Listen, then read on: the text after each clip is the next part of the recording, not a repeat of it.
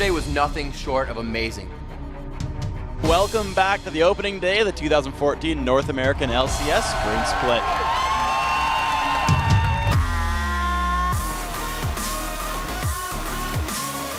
Yesterday was a fantastic start to the 2014 season. We got to see Cloud9 versus TSM right off the bat. That game delivered with a surprise Teemo pick. And the win, 17-9, your first game in the North American LCS in the 2014 split. We're starting off the season with a super week, so it's a lot of games, and it's going to put these teams to the test, especially the newer teams like EG.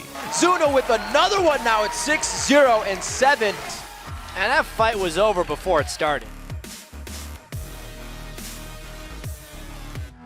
Yesterday we saw EG go 0-2 in their matches. They face CLG today and hopefully can put a mark in the win column.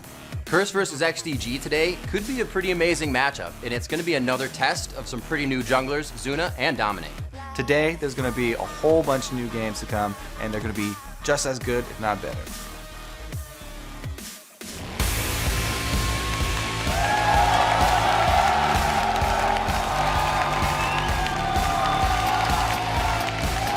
Welcome, ladies and gentlemen, to Day 2 of the 2014 North American League of Legends Championship Series Spring Split. Coming to you live in front of this fired-up audience from our new studios in Los Angeles, where dreams really do come true. I'm David Freak Turley, joining me for the analyst desk is Joshua Jatleesman. How you doing? Yeah, I'm pretty good, Freak. I think you're doing pretty well. Doing pretty great. Because we got some big games coming up today. We actually have 5 of them as part of our Super Week, beginning with Curse, hoping to cast some bad juju on XTG. Yeah, in fact, that's going to be the case. Now, immediately following our LCS coverage, we will kick off the North American Challenger League, where teams like The Walking Zed, VVV Gaming Red, and LMQ compete alongside other rising stars. Yeah, I'm really looking forward to that LMQ matchup after the LCS today. And not only will we be crowning a Challenger champion each split, but the top 3 teams actually earned their berths in the LCS Summer Promotion Tournament. So the Challenger Series is very real. It is, but first we're going to send it over to Riv and Kobe at the caster's desk to break down all the highlights from yesterday's opening day action. Thank you very much, Freak. I am Rivington Bism III with my court-appointed chaperone, Sam Kobe Hartman Kensler. Yesterday was an exciting first day with more than a few surprises, but one development that didn't come as a shock, obviously, is Cloud9 ending Day 1 first in the North American League. You're right. Cloud9 did go 2-0 with wins over TSM and XDG. Making it to the triumph return into LCS, we found that who else other than Hotshot GG manning the mid lane for CLG, and they came out with the W. Yeah, Dignitas failed to ban out the hotshot Nidalee GG, and even though he missed quite a lot of spears, he was still able to get some zoning out of it, and they were really tight with their map movements, so they came out with a win. Yeah, you could tell that was going to be a tough game for him, so he picks up the comfort pick and the champion. There were some unexpected picks yesterday as well, but everyone got super excited, obviously, for the Teemo pick. Of course, we got to talk about Teemo once again. C9's high picked up the Teemo. You know, he was expecting sort of a difficult laning phase and ended up dying to Bjergsen, but really the whole pick was oriented around the Mushrooms late game, controlling objectives, and he did that well. Their team was able to, execute that strategy. Also, XDG, they picked up the Warwick. It wasn't quite as good as Darian's Warwick, but the effort was there, and Benny definitely had an interesting twist on it with the teleport, trying to get a gank off. Didn't quite work. But we also saw Zach returning to the scene. CLG's Nien took him in the top lane, going against Shyvana, which was a good idea for a pick. And, that was his most played champion during the summer split. So I like returning to those comfort picks that he has. Such a great variety of champions yesterday. And now we have to mention it. It can't go unseen, unheard, untalked about. Evil Geniuses as well, going 0-2. So I guess between Evil Geniuses and their former teammates on Alliance, they are 0-6 right now on both sides of the Atlantic. Really tough start for them. They are going to have to step it up. Well, there's another day to build on those scores. Let's take a look at where the teams stand after our 6-game opening day. In first with 2 wins is Cloud9 to start it off. Then, tied for second, we have CLG and Curse, each with 1 win. And sharing 4th place are TSM and XCG after picking up 1 win and 1 loss each. Yep, and tied for 6th place, we have Coast and Dignitas. And finally, in 8th place is Evil Geniuses. We'll see how that all changes throughout our 5 matches, beginning with Voyboy and Curse versus ManCloud and XDG. Following that, it's Cloud9 versus CLG. Then Dignitas looks for a win against TSM. Following that, Evil Geniuses square off against CLG. And then we have Coast versus Dignitas. As always, we'd like to know who you think is going to win today's game. So head over to lolesports.com, click on matches in the top right, go to week 1, and rock the vote. After that, head over to Twitter and let us know in 140 characters or less what roster changes have been most successful and why. And we're at LOL Esports. Make sure to use the hashtag LCS. Then stay tuned in to hear if we read your answers on the air later today. Now, let's send it over to Freak and Jad at the analyst desk for an in-depth overview of who to watch today. Yeah, thank you very much, Riv. There's always a period at the start of a split or the end of a sentence where teams are trying to find their groove. And while some are still working out the kinks, some others have actually hit the ground running really well. Yep. So, Jat, which players do you think we should be watching for today? Well, first and foremost, I want to watch Hotshot GG because he won his reappearance in the LCS, and he didn't die in that game as Nidalee. I want to see if he picks any different champions, if he gets target banned, or if he lands a few more Nidalee spears as well. Zuna is another guy who I really want to keep my eye on because his first game as Olaf was fantastic despite all the criticism he got in the jungle. But then in the second one, he faltered a little bit on Elise, so I want to see how he does today. And, of course, I actually want to bring up the mid laner Pobelter and see how he bounces back against CLG. He does have the most kills on his team. He's putting it pretty well, but EG clearly needs some help here after their first day. I also want to take a look at Balls from Cloud9 because he kind of goes under the radar. We talked about the Teemo pick. A lot of times we see Lemonation or Meteos, but Balls had the best KDA of anyone on Cloud9. I think he's going to have another big day-to-day. And, of course, I Will Dominate didn't seem to have a huge impact until that Smite steal in the first game. Whether he can control objectives for Curse, which is something they're like having on their team, and whether he can continue to perform and let them get a few more victories. And we'll see if they can do it here. Of course, more games for all these teams today. And we're going to get to see how Zuna and Dominate do when Curse and XDG take to the Rift in our very first match of the day. Day 2 of Super Week continues right after this.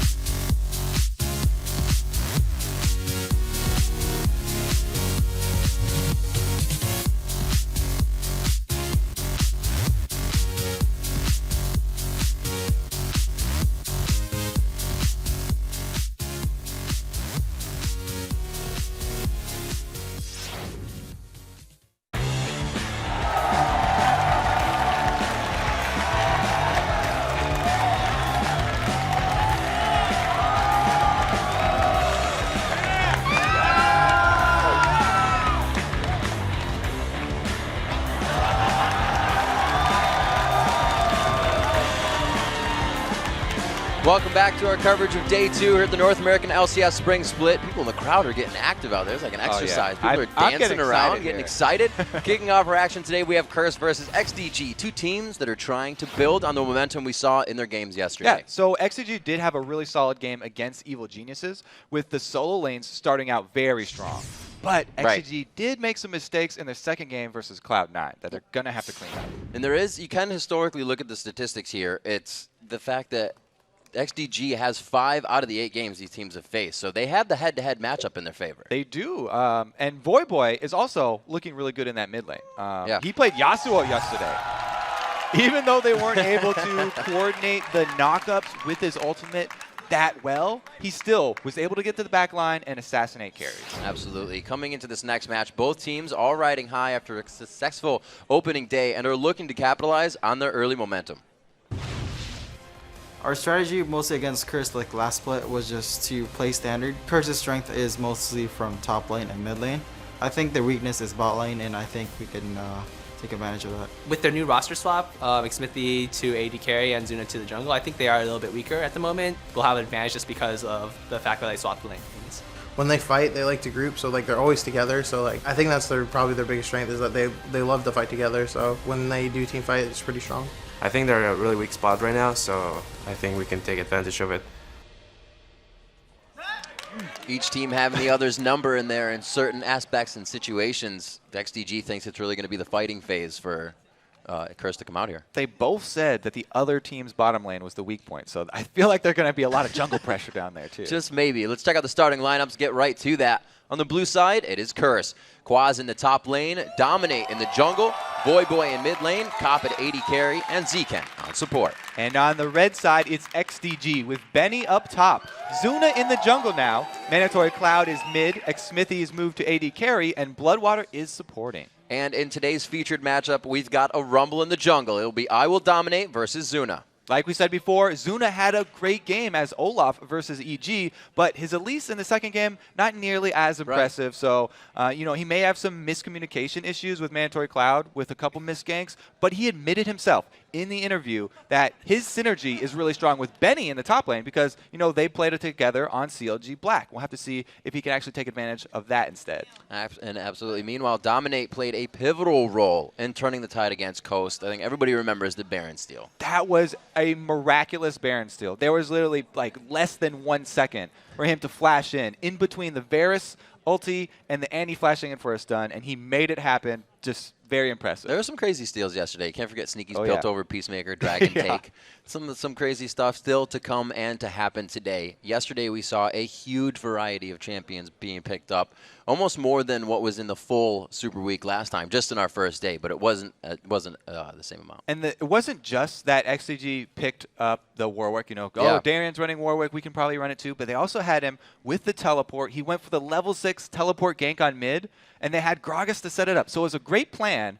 The only thing is that Voyboy was on Yasuo, who is pretty much the only champion that can stop that Gragas ultimate, setting up the kill. And he was able to foil their plan. That's amazing how many opportunities it can create. And you saw Voyboy just doing it and kind of making a few ones that triggered that light bulb in your brain. Into the picks and bans, we do see... Voyboy. It was high. High, yes. Voyboy's going to do it this game. ManCloud getting banned out, the focus there. Kha'Zix seeing the ban list all throughout this. Really the pick focus for the early game, trying to get those few first kills are really held strong right now. Yeah, I like the combo here. Riven and Kha'Zix, both very similar roles. Yeah. Very heavy AD, melee carries, trying to take those away from Curse, because that's something that Voyboy really does like to play. XDG waiting out on the last one. They're actually going to ban out Elise, which is interesting because we didn't see Zuna doing too well on Elise yesterday. And they have banned the Olaf, so they're actually just trying to take everything from him, make it even less comfortable. Actually, coming into this, I thought XDG were going to be the ones to ban Elise because Dominate is such a good Elise player. And as he showed, he can control the Baron over there with that steal. But they're the ones that end up banning it. They also comboed that with the Olaf ban. So basically what they're doing is just targeting Zuna. You're fresh to the jungle. We're going to ban the 2 champions that you played already. Show us what else you've got. Well, they're taking aggressive bottom lane, right? You even said it. Both teams were like, they have a weak bottom lane. So why focus it in the picks and bans? Go after it while we're in the game. And he's being picked out. Looks like ManCloud may be the one picking up Yasuo here. We haven't really seen him in the top lane. All right, so this time around, they are going to have the Yasuo wind walls to be able to interrupt any sort of ranged abilities. But the big thing about this first 2 picks here is that they combo Yasuo with pretty much the best setup for his ultimate there is in the game. Vi can easily set up Yasuo for pretty much guaranteed kills. If she assault and battery onto a squishy target, then he's going to guarantee he can use his ultimate from anywhere. You know how long the range on Yasuo's ultimate is? It's 1,300 units. It's almost as long as a Nidalee Spear. So he can come out. Good comparison. If he's not even near you, he can jump to you, and that's going to be very difficult to deal with. Yeah. And if he can't follow, you're getting bumped aside, displaced by the hit from everybody else before that. So it really works great in both ways. Something that Curse may have been toying with within their practices. Many people fear the Pantheon jungle due to its early pressure at ganks. We'll see what they really come up with this. Is it something that you comp around? So whenever we see Curse, I always get super excited for the junglers that they're going to pick because St. Vicious likes to use a lot of these off-meta junglers. And even though Saint's not on the team anymore, still acting sort of as the coach, he's giving a lot of advice. We saw Dominate use Wukong to great effect, which is something that Saint really liked. And then the Pantheon as well. Since the small change, he can now use his W on jungle camps to get that extra shield. Pretty much just that was the only change that people needed to start using him in the jungle again. So that could very well be a jungle Pantheon, but we'll leave the door open for a solo lane as well. We don't want to look silly here. A lot of the mids have been left up. We do have Yasuo, which is probably going to Man Cloud as I say that. But like you said, that Pantheon could go mid. So the mind games are somewhat starting here. Champion Select has also not been lost by anybody yet. They're each getting pretty good picks on both sides. With the second 2 picks of Leona plus Shyvana, this is a very, very melee-heavy team, but it's a scary, scary melee-heavy team. TSM ran one of these teams very effectively, and the AD carry that they picked with that team was Sivir, so that they could boost all of these melees up. This combo, you don't actually need Sivir to boost them up because, like I said before, Vi has such long-range engage that she can guarantee a target that will be displaced for Yasuo, who can teleport in from 1,300 range. And Leona has such long-range initiation. They can easily combo that. Wow.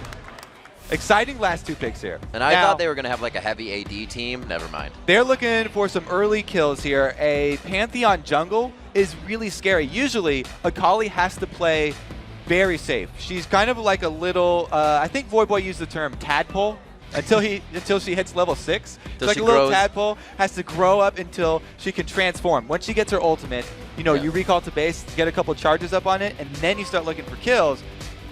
But with a Pantheon jungle, kill potential is always there. So even an Akali lane, you have to kind of think twice.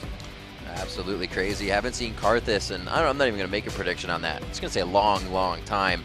Very squishy. How is that going to work within this meta? Well, first of all, it makes me think that they're going to switch. Voidboy's going to be on Akali, and he could either go top or mid.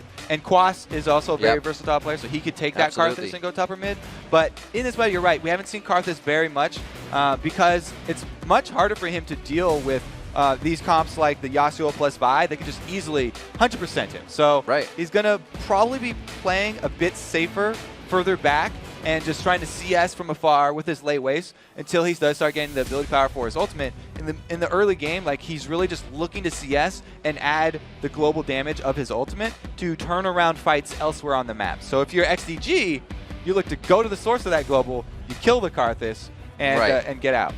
So if they're going to match it up that way, do they want to get the 2v1 in and kind of keep Dominate going either in the 3-split push or trying to guard the one lane that's going to fall? Keep them busy? It just keeps on getting more and more crazy because a Karthus with teleport is even more vulnerable to being attacked from a Vi gank here. So Quas is going to have to play really well on this Karthus, I think, to avoid getting killed over and over again. And I'm very interested to see where they put him because you bring up the 2 versus 1 point. Karthus is actually extremely strong into a 2 versus 1 situation. You know, last season, Reginald, who's a huge proponent of Karthus, would always say that you never want to fight Karthus in a 2 versus 1 because he's so good at it.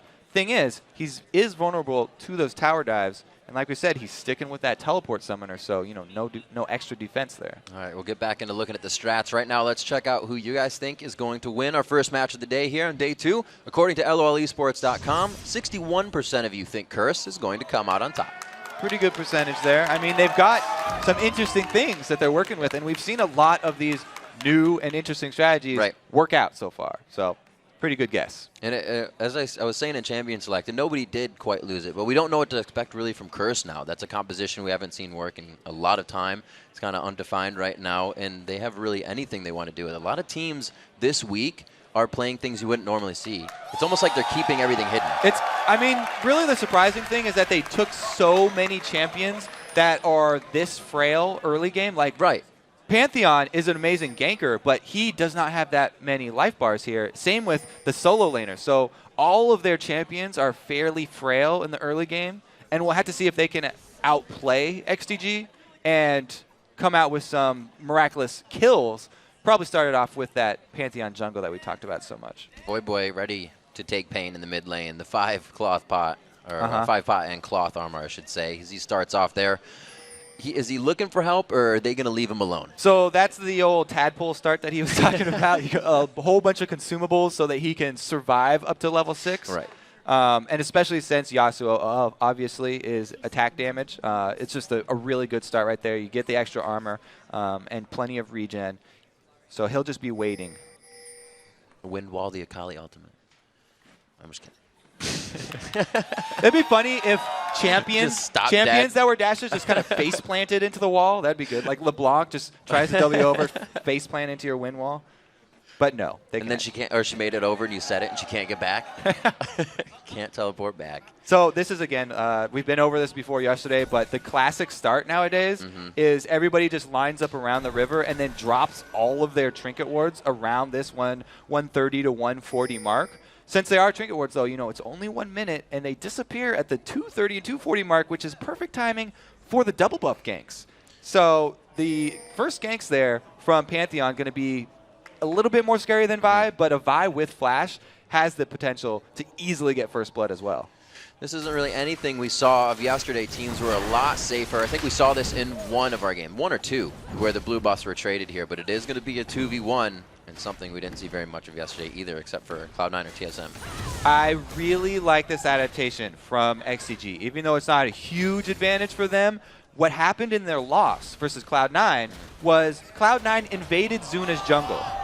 Benny now, you know, he's not a jungler, but he is getting pushed off of that. He really wants that wolf. So does Zekken. Okay, let's watch the fight with the big wolf. Zekken. Combo it. He is just being so calm right now. He finally uses the stun. He could have had Benny there for a quick tick, but he is allowed to get that. It looks like they're going to be able to steal this away for Dominate. Not too big of a problem there, but leave Benny without the experience. He wants to get back to that lane.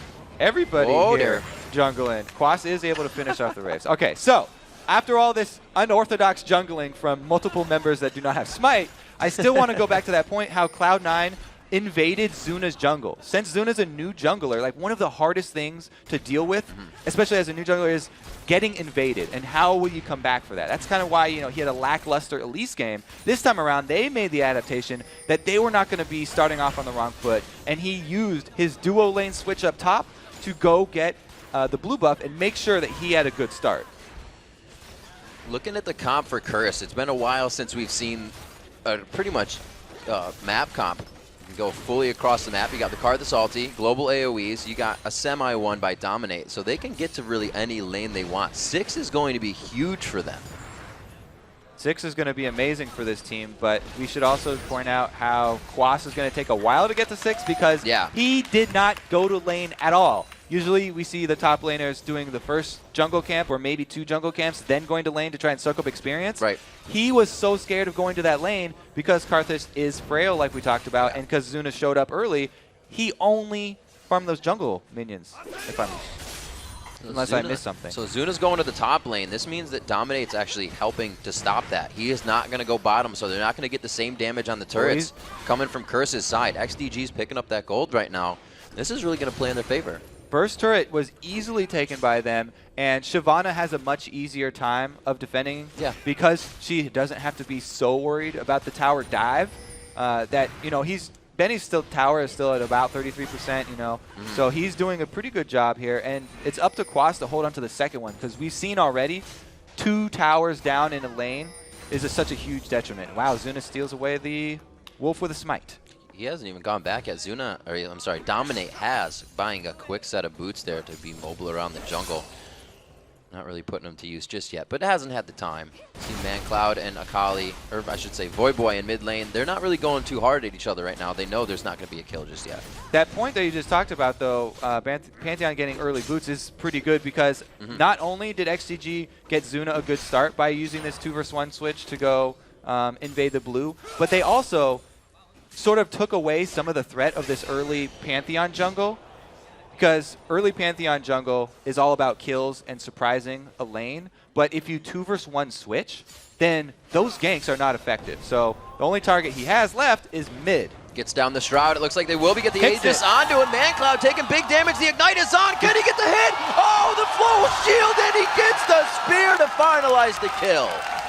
That's why the ganks are so scary, but you can see that it did take him a lot longer to get to his first gank because of that 2-versus-1 switch, and he had to spend a little bit of time in bottom. So well played by Dominate, though. Is able to get the first blood, which you're really looking for when you run that jungle Pantheon. That's also going to help Akali grow in the tadpole area just a little bit quicker, which is good for Voyboy. We know he likes to fight. He likes to fight and be aggressive, so that only fits in his alley that he's much level more. 6. Now level 6 is going to help, and He's he'll probably grown be into in a the frog, face Riv. of Man.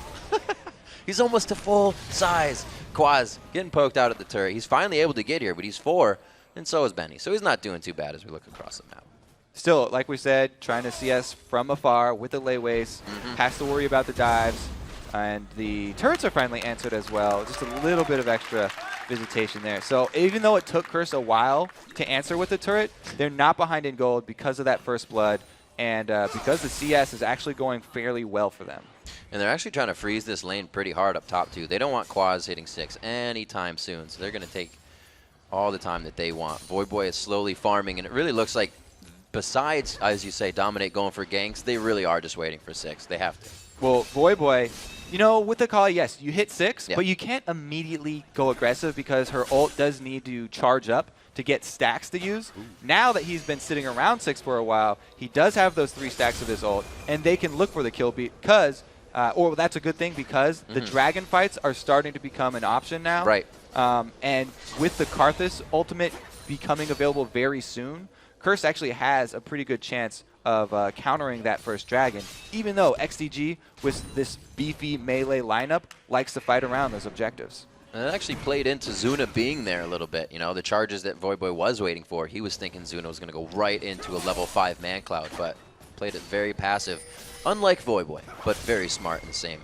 10,200 to 9,600 right now. We're only approaching the 8th minute of the game, but we have had first blood, and they were able to take down ManCloud in the mid lane. So Dominate is working that Pantheon in this early game quite well, even though Zuna was kind of on his back, trying to counter, trying to get in his jungle.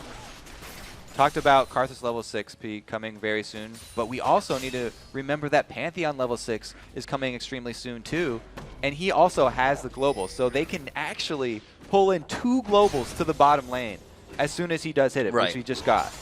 It'll be a little scary. See if they can. We'll have to watch the HP bars, I should say, of X-Smithy or even anybody on the map. They'll leave it, bait it out, and just let Quaz pick up that kill, and the team will start to get rolling. Karthus press R. It's been a while.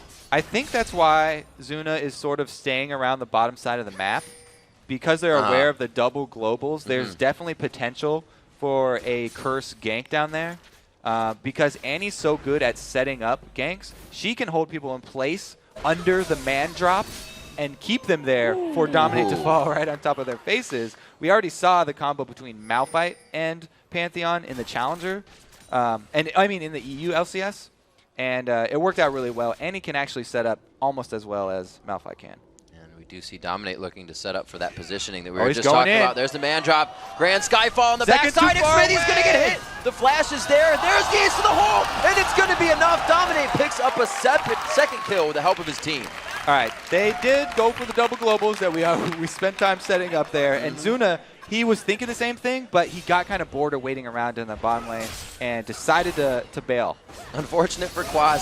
Oh my gosh, Voyboy going in on ManCloud. That is a scenario of a longtime champion being played new. There's the Assault Battery coming in. The Vault Breaker can still pop him up.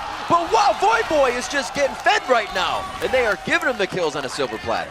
This is a really, really Great turn of events for Voyboy and terrible for XDG. Getting Akali ahead early and especially getting her double buffs on top of that first kill means that he can snowball out of control right now. You can see he's going to be going for that Hextech Gunblade build. As soon as he finishes that, he also has a slow to his kit, and every single target on the map has to worry about him coming in to assassinate them. I was going to say it was unfortunate for Quaz because he threw down the Requiem, but it went off too late, so he didn't even get an assist on the bottom lane kill. But then Voyboy went and did that, so they are more than healthy enough to carry Quaz if he's not doing too much in that top lane. And right now, he's just going to soak up the farm, backing, and we'll see what he tries to provide. He's really just going to kind of be a chaos tank when it comes to it. Yeah, I mean, he did a great job. He was sort of jungling for the first part of the match, but that jungle CS got him up and ahead of Benny even, so it's working out really well for them. And they, like we said, assassin teams like this, snowballing is what they have to do. Yeah. 4-0 start is going all according to plan here for Curse.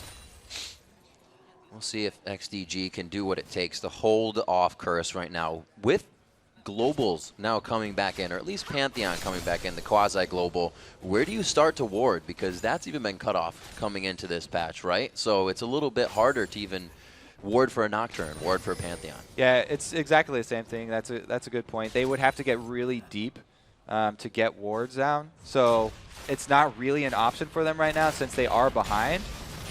And they have to play a lot more safe. Yeah. We might actually, we won't see it. I keep on talking about the teams that are behind have the option of picking up those orb trinkets. Oh, God, this bush gank is going to work.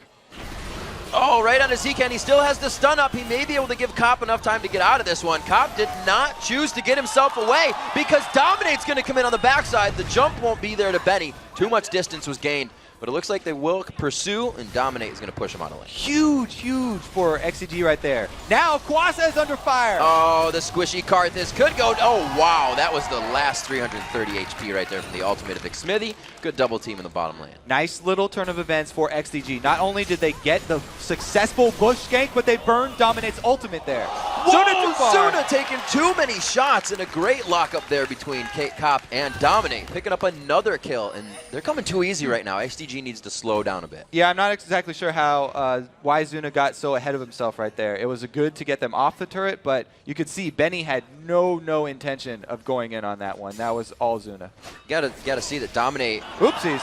I should say that Zuna should see that Dominate built the Lizard. He's going to be doing damage. He's not there to be a tank for his team right now. All right, so let's talk about that last wind wall. That happens when you're trying to run away at the same time as block something with wind wall, and he was just a little bit too quick for himself. Already had his mouse over for running away with the right click. Also casts his wind wall wrong direction. So after a bit of a stall in the first turret's dropping, we have another one going down in favor of Curse. About 3,000 gold in lead for them now. Huge power spike, though. Voidboy has completed that Hextech Gunblade that I talked about. So anywhere he could roam around and get the kill that we already saw him do solo on Mandatory Cloud. As you can see, even Man Cloud under the turret is scared. He has to be. Being punished like that so early, that mistake, he's still building the static shiv. He has no magic resistance. Oh my word, and he's melting under the hands of Voyboy. Zcant comes in, but he can't even get the auto attack in for the assist. Yeah, so let's go over exactly how Voidboy pulled that off. Throws out the Q just to proc the shield of Yasuo since he had full flow, takes off the entire shield, and waits around just outside of the tower aggro at the minion wave. And as soon as the flow is all gone, shield is out, he goes in with a charge. His proc was still on there too. The Mark of the Assassin was still active, so it was an easy execution.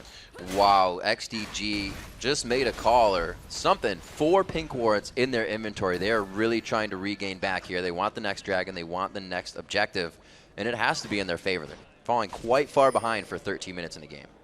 Curse definitely a team that really loves the snowballing compositions, and with them getting those 2 early kills on Voyboy, you know, maybe it was a misstep by Zuna trying to go in immediately with his Assault and Battery, but they were trying to answer the kill. Like, they didn't want Voyboy to get away with that free kill on Demand Cloud.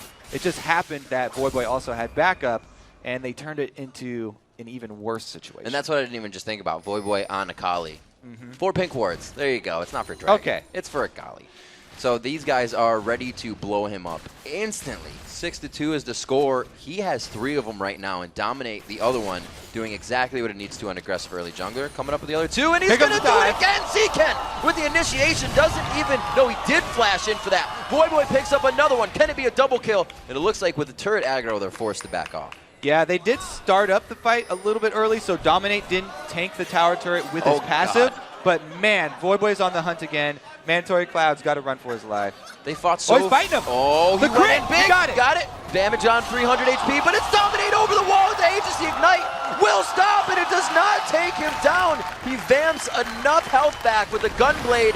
It still continues, though. Zken finds him in a sore spot, and XDG is going to capitalize on that. Here comes Quaz from the outside. The Vault Breaker easily able to get X. Oh, no, Zuna. Zuna's going to dodge the Skittles. One last one. Don't run in between the turret. You want to be able to run in the open, and he actually kills himself. Play after play from Curse here. That was almost a nice job by Mandatory Cloud outplaying Voyboy. The pink ward that you pointed out earlier, he was throwing that down to try and get the kill, but the Dominate over the wall comes in with the stun and does end up saving Voyboy. Let's see. I want to see if that last auto attack onto the ward was actually the lifesteal that he needed, or if he was going to get it anyway. So Dominate, like we talked about, the flash in with the stun. Does this auto attack on the ward? Oh, no, it's already gone. So the Ignite was already gone. That was just for style, but it was the right idea. Yep. Whoa. Wow, forcing the flash on Xmithy. They're not even letting them get inches away from the turret right now. And XDG needs to use those turrets as pretty much a sixth champion on the team. Getting dove, Zken using the flash initiation there, so it does kind of put Curse back on their initiation, but they're not afraid to go in with just Voyboy right now. Oh, again. Dominate, oh my gosh, the wombo combo from the sky, and even Quaz wants a piece. A little late on that one again, and he doesn't get the assist. This Curse team is building all damage here. You know, they are not looking for tanks. They're looking for getting those kills because they can initiate so deep, having Dominate Pantheon ultimate in. They are just trying to burst someone down and then get out. They finally turn their kills into an objective, though, which has been the downfall of these sort of comps. You know, yes, they can get a whole bunch of kills and they can chain a bunch of kills with the assassins, but really usually the problem for these is that getting those objectives after the kills. Right. So it was a really great job by Curse right there, burning down the dragon first, got the objective out of the way, and then also that drew XTG away from the turrets, allowing the ultimate spam there to come in for another kill. It's the element of surprise. They're using it completely to their advantage. Most comps right now are walk up, 5v5, look at each other, and then somebody mistakes and initiates. These are completely taking XGG off guard. If you don't have a main tank, then that's what you rely on, is surprise, because you're not going to have anybody to actually soak the damage, so you need to get first strike. Oh dear, and they're still just going under the turret. The Rocket not even doing that much damage, but they are going to try to reinitiate. They pursue on to Dominate, get the shutdown there. Voyboy is having a tit for tat in the bottom lane with ManCloud, and he gets an easy kill on that one for himself. 6-0-2. He is off the wall right now. Voyboy's just going to run wild over this game now. They have to use CC on him. Plus, they're going to have to continually buy those pink wards. They only have one sweeper right now. Voyboy, this is the solo kill. Yes, wind wall, not going to do that much because and the flash. He keeps on getting over. And that ward was his first already ward. prepped there. Just, there was nowhere for Mandatory Cloud to go, and Voyboy just chased him down. A game of where Curse is thinking 3 steps ahead at all points in time. 11-4 right now. They have found a 5,000 gold lead coming in here just under 19 minutes. And it's definitively been champion kills, and they're slowly, like you said, starting to find the objectives, which is really snowballing their team into what they have now. And now that they have gotten the outer turrets down, they can make use of the massive mobility advantage that they have. They are the ones with the fed assassin on their team. So XCG have to play so safe, they can barely rotate between their secondary turrets. They have to sort of move as a group, move very slow, ward up a lot, because Voyboy can pick anyone off that he wants, literally anyone. Plus, they have the 2 globals of Karthus and Pantheon. So this sort of composition that Curse has is very, very strong if they get it early, if they get ahead early and then get into this late game. But it takes a lot of confidence to run this comp because the early game is really where you have to make the plays. And if you fail early, then it's going to be very hard to come back. You know, like you said, they're playing the composition really well, but they're also using it against XDG. They focus Man Cloud, the one with the most kills in the LCS split last year. He's 0-5-0, and you can see it's actually hurting the entire team. Yeah, definitely. The early gank there, Pantheon coming in, getting the 2 kills onto Voyboy, and getting him to this stage was a really good decision. Take out the high killer, see if you can get the rest of the team to follow behind him. We'll see what they can do. Quas or not Quas, rather. Yeah, let's talk about Quas. I mean, he's sort of the unsung hero. He's been just cleaning up all the minions on the other side of the map. We haven't looked at him much because it wasn't not very flashy play. Karthus is not a flashy champion. That's exactly what he's supposed to do, is grab up the minions on the side lanes that he can. He successfully defended the secondary turret, and he just adds the extra damage that Curse needs to pull off these combos that they have with the assassins. Like I said earlier, it's like it wasn't very described well, but as a chaos tank, he's going to just get in there and run around, hit on Zanyas. They haven't even seen that in the fight, and they're winning 4v5s right now, so it's going to be even more troublesome for XDG once that approaches. Yeah, you know, going with the early Rod of Ages, it's almost fully stacked up right now. You have to wait 10 minutes before you hit your full power spike, but he's fine with waiting because we already discussed he's sort of the cleanup man of this team, and going into Zanya's next means that he will be able to get in the middle like you just talked about. Seeing if there's anything interesting in the inventories, and everybody's going quite orthodox in the builds. That static shift just hit him, but he didn't quite see it. Oh, Man Cloud! He throws down the wall, but he gets kicked through it. Kicked right through his own win. Voyboy is just unstoppable in a 1v1 situation right now. This reminds me of Voyboy Olaf. Remember last season? Oh my word. This is a new chant. Yeah, that's a new chant. We haven't heard that one before. He definitely deserves it, though. Oh my, you're kidding me. The starter, how long has it been since we saw somebody start fights with the Caitlyn ultimate instead of end them? Cop's trying to go 1v1, he walks into the zap, and then he flashes it. He baited out the rocket. Voyboy on the other side of a fight near the turret, but they don't pursue. Now that's something that a lot of AD carries actually talk about a lot on Jinx, is that the animation for her ultimate is pretty predictable. If you play a lot of AD carry, then you're easily going to be able to flash that one. Cop knew that was coming. Very good job by him, though, executing the flash. You have to say again, though, that was exactly what I'm talking about. There's nowhere for them to run. Oh, Voyboy getting a little too sure of himself, and it looks like they're going to try to take him down, but it's Man Cloud first. Somehow it goes the other way. They do finally find Voyboy. The power spike is gone from Curse, and they are forced to back off. Benny's not going to go too far. And they actually wasted one of their pink wards there, too. Even though they're already under turret. Right. This gut reaction. Oh, my God, we need to kill Akali. I'm dropping a pink ward, just in case. But turrets still do give that vision. Good guy, turrets.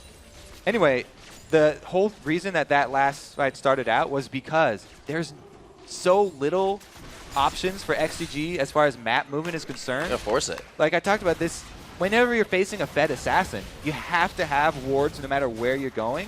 Plus, you're probably going to have to move as a group to be able to avoid that 1v1 situation. And they just were a little bit further out in the lane, got caught by the global ultimates, which is easily capitalized on by Voyboy. They're able to sneak the Dragon, though. That's a nice little consolation prize after Curse get their kills and return to base. Good rotation there from XCG. They go for it. You have to take the little chances right now when you are this far behind. The build really working in the favor of Curse right now as they bring out 2 Zanyas. It's just going to get more hectic for XDG in these fights to get somebody to focus. And you already got people falling out of the sky. You got people flying in, kicking you in the throat. So we'll see. And you got Karthus with just laser beams. He's not even near you. God. Death Star's coming down on you. It's going to be tough. XDG definitely has their work cut out for them in this game. And it is going to be a long one if they are able to pull it back in their favor. If they can get 20 minutes under their belt and get some items, that is mostly power, like you said. Curse is starting to filter in some armor items, but the power could hurt them if that's what they build only. Yeah, it's going to be pretty rough for XDG. Like we talked about in the beginning, you know, they've got the melee heavy comp that wants to brawl, but it's so hard for that sort of team to brawl a Karthus. Karthus last pick, we talked about it being so rare of a pick, but it works really well against these guys because he doesn't have to run into middle team. They're going to jump on him. Oh, they're going to jump right onto Bloodwater next Smithy. They get him again. Smithy's the one, but he gets Solar Flare. Everything is being used in defense for XDG. They haven't been on the offensive side of much this game. Another one coming up for Voyboy. Does he have the last? Oh my gosh, the heal coming in. Very, very nice. Oh, the Death Star, no! No! You can only do so much. Now, it goes without saying that Akali is one of the best champions at following up on initiations, and Dominate being able to initiate from half a screen away, just way too hard there for XDG to deal with. Curse looking really great as they come into this matchup, taking down the inhibitor in the mid lane. Whoa, Voyboy says, I'm still going in, gentlemen. Zuna takes a bit of damage there, but he knows what he can do at least to the jungler right now. And as XDG itemizes, it's just looking grimmer and grimmer. Very hard for them because they need a lot of magic resist since there's a AoE Karthus that they're going to have to deal with and an AP Assassin in Akali that got super fed, but that doesn't mean you can forget about a full, well, it's not full attack damage anymore. He's got that Randuin's, but the Pantheon does a massive amount of AD, and then the Caitlyn's going to be firing from the backline. So they have to worry about all sources of damage. They can't itemize a single way, and this Baron is going down so fast. Kobe, this is a great place to call back that it is Dominate versus Zuna in our featured matchup, and it actually goes to Quaz anyways. Steals it down with a Defile and some Skittles, and it looks like they are going to be able to run amok on this fight. He gets Baron, then he picks up Bloodwater. Is he going to stay alive? A great kill coming in from McSmithy, and ManCloud's able to pick up one. Still going, Quas very hurt. Dominate looks to go down, but Cop is alive. Cop is full 100% HP. The shots go down onto ManCloud, and he is gone. Zuna tries to get away from the wall, but he's already slowed. A great wall by Quas to accelerate that kill for Cop. Such a beautiful play right there. I just want to say how fun it is to play an AD carry when you have four other damage threats on your team. All right, so they try and combo. It was a really nice attempt to combo that. Yes. And it did so much damage that Dominate didn't even use his smite. So that's the reason that Quas had to pick this one up. But as we see, Zuna goes in for the combo onto Voyboy. They drop the pink ward down and they get him. Cop now. Whoa. It's Cop's time to shine. He's able to kill Zuna, or Smithy now, all the way through his barrier with that ace in the hole, and then he can just clean up the fight here. It's really fun to play an AD carry when you have all these other threats on your team because your opponents are running away. This is one of the few times that the opponents are not diving towards you as an AD carry, and Caitlyn is one of the best AD carries at just sitting there and auto-attacking over and over for the entire team fight. Good quality of life, AA. Feels nice when you're hitting. So this is really the story of a good defense is a good offense. The best defense is a good offense. Wow. Maybe. Maybe. It's pretty good. It's a pretty good offense. He's still 5-0-7. He hasn't gone back after that. So we'll see how much money he has. 2 static shivs coming out on the side of XDG as they're really focused on the wave clear. I'm focused on getting themselves back into position, into vision in this game. Right now they're warding a bit, but they're still trying to keep the pink wards, which is getting to be quite a big sink of money if you're just trying to fight Akali every time. And they have been very, very sort of loose with their pink ward drops, as we talked about. Every time they get a Shroud down, they're dropping a pink ward, even if they're by a turret or something. So the cost is definitely stacking up. And every single person on this Curse team is a playmaker. They're all threats here. So there's so much going on in these team fights. You can't even focus on one damage source because they're all making the plays. The follow-up initiation we've seen is just incredible for Curse right now. An ace in the hole to start it, or, Grand Skyfall begins to be started before ace in the hole starts, or it's Quaz to start it off. They have so many options, and they've used every one of them. They're staying unpredictable, and XDG, we saw it last time. They tried to get Voyboy under the turret, and it was just kind of like a panic attack. They had to do it. Right. It takes a lot of confidence and a lot of coordination to run this kind of team. Yeah. But they're pulling it off really well because of that great early start. Dominate was able to get that early kill onto ManCloud. He was 0-5-0 at one point this game, and that was when Voyboy was really getting fed. You have to remember the double kill that came for him around 8 minutes, and Curse was able to work with that completely. Quaz in the top lane, as we said, wasn't doing much up until now. He's been farming, but he is the unsung hero. He's keeping everything pushed so the team can do the rest of it. Trying to add that damage. Yeah. So with the inhibitor turret being down, it makes it that much more easy for this Curse team to grab the objective. easily go for that inhibitor and then pull back because they don't want to lose anyone. Everyone going damage, the drawback is that if anyone gets caught out, they can get killed really quickly. So Curse have to stay as a cohesive unit. If somebody gets caught out due to lack of vision in the jungle, then they will go down very fast. Talking about lack of vision, though, 4 pink wards down. Who's the member of Curse here who didn't buy a pink ward? One of you guys is slacking off. There's 4 of them down. Everybody gets 1. We'll have to ask them after the game. Who was the slacker? They'll be partially the interview. Is there one we're missing? I feel like there's one we're missing. Nope, we're not. You're right. There's 4. XDG huddled inside their base right now. There's really not much else they can do. Really waiting for Curse to make a mistake on this run. But with the confidence they have been coming into this game, with the mistakes they actually can make in a fight, they can afford to make mistakes, and they'll probably still come out on top, which makes it that much harder. I'm wondering if they actually would go for a tower dive. My first instinct is no, because we talked about they're all fairly squishy. But Dominate can tank, you know, 2 turret shots with his passive. One with the one that's already active, and then one with the W reset passive. 2 turret shots, though, is not very long.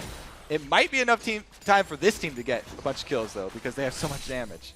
I like the way they're trading off one per. I think Voidboy is just going to play it differently than Zkent just did, but they're keeping Annie out of the picture. You only see 3, and you see Karthus in the bottom lane. Yeah. Now they've kind of switched it up, but they're really mind gaming. They just have so many tools. A teleport Karthus, usually a split push Karthus would be okay in this situation anyway because he can add his ult damage, but he also has teleport, so he could join the fight even after that. And when you get this far ahead and you have the advantage as far as globals are concerned for split pushing, it's so easy just to finish off the game by having that teleport split push the side lane while your Caitlyn sieges up, and they're getting damage onto both turrets here. Even the inhibitor turret, same time as Quas is taking out bottom. Slowly taking bottom. Very slowly. Slowly crushing down on it. He does miss the Vault Breaker, but the Assault and Battery comes in just after a great block by Dominate. Not that he meant to on the Rocket, but it saves the team some HP. They get back onto Cop. This is the fight that XDG wanted. Quaz has teleported into the back already. Man Cloud low. He takes the spear from Dominate. Deja vu from the first blood. And it looks like they will continue under the turret. Voyboy, you can see how far ahead he is right now. That level 16 is what's keeping him alive in these fights. And also giving him the kills. The Requiem finally comes down for the double kill, and Quas from the grave picks himself up a few. Exactly what you have to do when you're being split pushed like this is go for the hard engage. Thankfully, XDG have Vi. So Zuna goes for the open ultimate onto Cop, and they get him in the back line just barely with Mandatory Cloud following this up. So he did miss the Vault Breaker there onto Pantheon, but it didn't matter because he was going for Cop that entire time. And Mandatory Cloud, unlimited dashes on Yasuo, was able to follow it up, and they're able to finally take him down, but Dominate in the background, also able to finish up Zuna because Zekant does not leave him. And, ooh, nice little teleport in front of him. Does it drop right? No, not nice hit. Close enough, though. Quas already died because they went for that turret dive. I was wondering if they were going to actually pull the trigger on that or not. They actually did, you know, split tower dive there, so he ended up going down under the turret, but still can cast his ultimate from death because of the passive. And you can kind of tell from that fight, we said it just a little bit ago, Kobe, is that XDG is almost pressuring themselves into these fights. They had to go quite far out of their base to get that one in. And that's exactly what they have to do, though. First knows that they're looking for the hard engage, so they're trying to kite back as much as possible. You can see copies everything. Got, you know, halfway down that top lane before he was caught. And this time around, all that vision that was afforded from those 4 pink wards that Curse bought means that they have so much confidence grabbing that Baron. Does go for the smite to Dominate this time in that featured matchup of the jungle. One more hit, man! One more hit! They're so scared because of these pink wards, they don't have vision in their own jungle.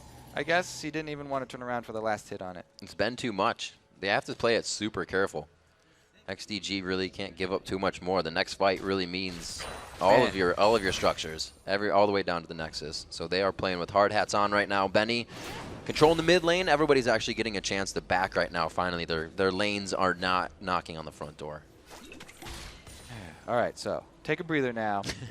This full damage team that Curse had started out has had a chance to get so much money that now they're starting to build some defensive items too. So they're not even going to be all those super squishy targets. Double Randuins and GA coming out, plus Quas has the Zanyas. So pretty much all of these threats have their defensive item ready. This last push is probably going to be the end of XDG right here, because a Baroned up team with all the answers that they need right now, it's going to have to be a pretty big fluke or mess up or throw or whatever kind of term you want to use for them to not get this inhibitor. You've been right about the damage build the whole time. The focus of not having Boots 2 yet for both Quaz and Dominate, kind of going into the damage build for them and pure core items. Coming on to the inhibitor right now, 34 minutes into the game, 24 to 11 is the score, and 7 to 2 in turrets. And that 10,000 gold lead is really starting to take against XDG. It's becoming full core items in the hands of Curse, and these fights are showing it. They're on top right now. Now, I'm really wondering if they're going to wait a full minute for that teleport to come back up for Quas so they can execute the split push again, or if they're going to try and push in, make use of the last bit of the Baron buff, because Baron buff will be getting close to timing out by the time Quas' teleports back up. Looks like they will just do the group. They want to make use of that Baron buff. It adds a lot of damage. It's actually, Akali is one of the best champions in the game to have Baron buff on because she benefits from both the AD and the ability power. Her power just shoots through the roof with that thing on. Good old hybrid, and we've been seeing it shoot through the roof here.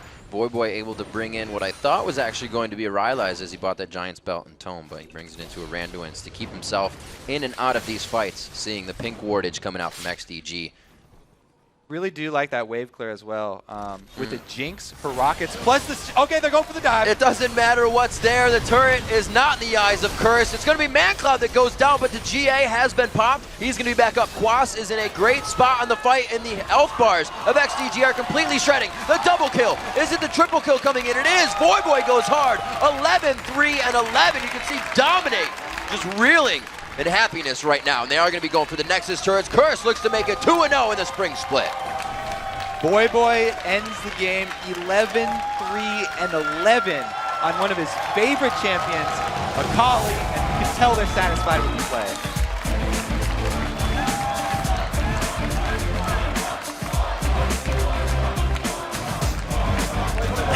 I think definitely gained a few more fans today and bolstered the ones that he had. Boy playing an exceptional game on Akali, and you cannot forget Dominate. He set up that first kill, gave Boy that first assist, and then both of them really went to town this game. Fantastic play by mid and jungle. Dominate, who was our featured matchup with Zuna.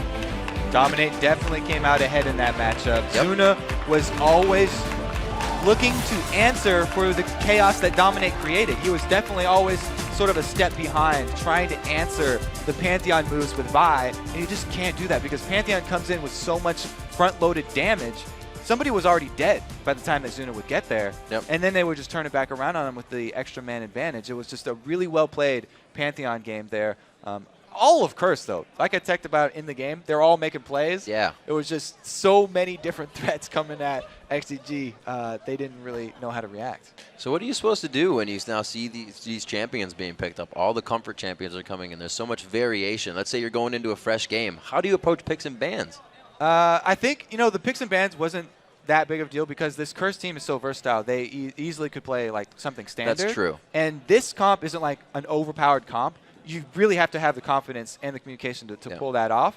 What they needed to do was make a few more early moves for XDG, because if you can get these sort of frail champions that turn into beast late game, if you can get them behind early, then it becomes such an easy road for you to just sort of start rolling down towers and taking all the objectives because your team fight is stronger. But if you're not able to sort of attack that Pantheon in the jungle early and keep that Akali down, keep her from snowballing, then it just gets out of control.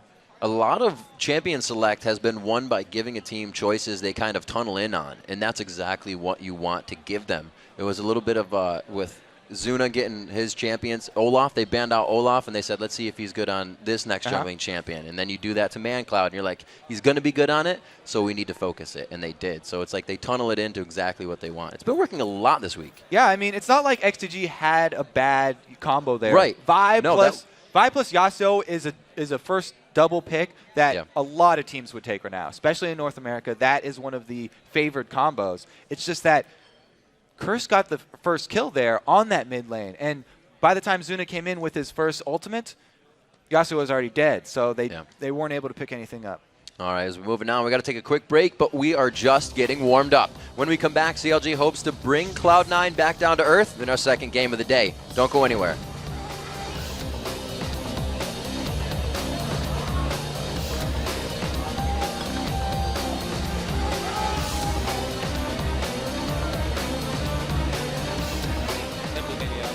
No, it's not. By product again. Giovanna's missing. Playing good. Good nice. Go through Dragon. Yeah, there's two men. Let's help him. Let's help him. Yeah, we're coming. Yep, we're coming. Exhausting him. Okay, kill him. Kill him. Nice. I'm on Benny. Can you hit this through Dragon? Drag. Back. Good job. That's good, baby. That's what we do. That's the boy. I'm moving. Kill Jinx. She has no flash or barrier. No barrier flash. I got her. We're coming. I'm blood R. I just want to push off this. Can you start pushing up midwave, somebody? Might have ulti. Guess who's bot? I got him. Maybe. Nope. I got him. Let's push it. I can use Tibbers to tank, but... Yeah, use Tibbers to tank. Boy, do it again.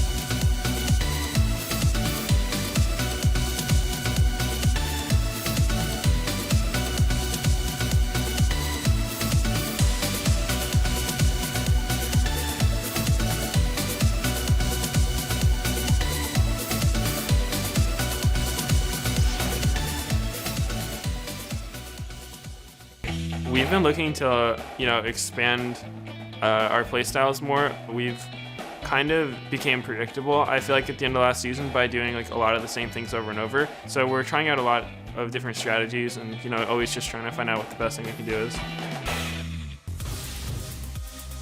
Hey everyone, welcome back to day 2 of Super Week action, and you gotta admire the Cloud9s trying new things and making sure that they're always up to speed with how the game's being played. Yeah, I mean, new strategies have actually been the most successful things we've seen so far this weekend in North America, especially the Curse strategy that we saw in this last game, picking Akali, Pantheon, Karthus top lane. Definitely unexpected, but very.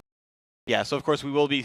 Even though the game was already a little bit uncontrollable, it was just even more so uncontrollable after that one. Yeah, it got really crazy. It seemed like the Curse lineup was able to just run around, do pretty much whatever they wanted without Quas doing anything. His ults hit late most of the time, and the other 4 members of Curse just kept doing whatever they wanted all game long. Yeah, and there was an interesting thing about the team composition too that I want to touch on a bit, because it seems like a team comp that is so squishy in Curse's favor wouldn't have that strong of a team fight.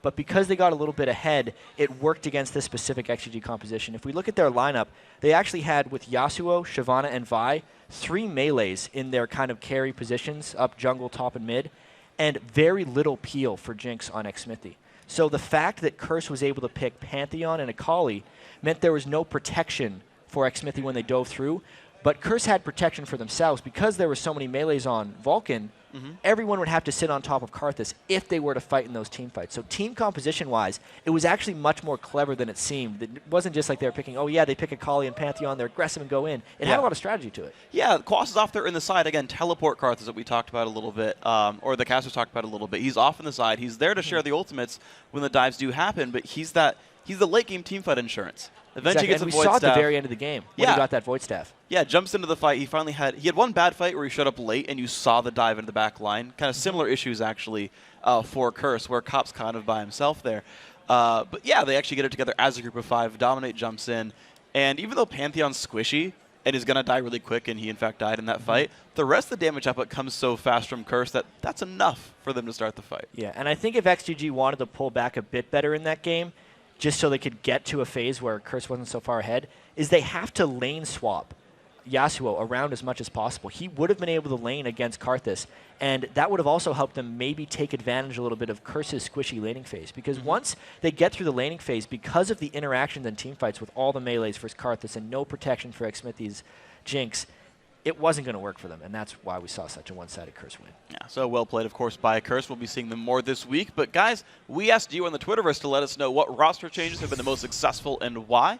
And here's what you guys had to say. Well, Dude Kook said, Curse changes. Of course, why not? Voyboy seems to fit perfectly in the mid lane, and Quas brings a lot of new things to the table. And, well, we just saw Akali dominate, and we saw top lane Karthus. So, Yep, we saw both of those. I mean, Voyboy is generally the master of knowing what to do with and against new champions. He tends to pick up champions faster than most pro players. It's usually just 5 or 6 games, and he's good to go with them. So he knew the Akali pick would be very good against Yasuo. And also, Quas was able to play conservatively enough on Karthus, which we've seen other pros like Dyrus or Hotshot GG in the day fail on that top lane Karthus. Yeah. Quas was really the first one to make it work well here. Jungle Karthus for the first 5 minutes of the game, and he actually out-CS Benny for most of that one. It was a fun one. All right, so Pure Metallica says role swapping between Zuna and Smithy is the best roster changing ever. Sometimes you got to obey the meta for the win, and it works for them. Well, let's hope it works for them a bit more, because it worked in game 1. But these games 2 and 3, it hasn't worked quite so well. I think the synergy between Zuna and ManCloud isn't quite there yet, and they're trying to get that benefit with the synergy with Benny. And Benny was 4-0 and 5 on Shyvana in that game, but it didn't quite work farther into the game. He wasn't able to carry from there. Yeah, I kind of felt like Benny was going to be like the one guy who could have worked in that game, because he's the tanky Shyvana lady. Like, he'll survive the assassins, but Cop got huge and he got to take her down pretty much. I think that was one of the big points that game for me. So go to the next one. Edgy234 says, I would have to say Bjergsen to TSM. Reggie has the superior leadership, but Burger King will make those crazy plays and carry. Yeah, hard to argue with this one. I really think Bjergsen was probably the best addition of the offseason for TSM. He has done nothing but do well since he came over, at least in Battle of the Atlantic and in the couple games he's had here. He did pretty well against Ty's Teemo, and I think the TSM will be stronger for it. Yeah, he had a really crushing game as well, where he played Zed and did all kinds of wonderful things. Bjergsen's a great player. Next up, at Alive Still says, my favorite LCS roster change was Cloud9's. Don't fix it if it isn't broken. Well, they're broken, and I can't find the nerf pad anywhere. Well, it's interesting. I guess that's technically a proper answer to our LCS response, the most successful roster change, but they didn't change anything. I was hoping to see that, They actually. weren't supposed to because they were doing so well. Yeah, actually, that was the response I was hoping to see. I figured they'd be good. They are changing strategies, though. That's what Cloud9 did say. It's true, and that's been very effective for them. Yeah, it so has. They keep the things that aren't broken, and they fix the things that are. Any team that picks Teemo is doing something right. Now, guys, we get ready for our next game. Yes, it is, Jat. Let's send it back over to Riv and Kobe at the caster's desk. Thanks, Freak, and I'm with you, Jat. No. And now we have number 1 Cloud9 versus CLG, 2 undefeated teams. Kobe, who do you think is going to keep the momentum here coming in with their wins really behind them? So CLG was one of only 2 teams to beat Cloud9 during the summer splits. Yeah. And yesterday versus Dignitas, they won because they had really good map movements as a team. But, you know, they did have a lot of mechanical mistakes individually, as they admitted in their after-game interview. So we'll have to see if they can clean up those mechanical mistakes and keep the good aspects from yesterday, which were the map movements. And we just had a little talk about it. They were saying High. People were surprised that High locked in Teemo yesterday. How is CLG going to work around that? Do you ban it out? Was it just for that scenario? How do you figure that out so soon? So playing against Teemo is a very frustrating thing.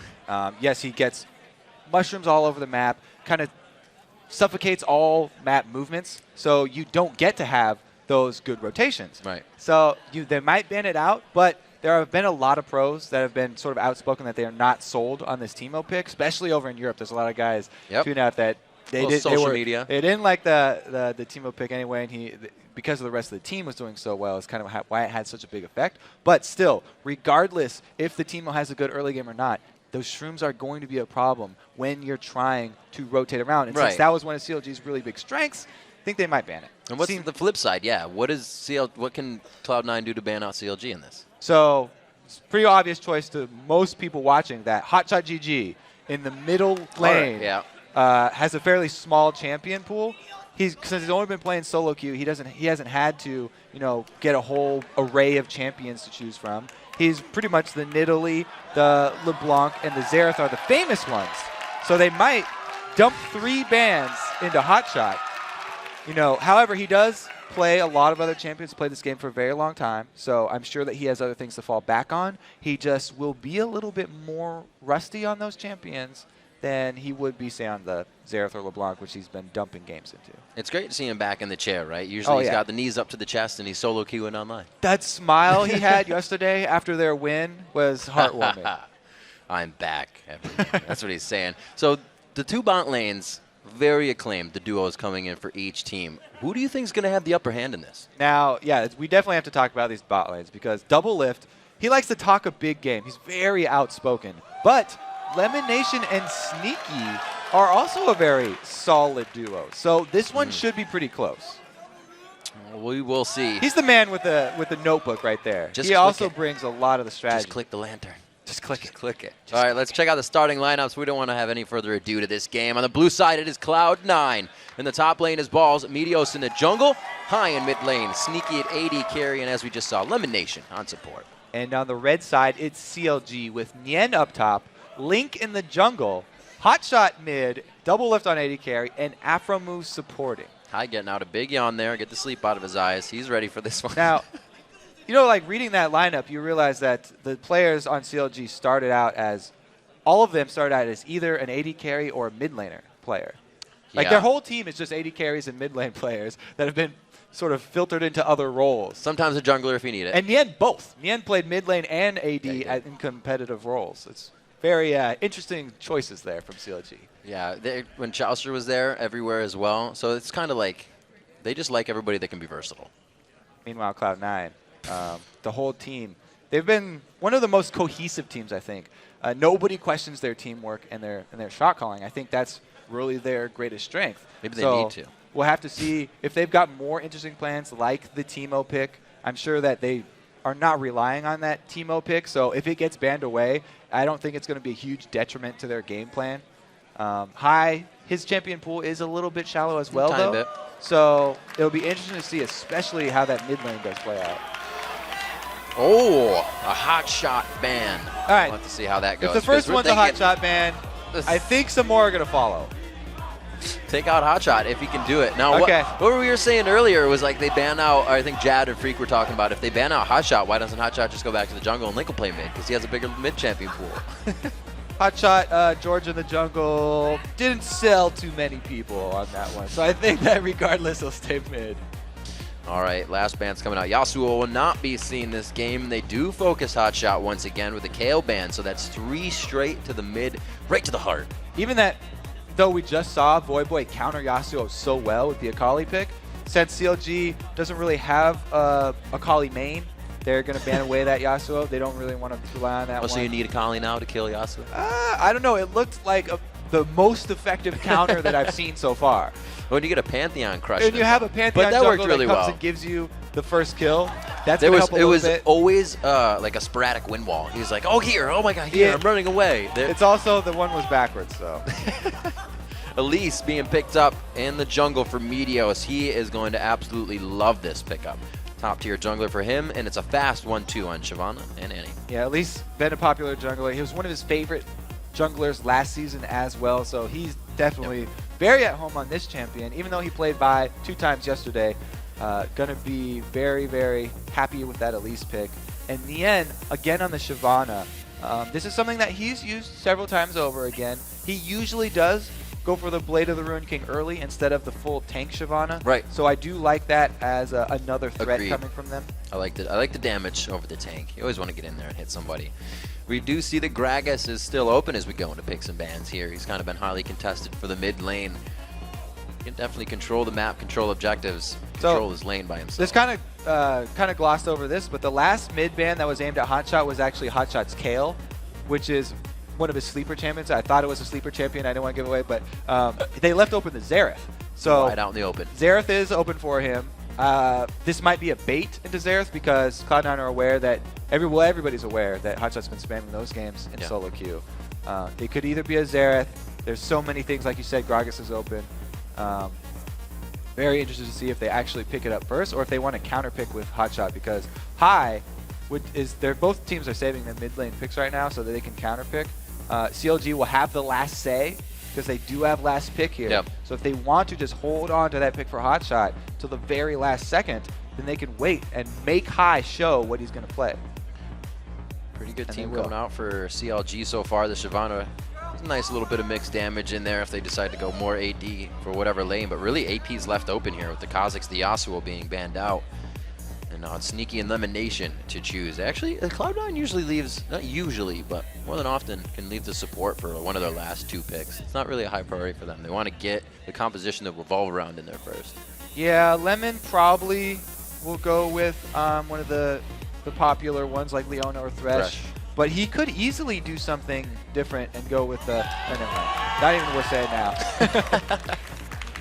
Great mix of damage from that team. They have the potential of assassination largely coming in from Elise and Zed, and then rush down and catch potential just still there from the rest. I find it really interesting that High and Bjergsen are the 2 players that are still playing Zed, and they are the 2 players that are kind of like the closest mid lane players. They play against each other a lot, and they're very open with each other, sharing a lot of strategies and advice with each other. So we'll have to see if High can pull off some of those similar moves to Bjergsen, because those were flashy? A little bit flashy, shadowy, if you will. Yeah. We saw it over in Europe, and it actually was talked down a little bit. It's like the meta's too tanky now, but when you got that Mundo on your team, you know you're going against the Shyvana, you have a lot more targets now that you either grab them out or ban them out. So Zed is kind of coming back a little bit here in NA. The classic matchup of Mundo versus Shyvana could go down here. One thing is that in this matchup, Shyvana pretty much always will take Ignite. So they did lock it in. That was the other sleeper pick we didn't want to give away. But Hotshot, now, Cassiopeia is a very interesting champion because she has the potential for huge outplays because her Q poison gives her that speed buff. And also, if her target is poisoned, then she gets almost an instant cooldown reset. It takes it down to 0.5 for her Twin Fang. But she's very squishy. So Hotshot has to be very precise with his movements. The position of Hotshot is going to really determine a lot of these team fights. If he is able to keep himself from getting jumped on, or at least able to bait in the team for the Petrifying Gaze to the ultimate, that's one of my favorite actually initiations. stun them, Absolutely. then they're going to be fine. But this champion is like, it can go really sour really quick because she is so squishy. These games are leaving us just wanting more. New champions each and every time as the teams load onto the Rift. Let's take a look at who you think will be the winner of this matchup. According to LOLesports.com, 79% of you think Cloud9 is going to take this next matchup, make it 3-0. Easy bet going with the winners here because they had such a great split last season, and they have started this one off undefeated already. If you're going with it ain't broke, don't fix it, then you're definitely on the right track. Yeah, and meanwhile, CLG playing with Hotshots, who hasn't really played with the team for more than maybe a week. They've been practicing since they had the visa issues with Dexter. That is the reason, by the way, why he is in mid and Link's in the jungle. Yep, absolutely. And we didn't get the swap. Everybody, or not everybody, but we're like, maybe Hotshot will go to the jungle if they ban him out in mid. They're going to stay true to this. Hotshot stays in mid. Link stays in the jungle. And really, are they going to be able to get an early game with this team? So that was something that I was going over before everyone went crazy about the Cassiopeia pick. The Shyvana Mundo matchup. Right. Shyvana pretty much always takes Ignite with her flash because Mundo, she needs to cut down on that health regen. But Mundo is freed up to take a teleport if he wants to. So even though he may play a little bit more, a lot more passive in the early game, he is going to have the global advantage there to be able to use that summoner teleport later. And since this Cloud9 team don't really have super strong hard engage, they would just rely on like an Elise Cocoon or something. Right. They need to use that teleport as a flanking maneuver to try and outmaneuver CLG around the map. Well, we did talk a little bit about the bottom lanes. We see Annie and Jinx in the Rush Hour bot lane. It is going to be going up against that Lucian and the Thresh, so we'll have to keep an eye on that. Sneaky will do as Sneaky does. They're going to stand it out, and he's going to dance in mid.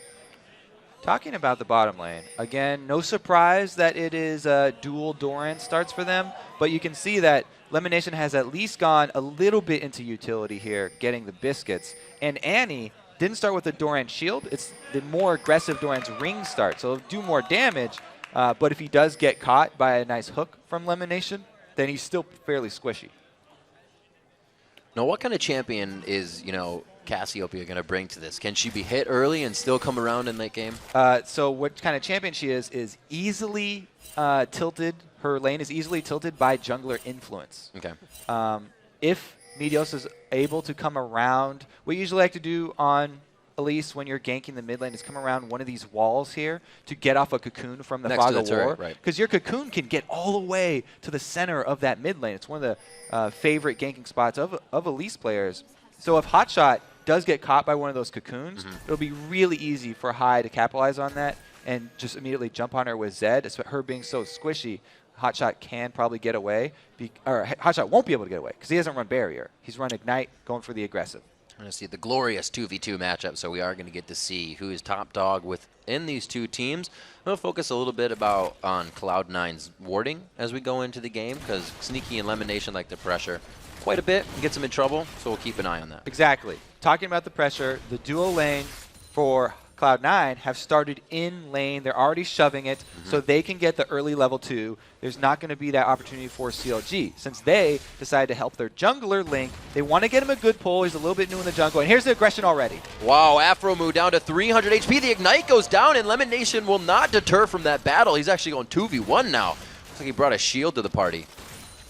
Yeah, Lemonation doing a good job there, soloing up the Afro. But the Ignite burned already at level 1, so not that much damage coming from it. And Afro still holding on to his summoners. That was one of those click it, and Sneaky decided to stay back. They also said that sometimes they focus different people on accident, and I think that was a little case of that. Sneaky would have taken a bit of damage walking through, but we were just talking about it. They are going to try to stay as aggressive as possible. And with the wards down already, they really can't even place more, so they're sitting blind right now. Yeah, it was a great trade for Cloud9 to get the early step in Illusion lane is huge because he can easily roll the first minion wave advantage into the next couple of minutes of advantage. So it's going to be up to Afromoo and Double Lift to try and CS until they can get something from Link. If Link comes in and Afro will set it up with a stun, then that will be the turning point. But until then, they have to play defensive. Very nice max range grab there. Double Lift and Afro able to poke back a bit, but you can see they are on their heels right now, and this is exactly where Cloud9 wants them. You know what else is going to be really important in this game? since we were talking about Cassiopeia, the blue buff control for CLG is going to be really important. I mean, for Cloud9, it's the normal amount of importance, I guess, because Meteos does love to have blue buff on that at least, and even High would love it on Zed just for the cooldown reduction and energy, but it's super crucial for Cassiopeia. If she gets blue buff, she can spam out her Q, poison, and not even lose mana. Because of the passive that reduces the mana cost, she can just keep that up constantly. And there they are, coming exactly from the spot you said before, right behind next to that turret. Ooh, again in the bottom lane, down to 300, 600 combined health between these two. He splits the uprates with the death sentence. They're not going to go for it. I have to say that was a really good job by Hotshot. He was thinking the exact same thing, knew that Meteos was going to head mid, come for that Fog of War cocoon. He wards one side and charges the other. Link waiting for this counter.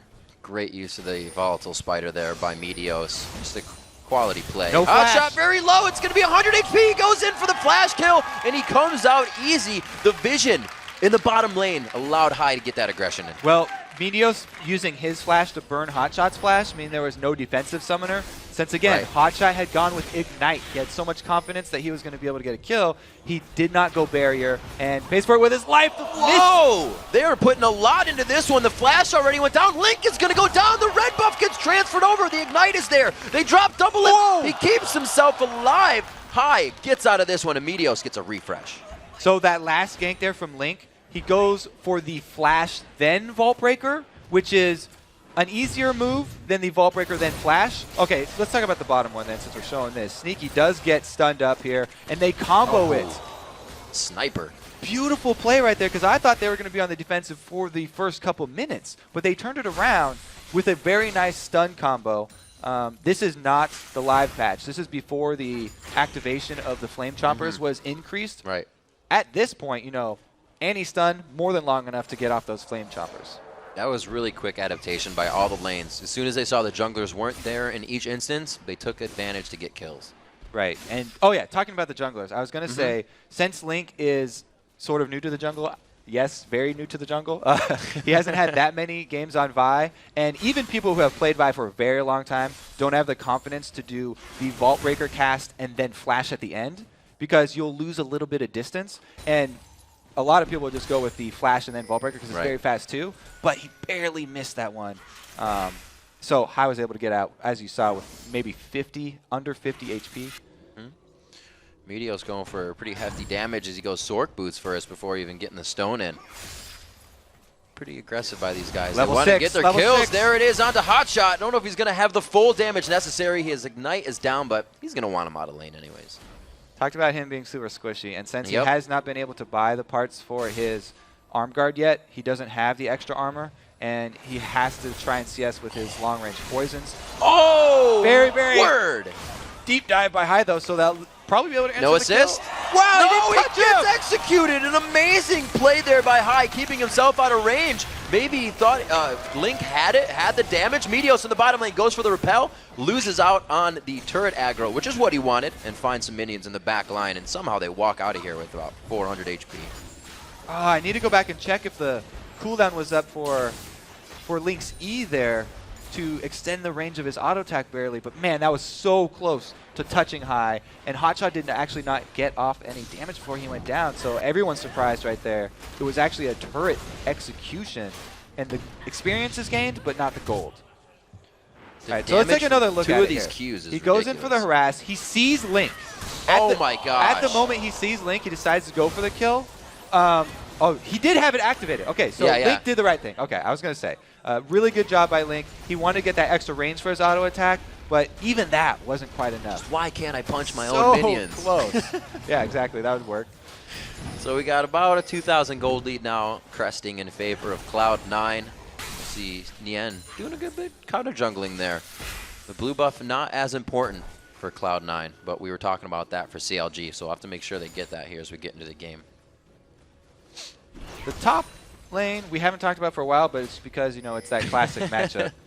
A lot of people very familiar with this matchup by now, so probably don't have to go over that one too much.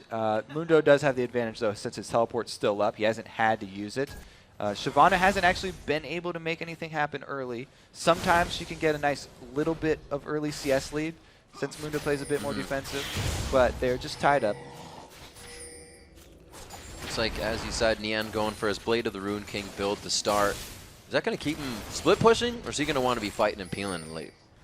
You know, if the Blade of the Rune King's completed, then it gives him a much better chance of killing Mundo. Right. And it gives him a lot more threat there. So he can pressure that Mundo and try and keep him from being able to use his teleport. Nian, like Shyvana, or on Shyvana, always has the option of interrupting his teleport with the Dragon's Descent. Ward sitting just in front of Elimination may thwart this attempt, but Cloud9 goes very hard when they try to go for a gank. We've heard Medio say that he does not approach a lane unless he thinks there is a good chance it is going to work. Alphamu looks like they want aggression on this, and they've actually read it like a book. Link comes in from the other side, but is there enough health on Doublelift to make it work? He is going to fall first. Elimination almost just getting out, and Tibbers is going to take a swing and scratch him down to size. We got a few more kills coming out, 2-1 in the end. And Balls is not near Nian. No interruption on the teleport, so they can easily rotate after the gank down bottom, the successful 2 kills, into the objective. Grab the dragon. They have not only Elise, who's amazing at early dragons with all percentage damage, but they've got the Mundo with the cleavers and the ability to tank it. Even more gold here coming in for Cloud9, and they really just have a consistent income, whether it's from kills, what they're trying to take in dragons, or in the farm lanes. We're seeing 70 to 62, 82 to 84, kept nice in the top lane, but 67 to 51 as well, and there's not a Targon's in that bottom lane. I think the biggest CS discrepancy may be between the junglers, and that's due to the ganks that Meteos has been pulling off. He's been going much more aggressive, as you would expect in the early game of Elise versus the early game of Vi here. Link's been doing a good job, though. He hasn't been wasting the time. He's at least been farming very hard. A lot of those are actually lane CS because he does come to lane sort of after someone's dead. Right. We've seen it a couple times now, and Hotshot definitely feeling that pressure mid lane with the kill potential of Zed. There's still kill potential in our bottom lane duo here that we were talking about before. Elimination still has Ignite up. Afromoose is down along with Tibbers, so with CLG being pushed up so much, they may try something in this bottom lane. We said that's one that's going to have to win for these guys. And I like these really, really deep wards of Cloud9. They saw this Vi rotation, so they're calling for Zed to come down the river and counter-ganking it. A good flash there, but in the bottom lane, it does look like Elimination and Team want to fight. Afromu over the shoulder, or rather Doublelift over the shoulder of Afromu, and they leave Link to go down valiantly. High trying to come down and get a little bit of part of the fight, but it looks like he is just on the roam.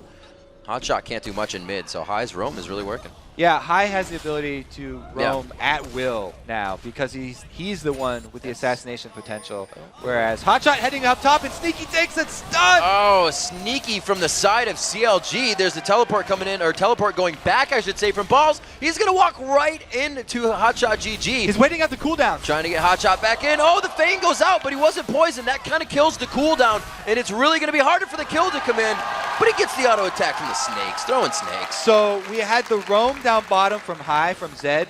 He was the one who got to choose where he wanted to roam first because he was ahead. Now he takes some hits from Link here on the turret. Guess he's not worried about it. He was the one who got to choose where he roamed first, but since the CLG got a kill down bottom anyway, it wasn't that big of a deal. Hotshot, meanwhile, was able to shove the wave since High left and then head up top to turn around the brawl of those two top lanes. So the one turret now down for CLG.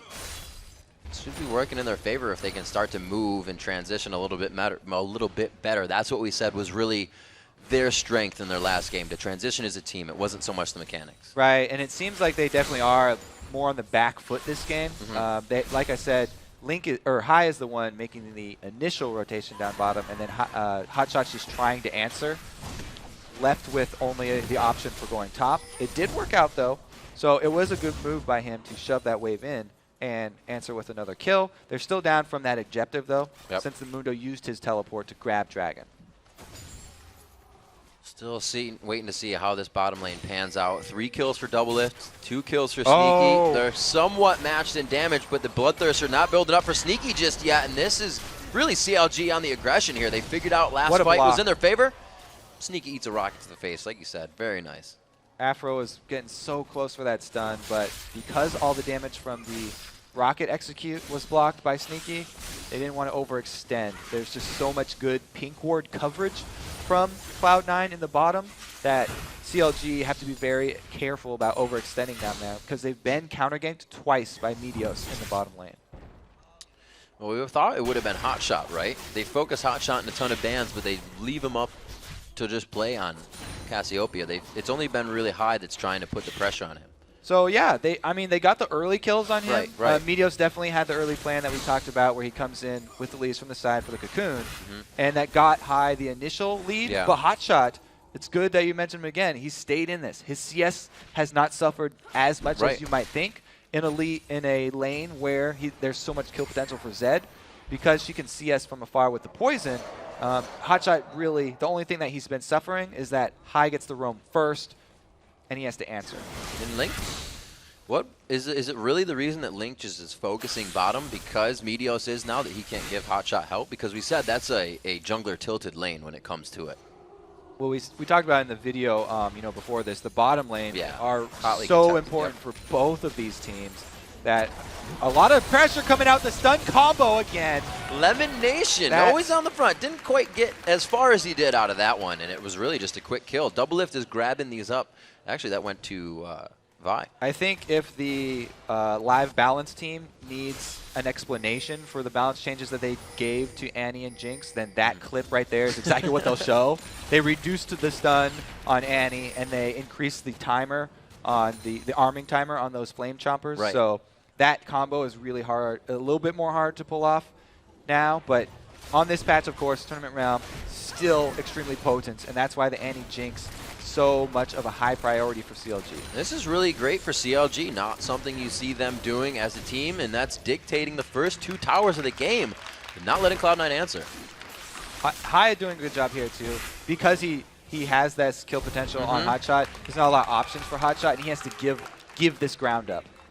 You can see him quickly putting down a ward. If it's not the vision of the minions, they want the vision with a ward, and that is how they're going to gain more power and keep this snowball going. It's 2,000 gold, so that gap has been slightly closed by CLG. Everybody just returning to normal lanes as Cloud9 looks and has the timer for this dragon. Looks like to make theirs again. Yeah, it's really easy for them to go for these dragons because they gained that foothold in the center of the map so early. Getting that early game advantage in the mid lane means that Meteos has his choice of what side of the map he wants to influence most, and he obviously chose bottom. So they're able to get a secondary dragon and the turret. A lot of gold just sitting on the map that they're pulling out right now. Ball's missing the damage on Dragon's Descent and catches. Whoa! Assault Battery from outside the grounds, and it looks like Balls will almost go down. He's up to 200 HP again. The twin. Double bite? Doesn't even need to bite. Just goes for the regular hit on burnout. So it takes them a bit longer since Nien went with the Sunfire over rushing Blade of the Ruined King, but Link shows up. They're able to get the kill anyway, and it works out all in their favor. They're able to get some turret damage as well. Really solid having the push be mirrored on both sides here. Counterlogic Gaming doing what they can to get that bottom turret, or I should say bottom of top. Looking for a double. Ooh, goes in on Link. The death mark's there. That is the kill. He tries to shadow back, and it's not going to be anybody there for him. Nien's going to leave the scene of the crime. He's going to escape with his life. Well, maybe not. Yeah, they got it. He's a dragon. He's fine. But he is going to meet a spider here in a second. I don't know if this is very good for a dragon.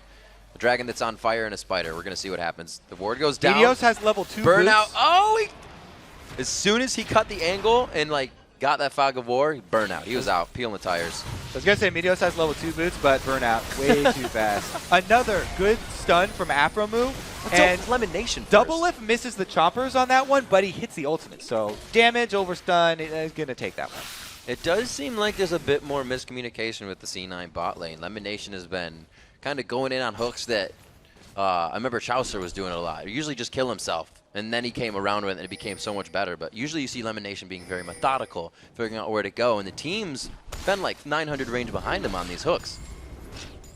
It's always dangerous when you start getting really far ahead of your team with your initiates. But He's landed some pretty good ones as well, and some really nice lanterns. By the way, up at the top one, he had a lantern that they were able to burn Double Lift's flash when he lanterned over video. Right. So, you know, he's had some really good lanterns, and I think it's good that they do have the confidence to click them sometimes, even when he is deep. Let's take a look at the builds. The Spirit Visage trying to come out onto Mundo. We're still looking actually for a piece together here build. We thought Blade of the Rune King quite quick for Nian, but it looks like he starts a Spirit Visage of his own here. Now, as usual, the big threat for CLG is Double Lift. They've got the 4 of the kills on him. Feed the striker. He's on, yeah, exactly. He's on the high scaling Jinx, which is one of his favorite champions. So their end game, they're feeling pretty confident, even though they know that they are behind some dragons right now. They're tied up in kills, and they're happy to let this game go a little bit longer. Nian, maybe not that happy. He does get away. So close. Run, dragon, run. He's been making it out quite easy of those engagements. However, that was really the first time he used Dragon's Descent to get out. Usually he's been going at balls with that one. So you can see that, you know, 1v1 kind of turning. All right, so we're talking about CLG looking towards the end game, as they often do. They're happy because their carry is fed, and they have tons of crowd control from their other sources here. Hotshot is building a bit tanky as far as stacking health is concerned, because he's got the Haunting Guys, plus he's going to build into a Rylai's, which makes Cassiopeia's poison turn her slows into AoE slows, or turn her poisons into AoE slows, and he will create a nice battlefield for Double Lift to easily maneuver around. Trying to get high into the split push here. We have balls coming out of the base. Everybody's about to meet up in middle. See what they can plan on a mid attack for the turret. 3-3 in turrets is Cloud9 really wasn't worried when they were losing all those turrets. It seemed they took the dragon and then boom, boom, boom, the turrets fell after. It was just what they had in mind for the time of the game. So it looks like CLG's wasn't really ready for that, and it's kind of slowed down on both sides now. It has slowed down a little bit, and it looks like they will just return to the age-old Zed split push. Yeah, right. Hai's going to need some more wards, though. It's very dangerous for him to split push against this team because there is a Vi on it. Usually, Zed, very slippery, can escape against most people. Link, though, on that Vi, can track him down, and they can pull kills on these stray lane split pushers here, where Cloud9 are actually going with 2 split pushers, since Mundo's the one with teleport, but Hai is the one that's sort of fed on the Zed. So until Cloud9, well, it might be right now, really starts to group, it might favor CLG. Hotshot's falling behind 40 CS now, is starting to affect him. It doesn't seem like the mid lane is really what he's been doing for the past season. So his roam has been non-existent. As you said, Hai, been all over the place, and he's really making an impact at 3-1. Right, so what Hotshot's doing now is just trying to hold the mid lane. CLG are trying to farm up a bit before they go for their next engage, because they're definitely feeling the early pain from Cloud9 here.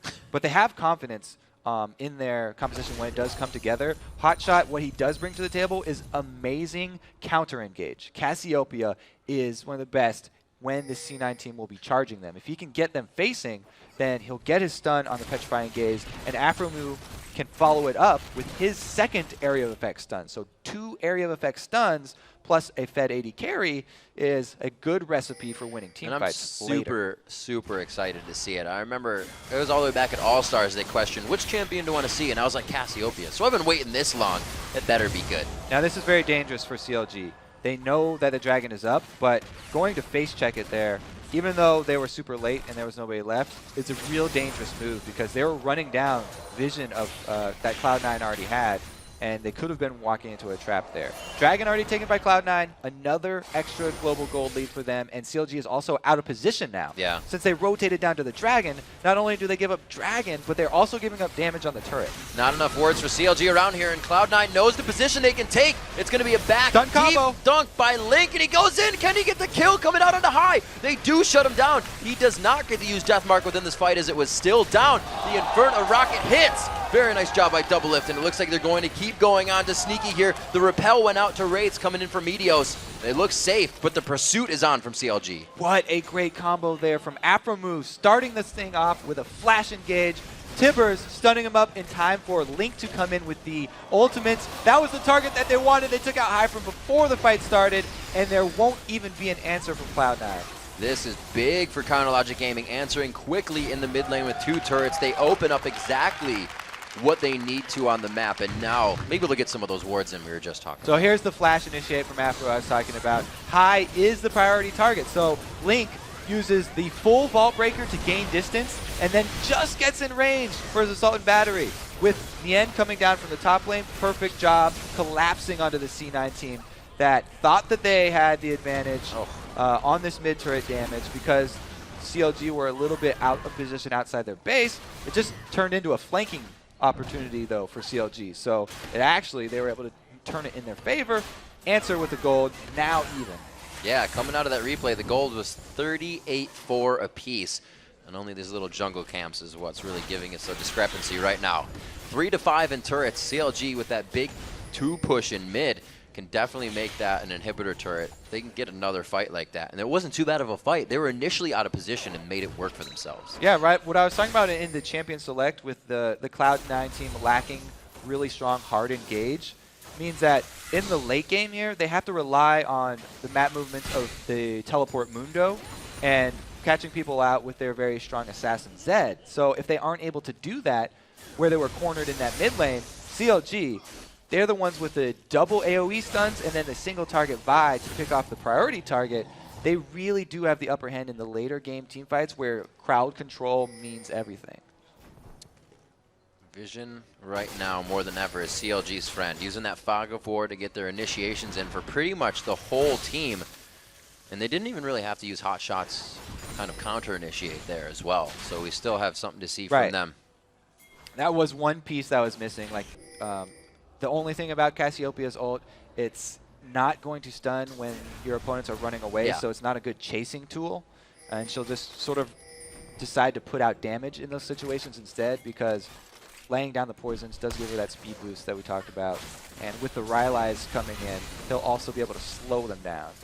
And it's hard, too, to fight as Cassiopeia, like you said, the mechanics. You miss a poison and you feel almost useless because you try to use Fang if you miss poison and you're like, all right, I wait 4 seconds before I really help anybody. So we'll see if Hotshot can get these mechanics down. He's 1, 2, and 2, sticking with that CS as much as possible. Like we said, he wasn't able to roam earlier, and High has really been enabling his team along with Meteos, both of them.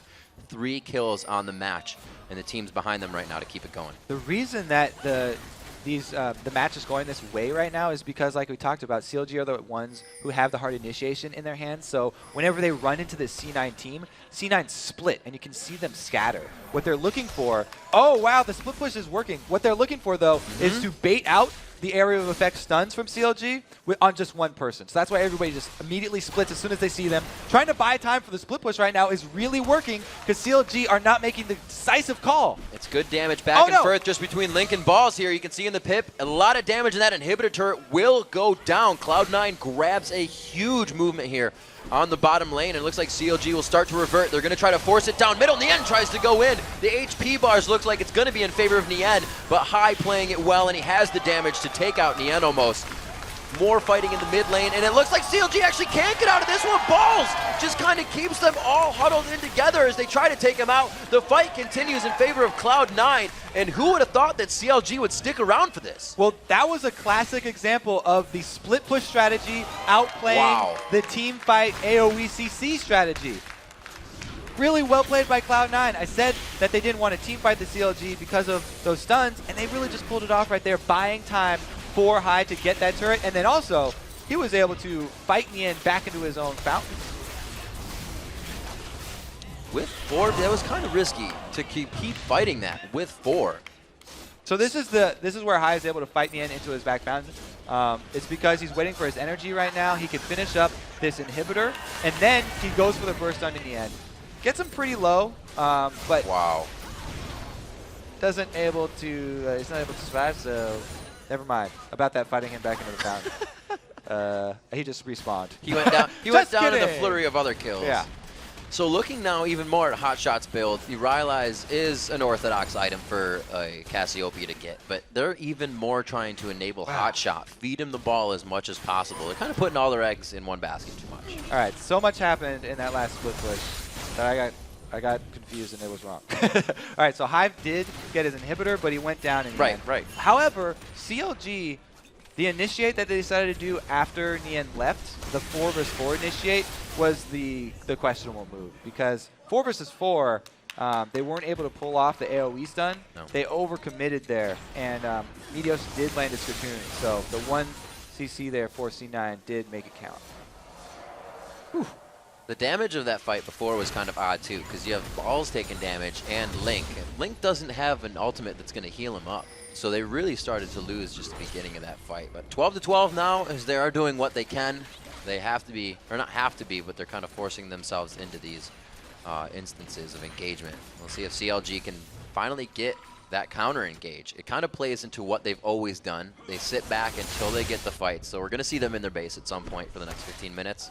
And that's what they need. Yeah, CLG, now that they sort of lost the crucial mid-game point where they have the advantage of the team fight, but Cloud9 have the advantage in split push, and they make the slightly misstep there around the Baron area. Did definitely cost them, and they'll have to play defensively now. But wow, that was just such high-level team fight versus split push play right there. It was pretty much the classic matchup, and just a little bit of a misstep by the 4-man team that was around Baron. Oh, High going in deep. He tries to use the ultimate, but it hits the back of High, and it looks like Hotshot now will be dove on. Not too much crowd control. Aframu has the stun ready in just a few, but he is holding it even more to help for the rest of the team. Nien is going to be the one to go down. Cloud9 does find one, but they were going deep for that, and the turret wasn't even there in their eyes. And this is why so many people talk about the team play of Cloud9. They were so composed during that Baron standoff, and then they were also very committed to this dive here in the middle that this is probably going to be the end of the game. And once again, an amazing game by Cloud9, coming in very strong. A 30-minute game possibly here as they take down the rest of Counterlogic Gaming outside their base.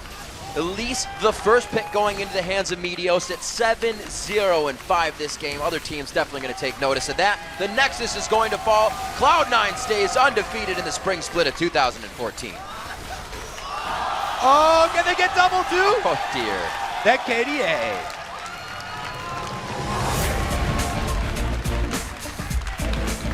Once again, bringing out a little bit of versatility. New champions around the map. Nothing super new to see, but they didn't use the same. It wasn't anything new. This was actually something very old. This was what was so popular during Season 3. Right. All these teams were defeating area of effect team fighting compositions with split pushes. That's exactly what Cloud9 went back to, and they pulled it off really well, even if I wasn't able to keep track of what was. Great mention, though, in the early game on the blue buff, the help that went to Link, maybe for being a new jungler, maybe because you wanted a little bit more help to get to top lane. But as you said, as we mentioned, the aggression that Lemon Nation and Sneaky put out more than they used to gave them the first push and the fast level 2, and they really worked that lane well with Meteos. Definitely impressed with the coordination there from Cloud9. We know around the Baron, like CLG had the upper hand for all the mid fighting, and you can see when they ran at Cloud9, they separated just enough not to get caught. Right. It's something in solo queue where you're like, okay, I'm going to split push, don't get caught, guys. Someone always gets caught. Cloud9, this is not solo queue. They were able to play that so well and keep in range of Baron that they put CLG into a hot spot where their comms, I really want to get a listen into their comms, their voice comms, during that situation where the split push was going on, because that's when it's most crucial. Well, it has to be hectic, because one of our main points coming in here was that Hotshot, GG, and team were able to roam as a unit, right? And then he was on Cassiopeia this game, which no roaming for the rest of the team. Nobody got help. Nobody had any assistance for whatever was happening in lane. But High was, and so was Meteos. So that just escalated the punishment even more. Getting that early flash burned on Hotshot and then High turning it into a kill definitely dictated the early game, because mid lane is such a swingy position for the junglers then to exert their will. And you can't say that CLG didn't do good as well, especially in the early game. They got that kill. As soon as they killed Hotshot in the middle, Double Lift and Aframu said, we got to take matters into our own hands. And they started picking up a few back and forth kills. But overall, Cloud9 just stops that at some point. Doesn't They let you had get the comeback. a really good answer chaining those CCs. Yeah, they did. We got to we got to go AFK for a quick break. But when we come back, Freak and Jat are joined by Cloud9's Meteos. Then Dignitas will take on Team Solo Mid. The 2014 NALCS Spring Split continues after this.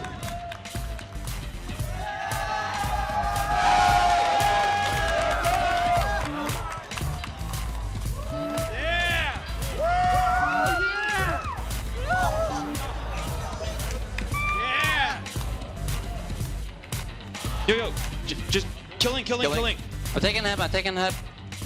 Yo, keep going. I got come shot in 7. Double. Afro. Going. Yo, Baron. Hot shot. Careful. Finish him. Deshaun, I got him. I'll kill him. Fuck. I got the inhib though. I got inhib. Yo, Ult in 29. we can bear. Get him. Yo,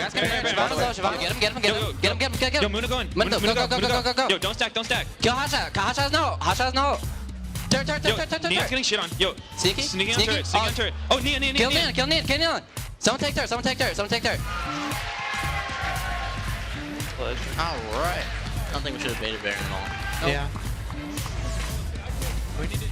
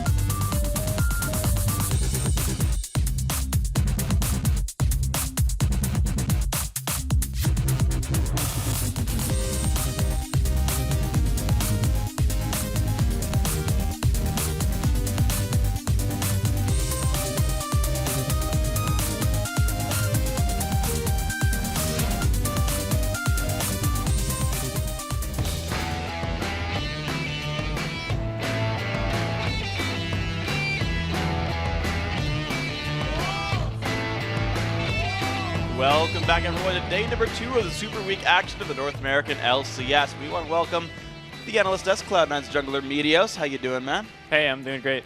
So tell me about that game. You're facing the 17th iteration of CLG. How'd you guys think going into that game? We've scrimmed them a bunch leading up to this, and they've actually done really well against us in scrims. And so we prepared really hard for the match, and it was a hard game, but we came out on top. Could you explain some of that preparation to me? What you kind of went through your minds? All right, well, I guess preparing for what went through our minds is we tried to target like their newest player, Hotshot, with our bans pretty much, and he hasn't played the role that long, so we thought if we could ban out his comfort champs, we could get him on a champ he was a little less comfortable with.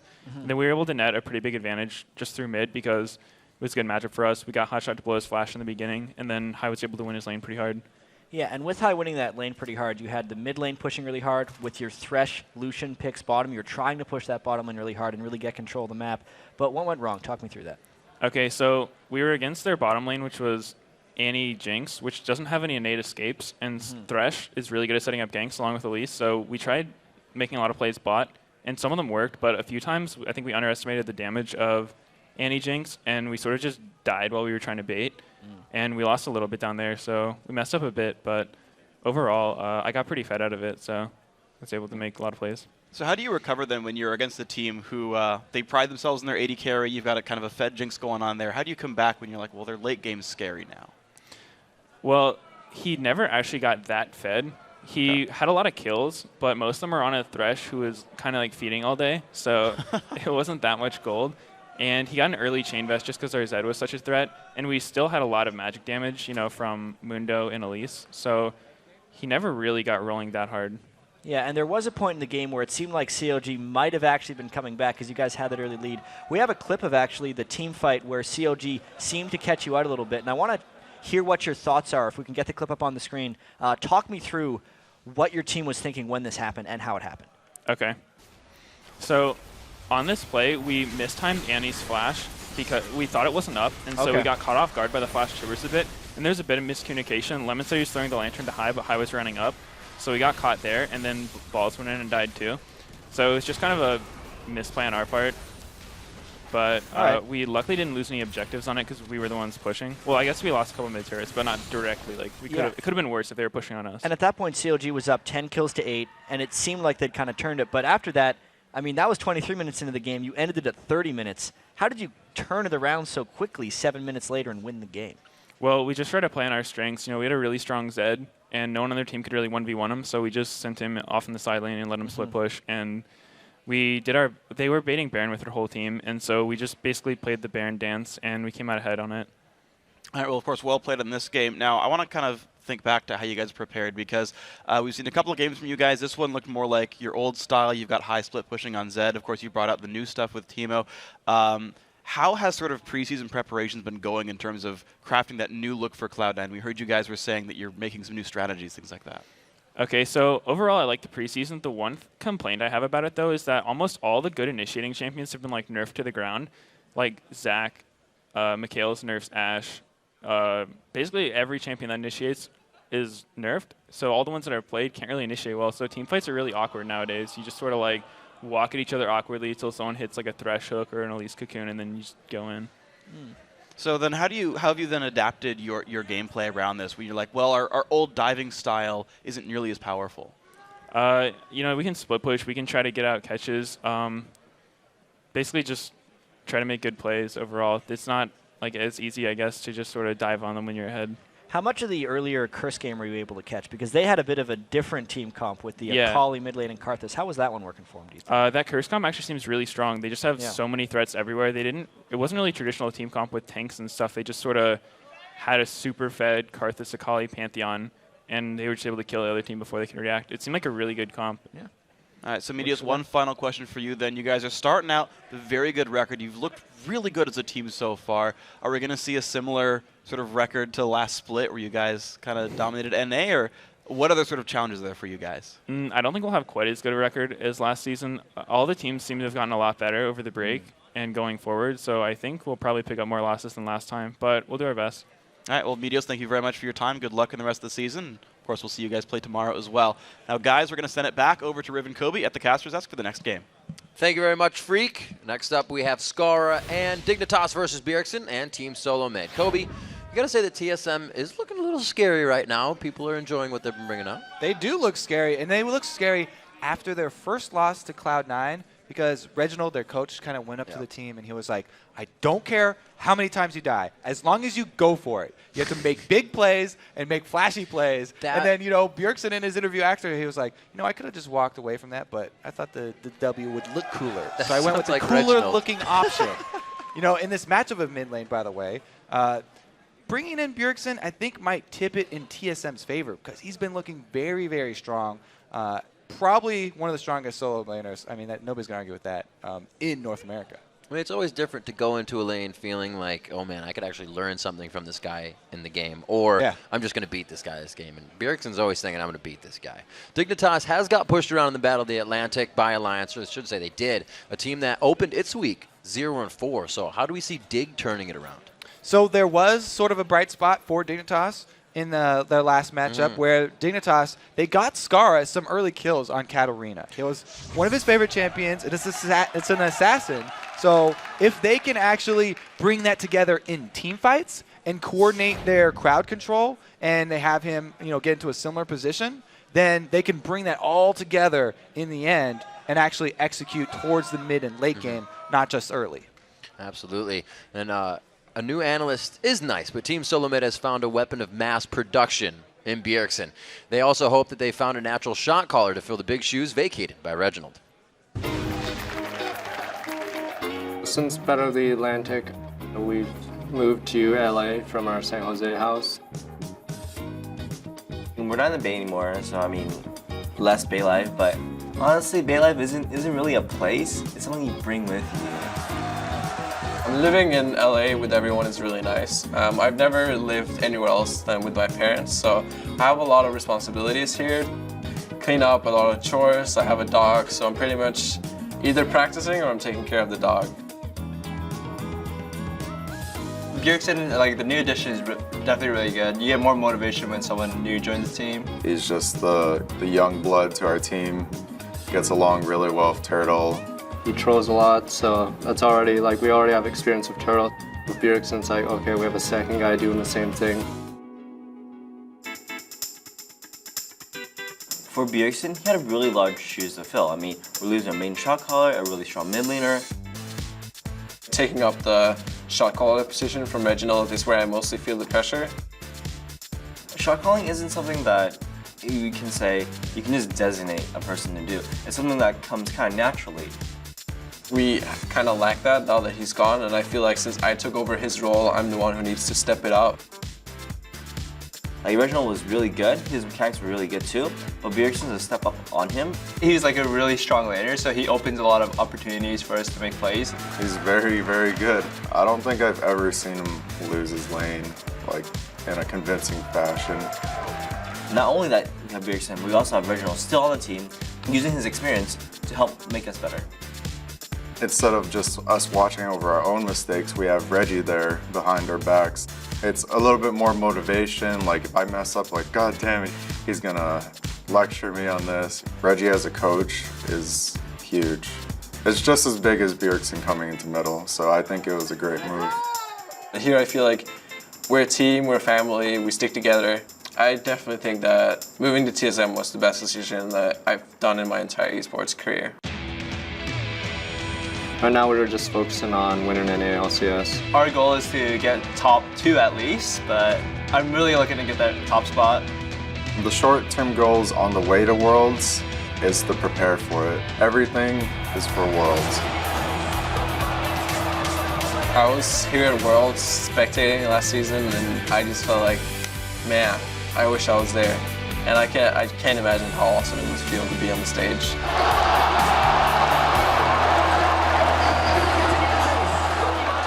Absolutely looks like shoes that Bjergsen is ready to fill with everything that he says. The part about filling Reginald's shoes and the shot calling makes him most nervous. And how could it not? I mean, the shot calling is one of the most crucial things and one of the hardest things in League of Legends to get down because you don't practice that in solo queue. No. You only practice this when you get to the competitive 5v5 games. And we'll talk about that a little bit more, but right now let's check out the starting lineups. On the blue side, it is Dignitas. In the top lane is Cruiser. The jungle is Crumbs. Mid lane is Skara. I'm a Cutie Pie at AD carry, and Kiwi Kid at support. And on the red side, it's TSM.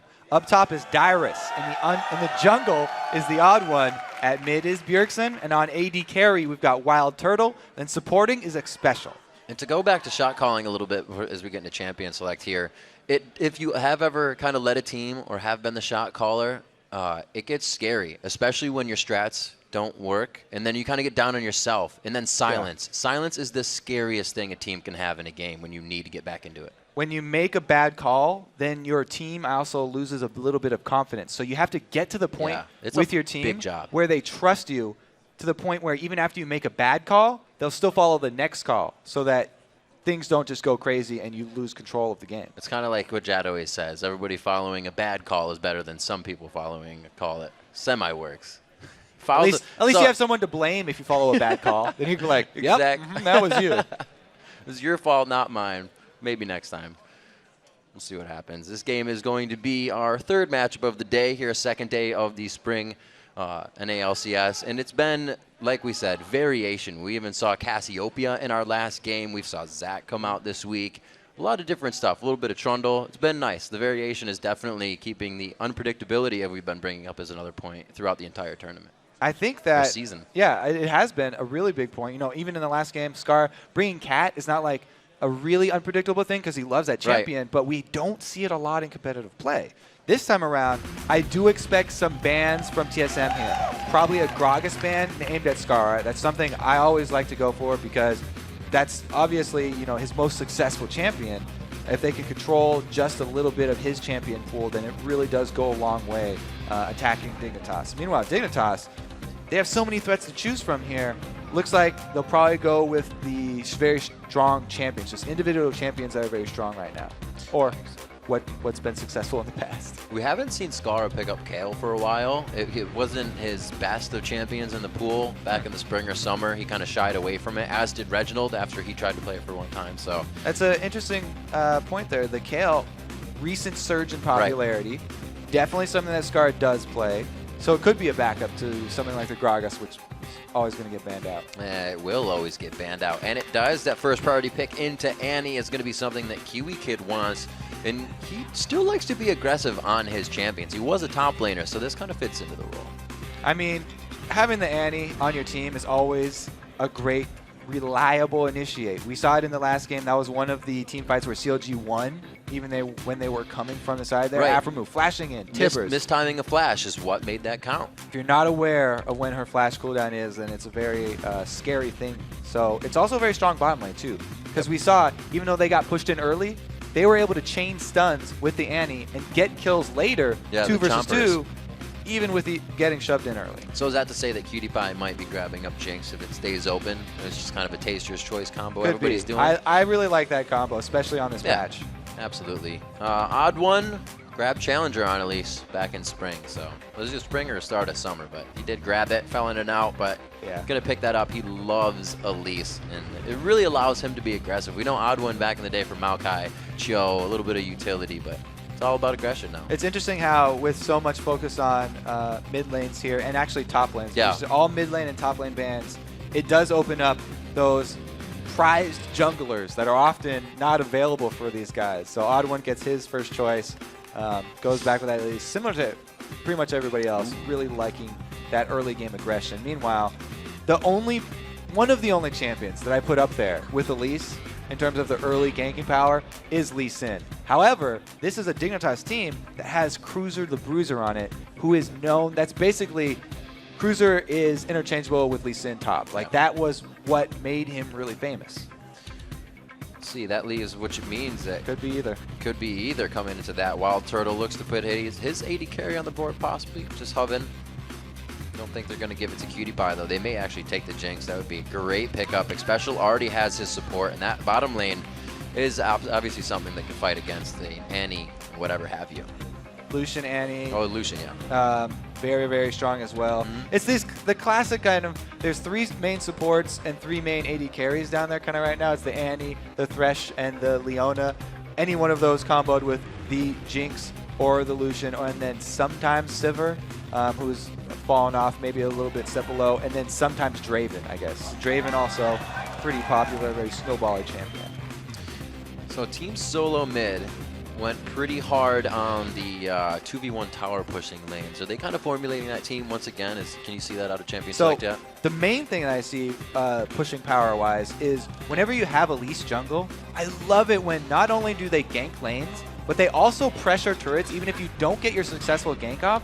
Elise is a range champion. There are very few range champions that can come from the jungle. If you can bring a range jungler to the mid lane, you can easily shove down a turret because the other mid laner is going to be stuck there. There's not a lot of counterplay to that. Bringing their own jungler is not going to help that much because usually they won't be ranged and they can't help you. And 2 of the new faces, well, I guess not a new face on Trundle, but a resurgent face, and the new face of Yasuo being picked up last 2. So it falls to the 5th, but they still wanted Yasuo. So it looks like here they're going to go for either Trundle pillars, which you have to land on someone to get the little displacement, or the kickback from Lee Sin for that displacement to execute the Yasuo ultimate. Both of those are very good options. And I also like that Dignitas waited until the last pick to get that Yasuo because they don't want to get counterpicked. We've already seen Voyboy come up with a really nice one. When Yasuo was picked early, he goes to Kali. LeBlanc is someone who you actually can block the Qs that are coming out for her. So if you can win wall that, you'll avoid getting silenced and have a much better chance. Looks like we have a gentleman's agreement in the Warwick Challenge, so it could be called here coming into the split for this spring. We got to play it at least once. This is Dyrus' turn. He's going to pick Warwick into the top lane. That's going to be versus Trundle, and usually Trundle we see being able to take out a lot of the tanky ones. Can he handle a Warwick? That's why I really like Warwick against this, because Warwick tanks through sustain. He's all about health regen from the Q and from the lifesteal from his auto attacks. So Warwick, going to be a little bit easier for him to go up against Trundle. He can't just straight steal a whole bunch of his health and all of the resistances there. So interesting little last pick there for TSM. And it also does combo really well because there's such a single target focused composition here with LeBlanc already. They can really rip through a single person. After they get that man advantage, then they'll try and get the objectives using that power play.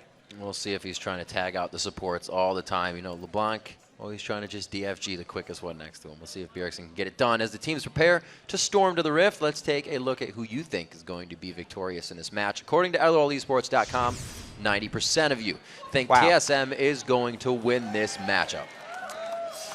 It's one of the biggest, heaviest swings that we've seen in the vote right there. Classic. I think everybody got their phones out and were voting in the studio. All the audience votes. So the drawback, though, since you are a single target focused composition there for TSM, is that you're a single target focused composition, and when team fights come down, you're going to have answers for multiple threats here because Yasuo, he's going to be able to ultimate not only one person to keep that knock-up going, but also has a 400 radius or around 400 where it can knock up other people that are there as well. If they're all get Lee Sin kicked and there's a bunch of people in the air, he can keep multiple people there. TSM definitely has a composition that allows them to be aggressive and keep being hungry. We're going to see a lot of rotation and roaming from Bjergsen here on the mid lane. We'll see if Skara can keep him at bay and really under wraps. Again, a gold lead for TSM. All right, so deep utility paying off early. Looks like Xpecial has gone deep utility, getting the extra gold plus the biscuits, and not a Doran start. No. Just the flat health for Crystal. So maybe rushing the Sightstone to get that early vision. That would be an interesting plan because they do have a lot of assassination potential. Their jungler is a very roam-heavy jungler in Elise, and then their mid laner is always looking to roam. If Bjergsen can get ahead in the mid lane and then roam either top or bottom to get some assassination plays. So thinking of what Bjergsen can do this game, remember he's saying he is somewhat the shot caller now, but as it gets into a fight, you kind of hear the sounds of the game you saw when Cloud9 was winning last game. Everybody kind of puts their own 2 cents in during a fight, during whatever, take a tower. But there's always that one guy, and with Bjergsen filling Reginald's shoes, see how we can do here in mid lane with LeBlanc this time. He always plays champions that he can turn the game around on. He can definitely pick someone off and make single plays by himself around the map. And something that I also like to see when we do have mid lane assassins like this that benefit greatly from roaming is an early sweeper upgrade from the mid lane, not just from something like the jungle. So if Bjergsen, then the time you want to get those is a couple minutes or a little bit before that level 9 so that you can get the upgraded sweeper. Because the first one, just hit it. Cooldown's pretty long there still. Whoa! Free flash? Yeah, it's pretty much free. They don't have to burn anything there, and they're also going to steal this blue buff. So nice start there for TSM. Crumbs is going to be hurting on this one. Odd one level 2. We'll see if he goes in and back out of his jungle. We saw Zuna somewhat doing this on his first game. It worked quite effectively for XDG. Crumbs, we got to remember, is the guy that keeps the timers for Dignitas. He keeps those flashes pretty much for all the lanes. And he's the one we call the kind of human abacus. If he can keep it down, we'll see if those timers play true for Dignitas as they start off in the early game. Easy trades to the buffs, as we've seen for the past few. It seems like there were the line of scrimmage, but now everybody's back to stealing and taking buffs. So yeah, they do trade, but it is going to be Crumbs being maybe one step a little bit behind the odd one. Absolutely. He's back by maybe 15 seconds or something because it was TSM who initiated it. And the other thing is both solo laners going with the classic play where they take a jungle camp before going to the lane, since both of these duos have decided not to hard push it and they're just last hitting, trying to get a large creep wave before they run into turret. Crumbs seems to be faring all right. And Dyrus on his back. He killed double golems and then back to Fountain, bought a real ward there. So he's just placed a ward looking for the 3v1 tower dive that would come from behind him.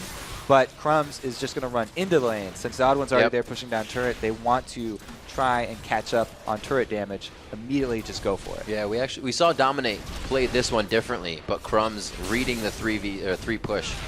And it looks like he is going to be doing the same thing in the bottom. So the odd one and Crumbs kind of leveled out here. And the turrets are just going to keep these teams at even here as we approach 4 minutes into the game. But this is TSM.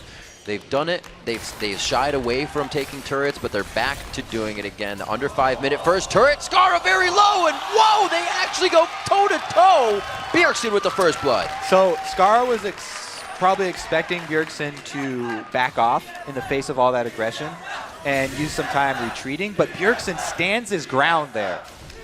Level 3, and was able to take him out with the combo. A little bit of an overestimation there from Skara on the early Yasuo power. Bjergsen doing work already. That silence, man, it'll catch you off guard. Whoa, the Q right through the tower instead of...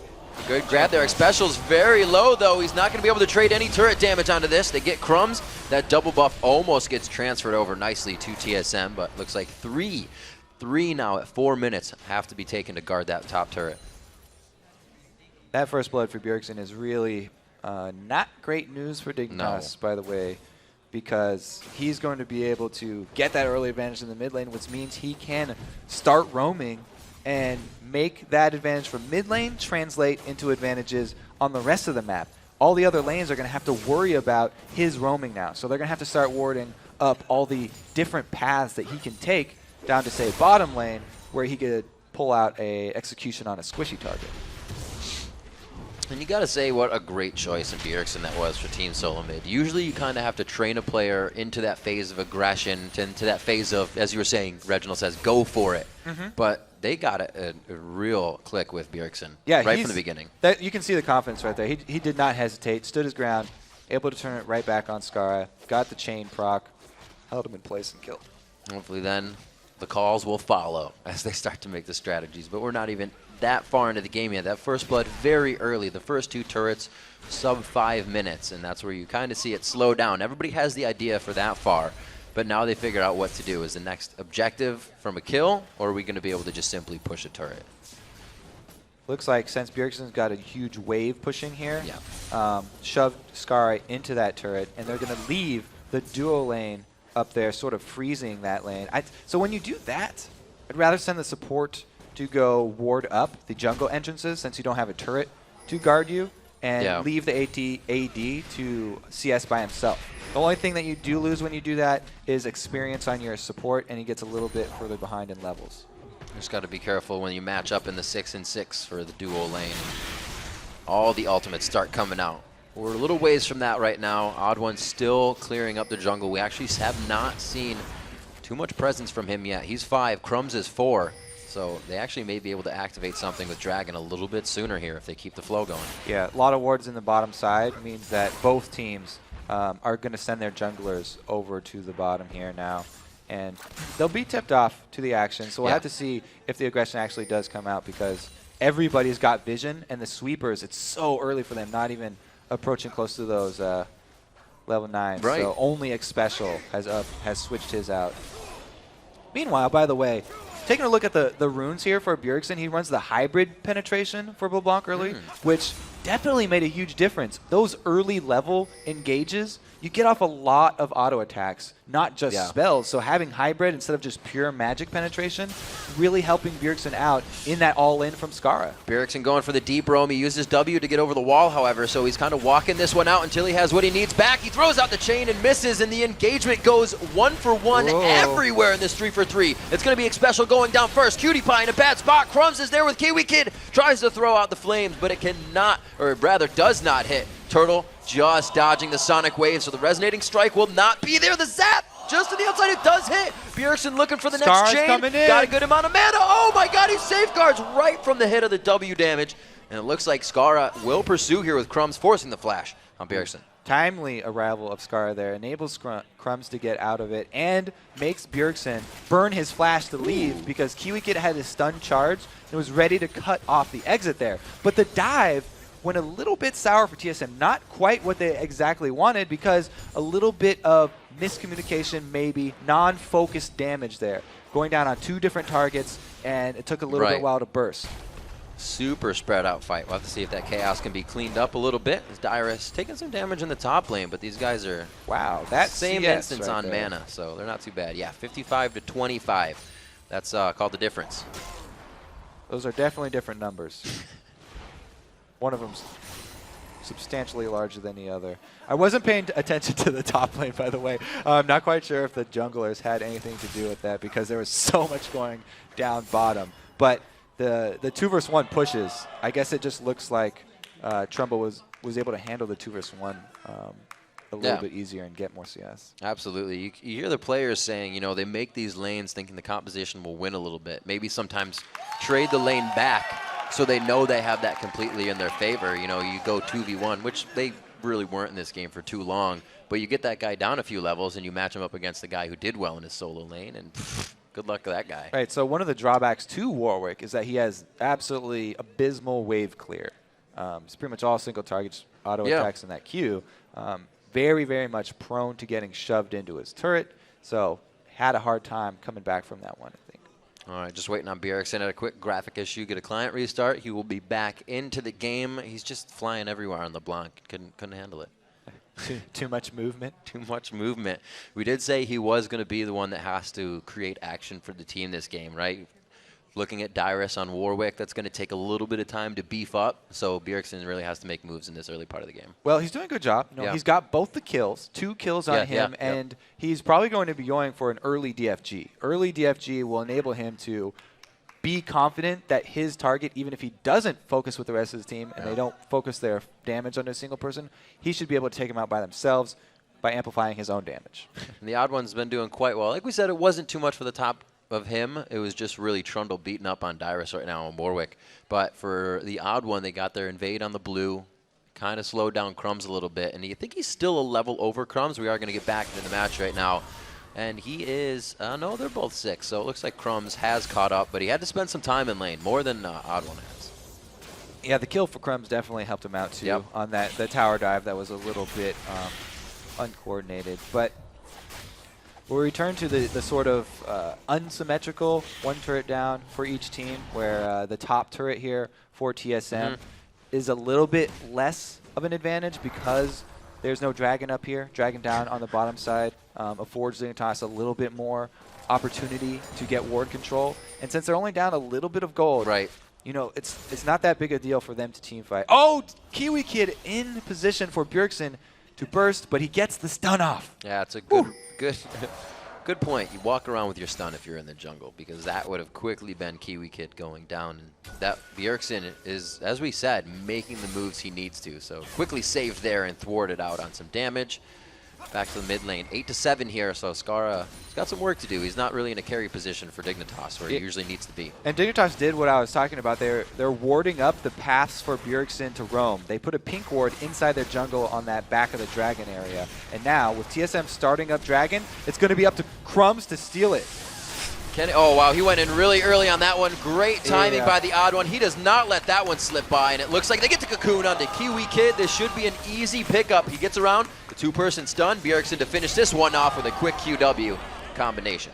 So the drawback of Lee Sin landing the Q so early is that everyone in this game pretty much aware of the time that you have to follow up that Q. As the time runs down, they know that you're either going to come in right at the last second, or you're just going to wait it out and not come in at all. They were ready for this one as soon as Crumbs did come in, got bursted down. He was not going to be able to escape that.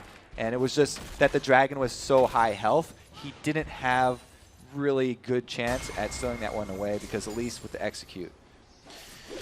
So yeah, I'm going to go ahead and say this has been Cruiser Bruiser and just Dyrus going head-to-head, because all the focus has been on the bottom side of the map throughout this game, whether it's hitting mid a little bit, but Bjergsen is the one doing the roaming. Like I just pointed out, Skara's going to need to be able to carry. Will be a big Cruiser Bruiser, but they're kind of going to be able to take him out as they kite away, because that's the kind of team they have. They got the pink ward down before Q's able to land. But so here's exactly what TSM are doing. Because they've got this advantage on bottom lane, take turret, roam up to the mid, and press their advantage on the weak defense here. 2 melees, not much that they can do. So a really good map movement from TSM.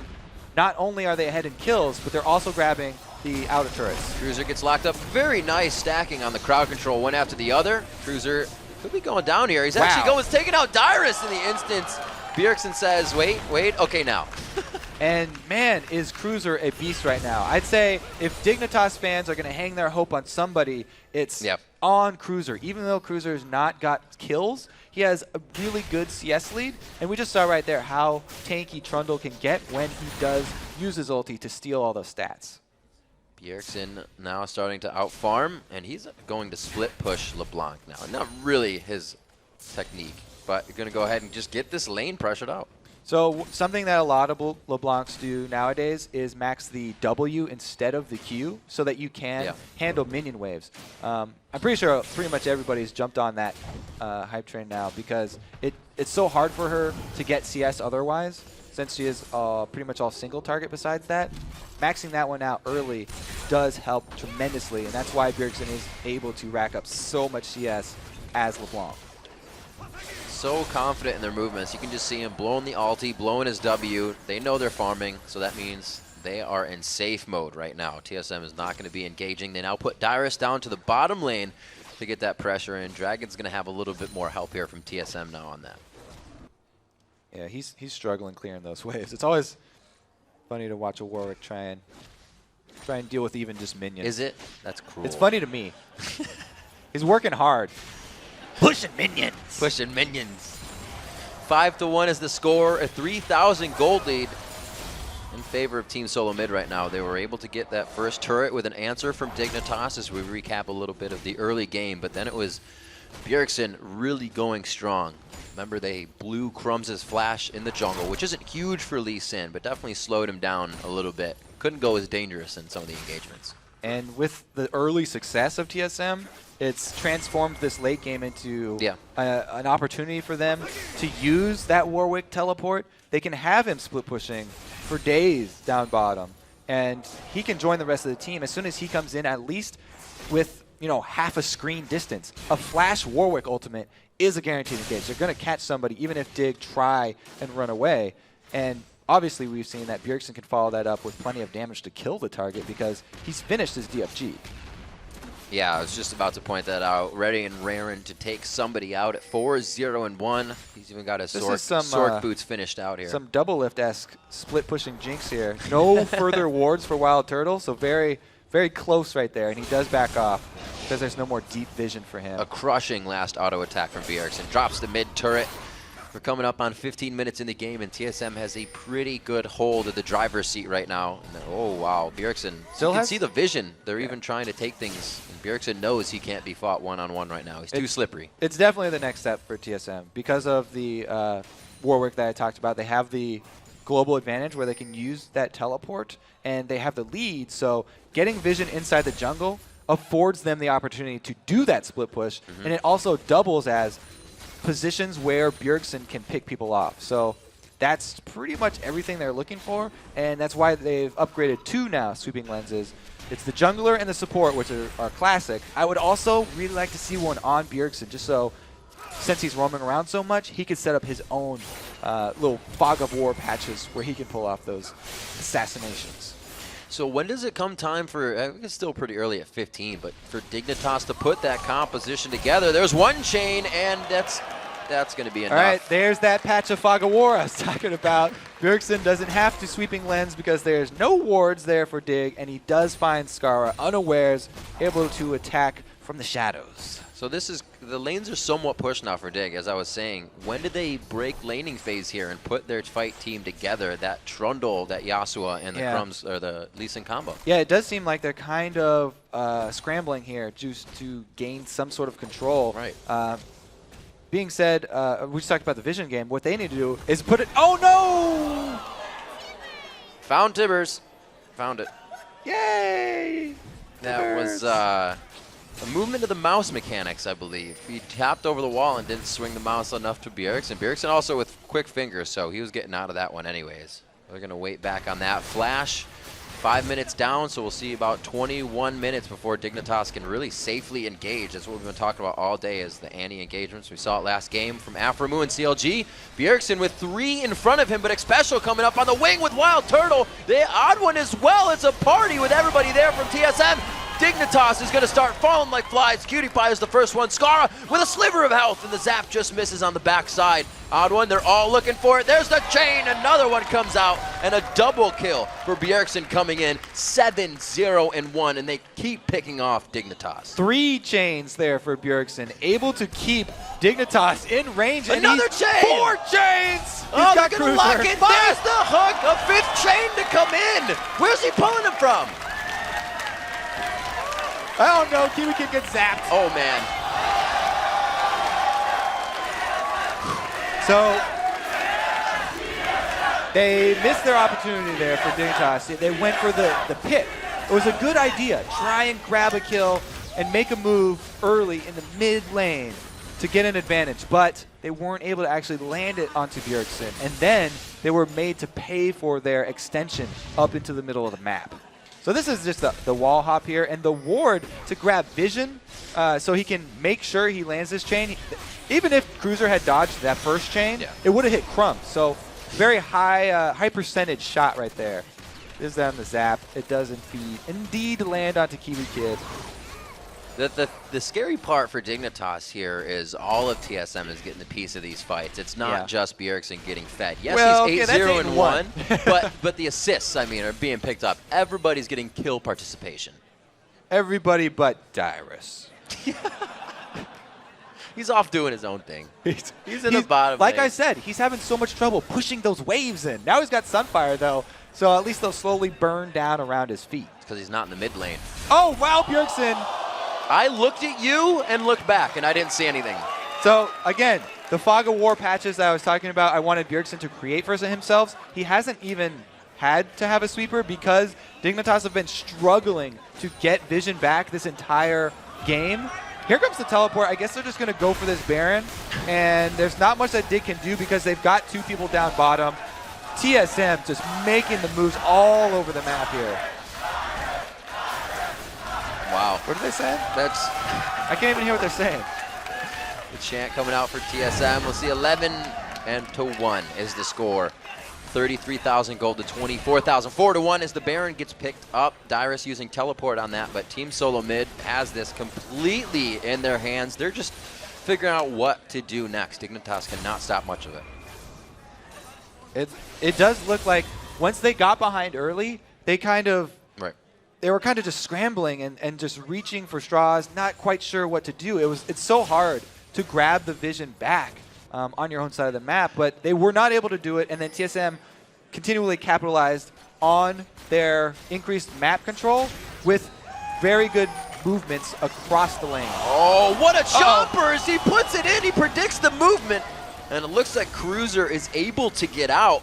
By this time, inhibitor turret's going down. We're going to see possibly the first one. They try to get the Yasuo ult, and Scar goes very hard for his team. They follow Scar's call, and they are going to try to do the damage. Kiwi Kid walks it in with Timbers. Great AoE damage coming into the fight right now. Odd one is everybody scrambling to focus in this fight. They're finally able to turn it on. They get the focus they want. All eyes onto Cutie Pie. Are the last attacks there. Beautiful three-man stun by Kiwi Kid there, but it's not enough to save Cutie Pie. And no Burger King for that action. No. It was a very good move by Dig. They were desperate at this time. They had to make something happen. And so they take the opportunity of the extra man play here, the power play, try and make it work. Scar gets off 2 knockups, but it's still not enough. They are going to be able to grab the first inhibitor of the game. 20 minutes, just cresting 21 minutes. And Bjergsen's there like, hey, I'm here guys, to party. I made it. Where are you going? All right, perfect opportunity. Yeah, you're right about that chomper because he was going to walk right over it. And then Dyrus does join the fight. He's going to get some kill participation here because Scar charges up his Q. As soon as Scar charges up his own knockup, he can go in on it with his ultimate. But that happened just now. We already saw that stuff, so it's cool, guys. We know what that consisted of. You look now, 4 trinkets still. Yeah, they need to ward their own jungle, but they have to clear these wards that's giving Bjergsen these kills. You'd think you'd see more sweepers on Dignitas' side right now. Well, they need everything. They're like, okay, we need ward clearing power, but we also need vision. So Bjergsen's on the hunt. Oh, that was pretty nice. Good juke. Good Dodge juke. on the chain. I like it. Scar keeping himself alive, but that was a missed spell and another one, and he's at half health, so it's still not good condition. Nope. Bad, very bad condition. Huzzah! Didn't even need Deathfire Grasp on that. We're going to go ahead and take the turret down, the second inhibitor to go down now, and TSM is completely controlling this game. The thing that has gotten so much better, really for all teams in this split, is their ability to close it out and move forward. I think the reason we popped out of that replay is because they got that inhibitor, so second inhibitor down, easy rush onto the Nexus turrets here for TSM. It's going to be first Nexus down. The calling not even really making them think of backing off. Bjergsen goes in hard. It's going to be the suppression on Cutie Pie from Dyrus. They're trying to get the KDA up as the Nexus goes down. And Bjergsen puts himself in the fountain and he gets lasered down. You're not going to be able to live that long, Burger King. And it looks like the Nexus will follow after 22 minutes, one of our fastest games, if not the fastest here in the spring split of the North American LCS.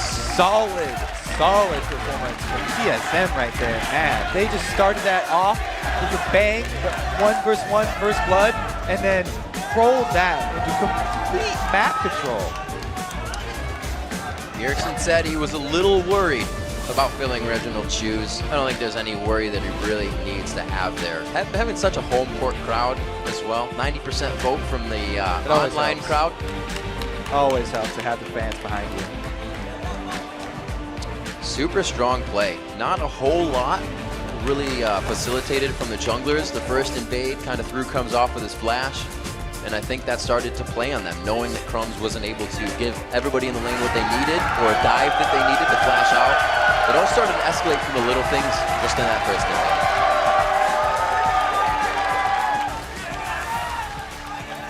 invade. Bjergsen's a real thing for him, though. Definitely one that can carry the entire game. He's definitely a real dude. The people here know because they can actually go up and ask him for autographs after. So get some tickets, and you could too. Yeah, absolutely. As you're voting, be sure to check when you vote on the website. Pick up some tickets. League of Legends North American Championship We like to meet Series. the fans. Absolutely. We're going to be able to right after this because we'll be switching out and get Chat Freak up here to cast it. But that game was nothing less, as I said in the intro, more than amazing. TSM somehow going back to their early strategy of pushing that top tower. And if you're there, they pretty much sit there and take a Polaroid of you, kill you, and then take your tower. And your jungler doesn't even have time to get there. So it's a vicious strat. And once they got Bjergsen to the point where he's got his own Deathfire Grass and he can just wait inside Dignitas' jungle multiple times, the Fog of War, jumping in. The Fog of War is real. Like that, It's scary. The ability that they're using right now in this meta with the Vision is. How many kills did he get at Blue Buff in like that exact same spot? Like 3? It's also, I have to again shout out X Special for his like around 5-minute swap out for a sweeper trinket. One of the earliest that I've seen. So as soon as Bjergsen got his first blood, X Special was like, yes, going for that map control. I'm going to get this early sweeper. It'll be ready far before I hit level 9. Yep. All right, when we come back, we will see if Evil Geniuses can match wits with Counter Logic Gaming in our next game of the day. Don't go anywhere.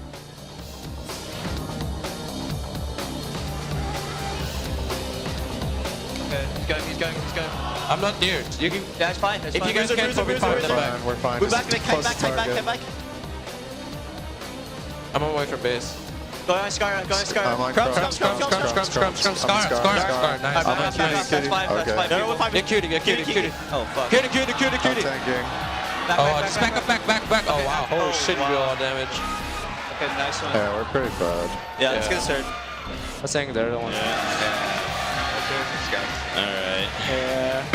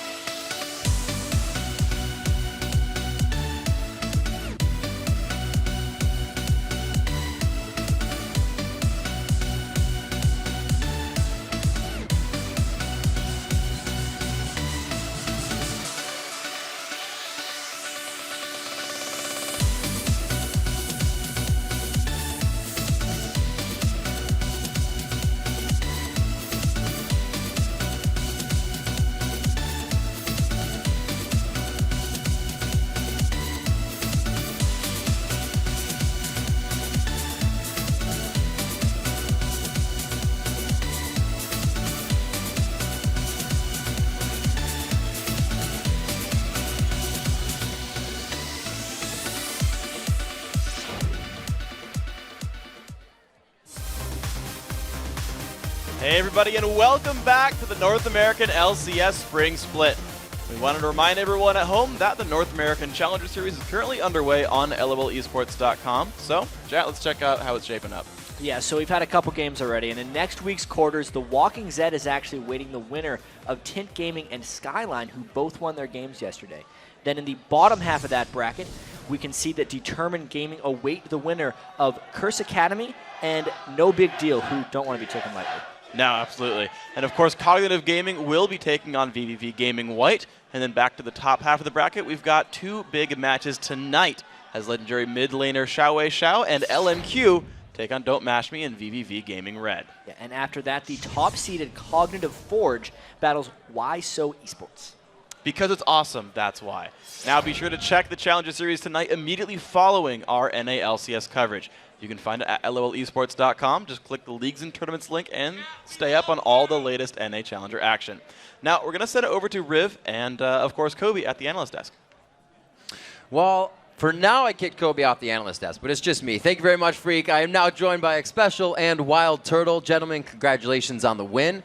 Very definitive win as well. Let's go to picks and bans. I just want to go with, what was the Warwick pick about? Is Dyrus just kind of not confirmed about what he wanted? That was actually a pick we were very hesitant with. Especially after yesterday's Nasus play, we weren't comfortable with Nasus again. That was one of our picks that we were going to go with. But we saw what the team had, and we knew that they wanted us to go into Nasus, and we decided Warwick was a good pick. Darius played it a little bit. We weren't really comfortable, but Darius played really well. I mean, honestly, I think Bjergsen was the star of that game, and overall, our team play was much better than Dignitas, and that's kind of where we want now. And for you guys at the bottom lane, obviously Bjergsen is a big note for TSM right now. Turtle, what have your big improvements been from last split to this split for you and Xpecial? I think we just coordinate with the team a lot more. Before we would just like go bottom, and I'd be like, all right, I'm fed now. Let me split push 1v2. But then now we actually, when I'm fed now, I usually call for like group mid, get dragon, instead of like going back to the bottom lane. So Bjergsen being the shot caller, how is that developing with everybody also having a bit to say during the fights? Last game, specifically, we didn't really see much of Bjergsen. He was just focused on just beating up mid. I felt kind of bad for Scar that game. I mean, no offense to him. Just Bjergsen has just shown that his mechanics, his skill as a mid laner is very top-notch, and he's been doing really well. Did you see any potential that he may have not been able to fill the position, or were you guys right behind him when he came in? He was one of our top picks coming in. I mean, we had several candidates that we wanted, and Bjergsen was our top. And we were very lucky to have him on the team, and he has shown a lot of potential, and I really like having him on the team. It's really nice. And Turtle, you guys kind of go off and on of focusing the 2v1 sub 5-minute turret push. What advantage do you think this gives TSM's style of play? Because we had Jinx there, we just thought, oh, well, we're going to get 2 turrets, and 2 turrets is actually worth more than Dragon now. So I guess 2v1 is probably better. All right, and we're going to actually bring up a team fight on the screen right now for you. Xpecial, kind of walk me through what was going during this team fight, and how did you guys approach it? So we were 11-1 at this point. I mean, we knew that any fight we take, we would probably win, and we just wanted them to engage. We wanted to engage or get engaged on, and in this case, I mean, they used everything. They landed a whole bunch of spells, a whole bunch of AoE, but because we're so much stronger, it doesn't matter what we do, as long as Turtle doesn't die immediately, we're going to win the fight. And that's pretty much what happened. Darius and Autumn were able to clean up, even though I missed a hook because I suck, but we still won the fight definitively, just because we're that much stronger. And what kind of allows you to know when to go back in that fight? Because it seems like you guys weren't focused at all at the start of it, but then you guys had it. Well, we knew that as long as we're not taking turret too much, there's no way we can lose that fight. And the call was made to kite back, use our CC just to move back a bit and kite them, and Warwick, after making him chase away from turret, even though Turtle went down, Warwick and Elise were able to chase him down, and we got at least 3 kills, and it was, I think 3 or 4 for 1, and it was a good trade. We got inhib, and we won the game off that. Absolutely. Turtle, looking at this season, you're now like 100 LP, Diamond 1. Where have you found the time to play all this solo queue while staying strong with the team? Can you say that again? No, absolutely. Sorry, fixing headphones. It's all good.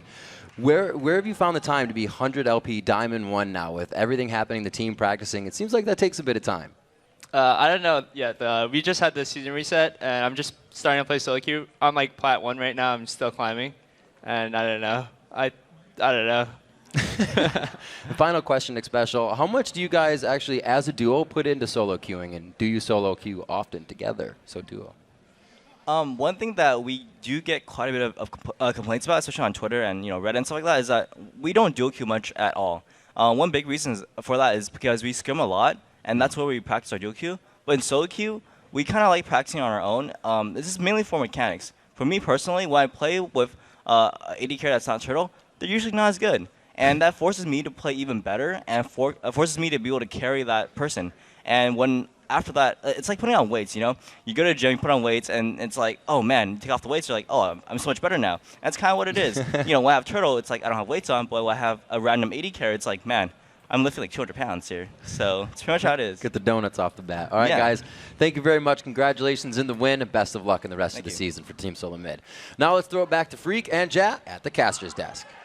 Yeah, thank you very much, Riv. Guys, it's time for the next game, Evil Geniuses versus Counter Logic Gaming. Now, Jat, start with EG. What do you think we can expect from them? Yeah, so much of their old team that was the European team last year relied on working as a unit, and the fact that they've had 5 people on the same team for so long. And now that team has kind of broken into 2 shards across the Atlantic, it's hurt both of the teams. Alliance was 0-4, and EG has started off 0-2. And Inox in particular, even though he wasn't part of that team, has also struggled a little bit. He was 3-11-8 in his first 2 games in the LCS. That's not the type of start EG wants, and the guy who they're really trying to replace Wicked with.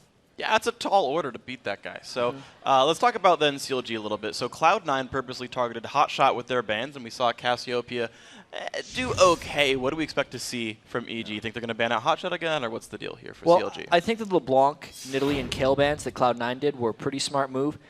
Hotshot was able to find a comfort zone on Nidalee, and he's the person who EG should be trying to get on tilt or off kilter, because he wasn't really expecting to be in the LCS. He retired 6 months ago. I would expect more of the same bans this time. All right, we'll see if they go for it. Now, of course, these 2 teams do have a pretty long history. They got some common roots, honestly, in Origins, but of course, that was then. This is now, and both these teams are focused on victory in this growing rivalry. We have a lot of history with Counter Logic Gaming. Like, we actually used to be CLG EU, 3 of us. We also know their playstyle quite a bit. It centers a lot around double lift. The new Evil Geniuses, there's a lot of hype surrounding them. People are saying the rebirth of Evil Geniuses and the roster's so strong, but, I guess we'll see. We have a old-time rivalry. Like, we used to be their sister team in CLG EU. We used to beat them a lot back then as well, so we just hope to repeat the process right now. I'm pretty confident in my team. We've been really consolidating ourselves and just getting rid of CLG's bad habits. We are a completely transformed team. Now let's check out these starting lineups here. On the blue side, it's going to be Evil Geniuses. Inox in the top lane, Snoopy in the jungle, Pobelter in mid, Yellow Pete on AD carry, and Krepa, who got some crowd cheers before, on support. They were chanting his name as he was setting up. Also on the red side, we have Counter Logic Gaming. Nien is in the top lane, drinking some drink. Link in the jungle, Hotshot in mid lane, Double Lift on AD, and of course Afromu on support.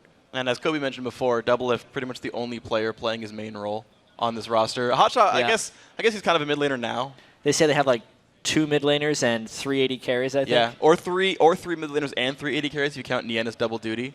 Because back when he was on old Cloud9, he was the mid laner. That's true. Yeah. Yeah. Then he became AD carry. Double Lift is the alpha dog as far as AD carries are concerned. He just pushes the other AD carries to supports in top lane. They just have to get out of his way. And CLG picks them all up because they're all good players. We've seen this. Well, AD carries have the best mechanics, and CLG is all about potential. So if you have good mechanics, then you can clearly play anything else. And it's done pretty well for them. They're holding the LCS spot. They're putting up some good results. I mean, they've had the closest game against Cloud9 so far, I would say. So yeah, they actually were pretty close in that Cloud9 game. Unfortunately, it ended for them at 30 minutes. I wonder how much that's going to sit with them, because if they stick to what happened early on in the game, they should come into this game with a lot of confidence. But if they think about the last 7 minutes of that game, it's not going to be a good time for them. An interesting note, actually, because I looked at like the scores after the game. The 3 CLG members who didn't switch roles, so Nien, Afro, and Double Lift, who were the main starting lineup, actually had really, really good scores, and Link and Hotshot both had a hard time. They're playing off, right? That's not what they're supposed to be doing right now. So LeBlanc ban comes through. EG, of course, making some smart choices there. The Jinx ban against Double Lift, though, so a couple of different adaptations. Nidalee would probably be the last ban for EG unless they're planning on picking it for Pobelter. One thing I do want to note, again, though, even though it was mentioned in the feature, is just how intertwined these guys are and how well Snoopy, Yellow Pete, and Crepo actually know Hotshot GG, because he was the one that saw potential in these guys way back in Season 2 when they formed as CLG.EU, and it's kind of crazy now that they're playing against each other in the LCS. Hotshot's always had an eye for talent. He has, and now we'll see what they go for with these last few bans, because Nidalee wasn't banned. Now, Inox is a big Nidalee player, and if I'm EG, I let this go through and first pick it for Inox. I realize it's not a common meta Season 4 pick, but this has been his comfort pick for all of Season 3. If they let it through, then Hotshot's going to pick it. Yeah, if CLG doesn't pick that here, I'm surprised right now. Well, I wonder. I mean, now that Evil Geniuses has said they don't care if Hotshot has Nidalee, because we got to look at what else is actually on the table still. There's still the Shyvana and the Mundo in the top lane. Perhaps they could even try and go with both of those things if they wanted to try and put together their tank line. Yeah, and of course, there's still the pecking order of AD carries. Of course, the Thresh first pick with Annie banned away, but Leona's still in the bunch. You've got still a lot of high priority picks to go through here. And CLG obviously taking their sweet time with this one. Okay, here we go. Elise locked in there. That's going to be Link in the jungle. We have seen Neon top lane, but that was like a year ago. Let's see what else they go for. Yeah, they're taking their sweet time with all these potential picks. The Elise one is the safest pick. That's what we usually see picked at the top of these. And we've been talking about, like, maybe there's a world here where if enough of Hotshot GG's champions get banned out, or if he doesn't do well enough. The end was flirting with disaster there. If he misclicked that Shyvana right afterwards, he wouldn't have got it. Those are standard picks for CLG. A world in which they actually want Link to play mid lane, and they just put Hotshot in the jungle because they no longer feel like he's confident on that, and they just mess with the enemy's minds. They got 2 games left to try that. We got 2 games left. We'll see if they can get this one out here, unless they have further issues and they just keep Hotshot in there. It'll be part of their counter logic strategies. We got our jungler back, but actually that would be too direct. Now who needs their jungle back? Got to keep switching it around.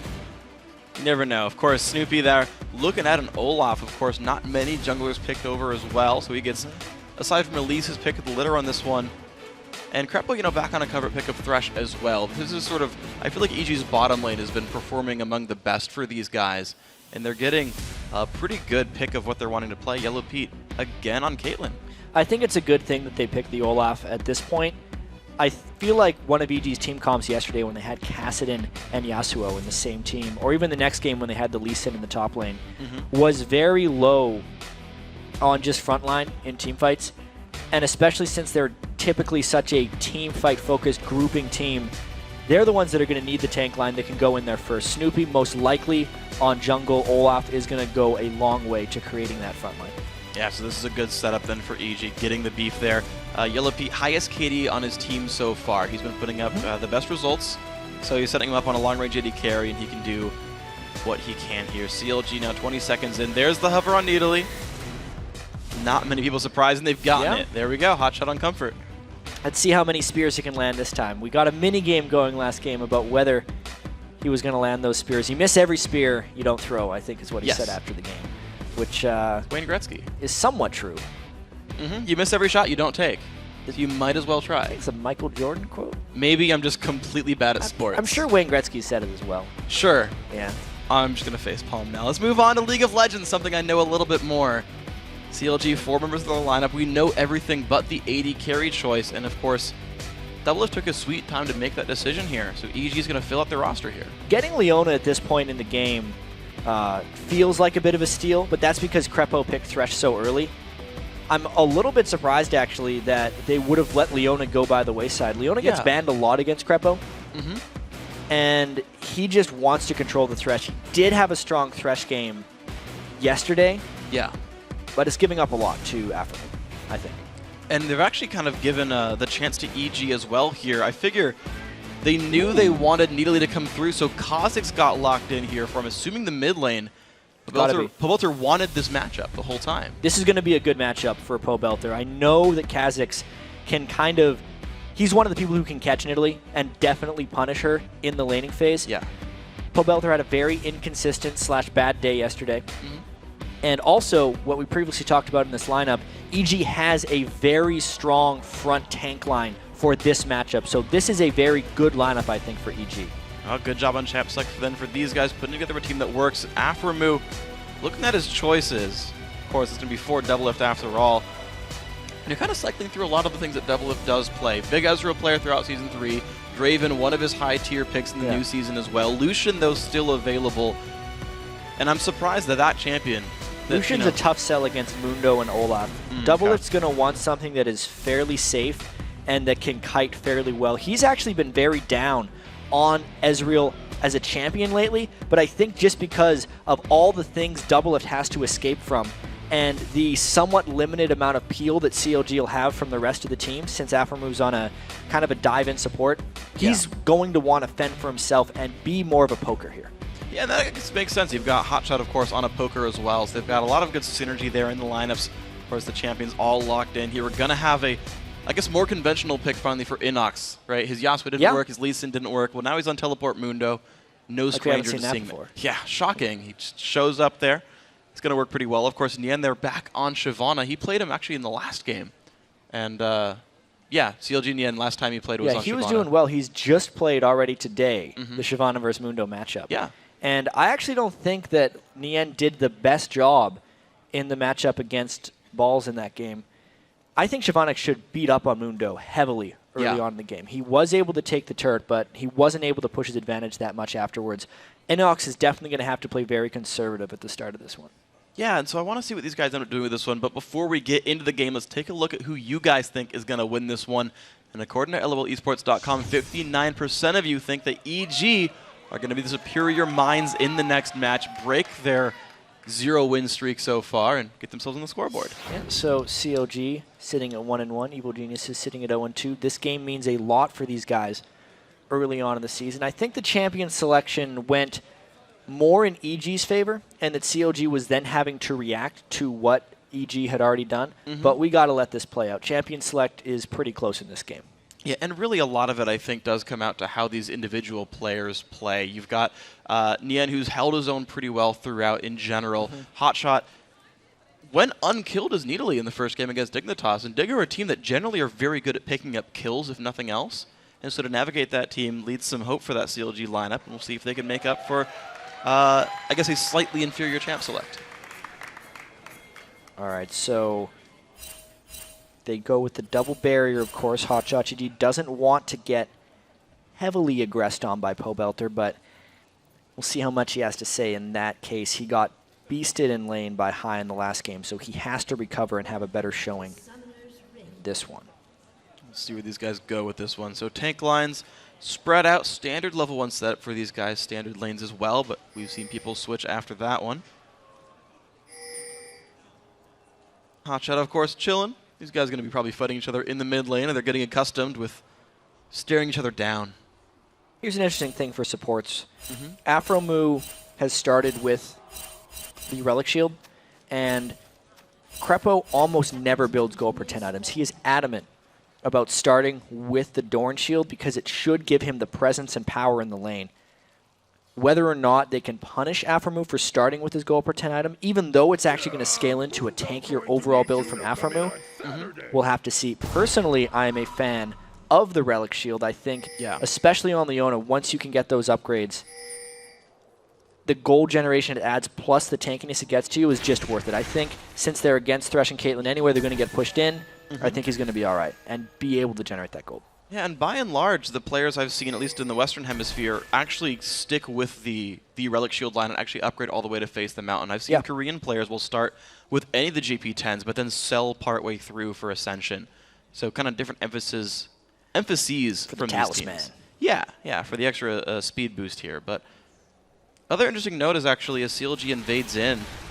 Ooh, actually, this is not good for CLG. Link and Nien forced to run away. Crepo, nice opening there. Good flay. They've actually stopped the early buff take, and Snoopy and Inox going to go back in for their own blue.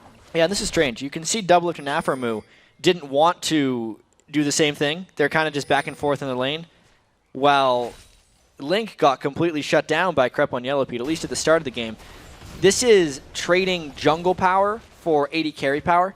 At the moment, Yellowpete and Crepo are trying to shut down Link and Yen, whereas Doublelift is free farming. If we go by the traditional COG strategies, this is a good trade, and that's just their mindset, why they didn't really help Link that much, and they let him get harassed, whereas there was no harass whatsoever on Snoopy. Yeah, absolutely. He got a pretty easy route for his own blue buff, and Inox actually going to stay with him here and share experience for a good while. Of course, Teleport Mundo can get back to lane whenever he wants, but level 2 on these guys. And here he goes, finally at the top lane. Nian, maybe misjudged that camp. The white is very strong at level 1. You should not do it that often. I know Dyrus had a battle with that guy the other day. It almost took him out, and then he had to go back to base, but I think Dyrus started with a Dorn Shield. I remember Dyrus starting losing fights with Wolves, too, back in, what, Season 2? Yeah, there's been a few executions. There's no broken shard in this game, though. Unfortunately, EG did knock him out. Thanks in part to the Lizard camp. EG, though, you're seeing the aggressive lane right now be the mid lane here. Of course, the 2v1 down bottom also pushing in, but this is the matchup that EG basically wanted. They let Hotshot get Needly, and Pobelter said, all right, I'll play Kha'Zix into it. So that's I think, a big point for EG here.